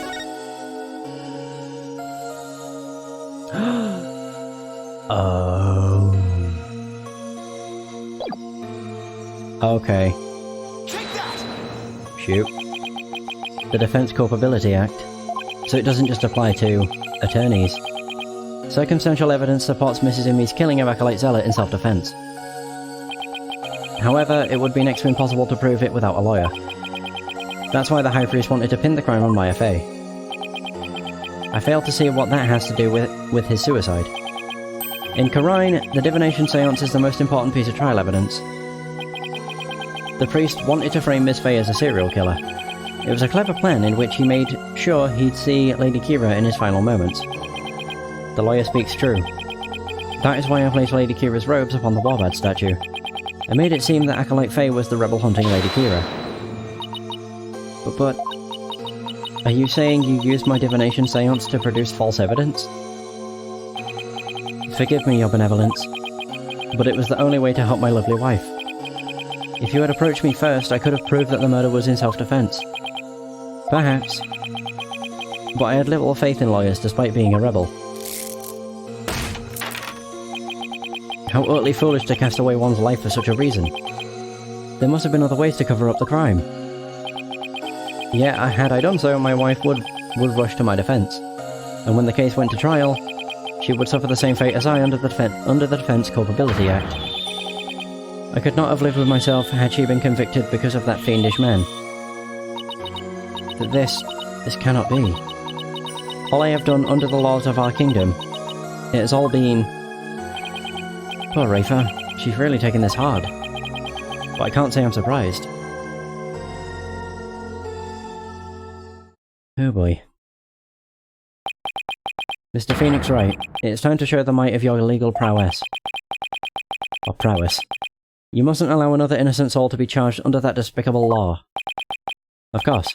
I'll do whatever I can. What I have done to you and Acolyte Faye is unforgivable. I can only offer my most humble of apologies. Your Majesty? Yes? I ask that you please look after my wife. You have my word.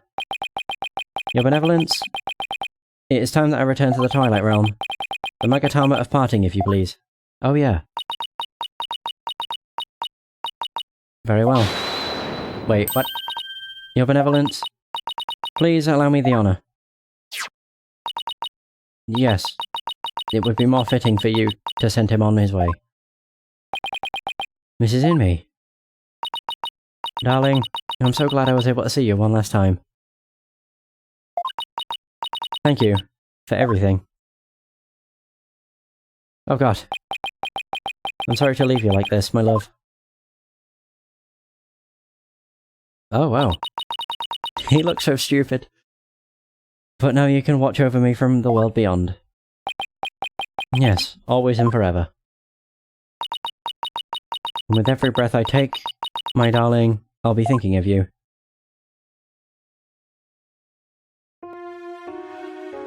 Oh wow.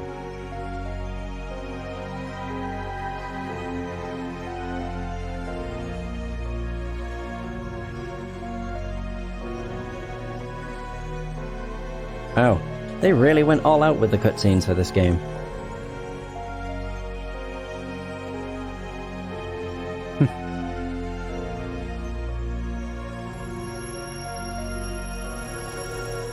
I thought the hair was going shorter then.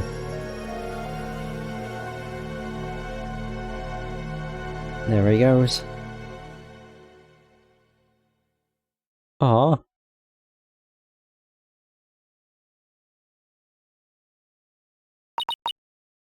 Farewell, my darling to Rust. Well, shit. And there she is. Hey!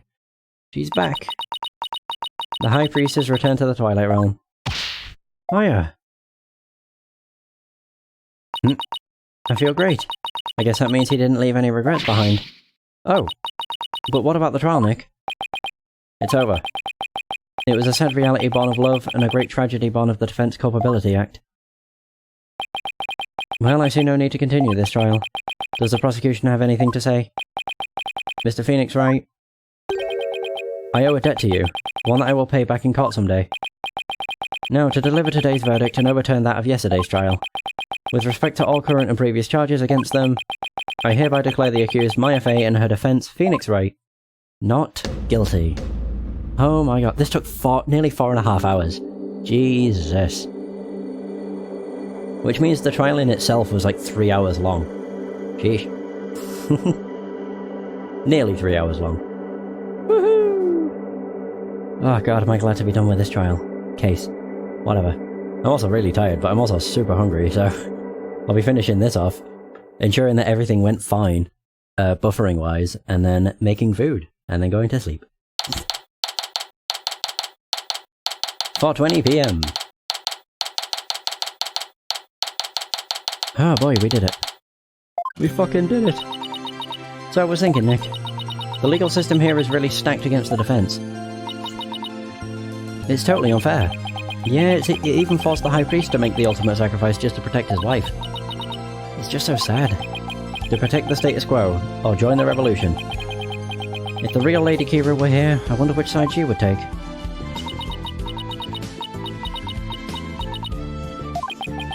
Your Benevolence. Huh? What? I was, just wondering, are you alright? Quiet you, how could I possibly be alright? Yeah, she's not doing well at all. Who do you think you are, suddenly appearing before me, trampling my insights underfoot, and plunging the Hall of Justice into utter chaos? You even desecrated my mother and father's teachings, you soulless infidel. Oof, that was a bit more extreme than usual. What am I to do? I'd always believed that communing with a victim's Mitama would lead me to the absolute truth. But each time you overturned my insights, it was revealed that they served to support false charges, rather than the truth. I am left now with that heavy truth in my heart. I'm sorry, Rifa. Perhaps I am not worthy of hearing the voices of the Mitama. That's where you're wrong, your benevolence. What? Oh.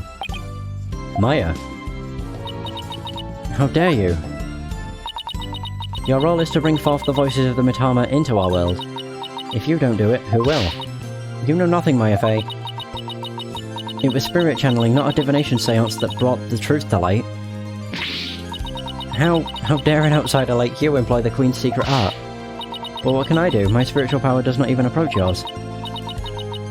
Is it not a cruel joke? The royal priestess bested by a lowly outsider. Don't be so hard on yourself. Why not? Is it worth at least a laugh or two? You shouldn't talk like that. Huh? Listen, your benevolence. You were just fulfilling your duty, weren't you? And you're the only one capable of performing the divination seance, right? The station of Royal Priestess is not something to abandon lightly. The station of Royal Priestess. The people of your kingdom believe in you, but if you really mean all that you just said, then what are they supposed to believe in? You know not of what you speak. Actually, I kinda do. After all, I'm only here training so I can become the master of my village back home. A village master, you say? I did not know. It seems I owe you an apology. But even today I called you a neophyte practitioner. It's alright, your benevolence. Thank you for finally acknowledging me. A future queen and a future village master. I guess it shouldn't be surprising. Or be a surprise, considering they may have had a common ancestor. Maya's right, your benevolence. Barbed head? Your insights were a crucial piece of evidence in the last trial. It doesn't matter if they weren't always 100% accurate. You should be proud of what you did. You've played an important role in assuring that justice was served. And besides, your insights aren't the problem here. It's your kingdom's legal system. Without lawyers, your insights have come to be accepted as the sole truth. And the Defense Culpability Act, which gave rise to that, is the root of it all. But that is the dangerous thinking of a rebel. Your benevolence. As Crown Princess, you are destined to rule this kingdom one day. That means there will be many things that you alone must determine. Things like how to keep your people happy, and what is true and what is false.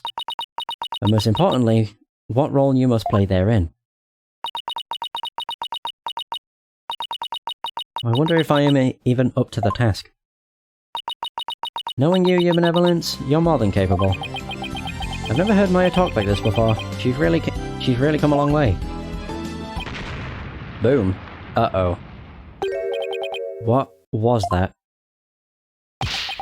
It came from the hallway. Smoke, we better go check it out. Hurry. It is in me.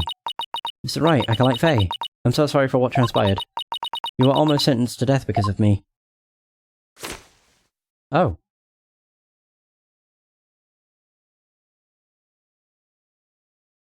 Oh, shit.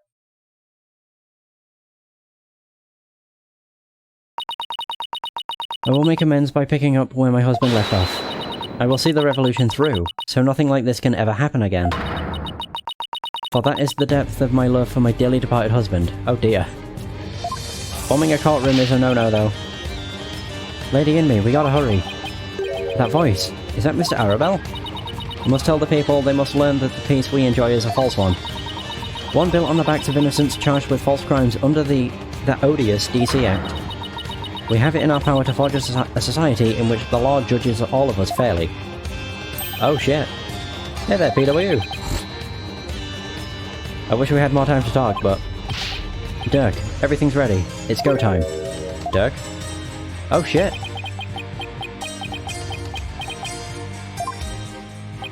Oh my god, he's here. Wait. Was that the rebel leader Dirk? Jesus Christ. After him. Don't let him get away.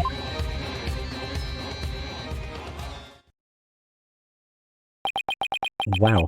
The power to forge a society in which the law judges all of us fairly. It's the start of a legal revolution. Hey Nick. Hate to bother you while you're lost in thought, but I just got this great idea. What is it? The Steel Samurai versus the Rebel Dirk. I bet it'd make for another awesome TV show. And if we threw the Plumed Punisher in there, everyone would go nuts over it. Really? I'll never get what she sees in those shows. But it's good to know that no matter what happens, Maya will always be Maya. Ah, there we go. I was gonna say, when's it gonna end? It's been 4.5 hours. Near enough. Holy shit. There it is. We did it. Oh my. That was ridiculous. Saving data. Oh shit. And now it's gonna move on. Damn it. Oh well, whatever. Episode 4, Turnabout Storyteller. I think we play as Athena in this one. Whoa. Where are we?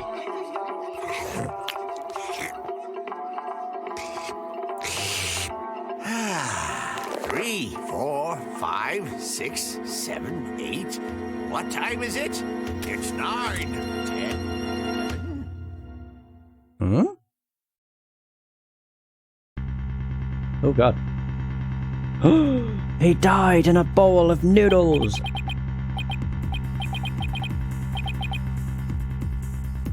What the hell?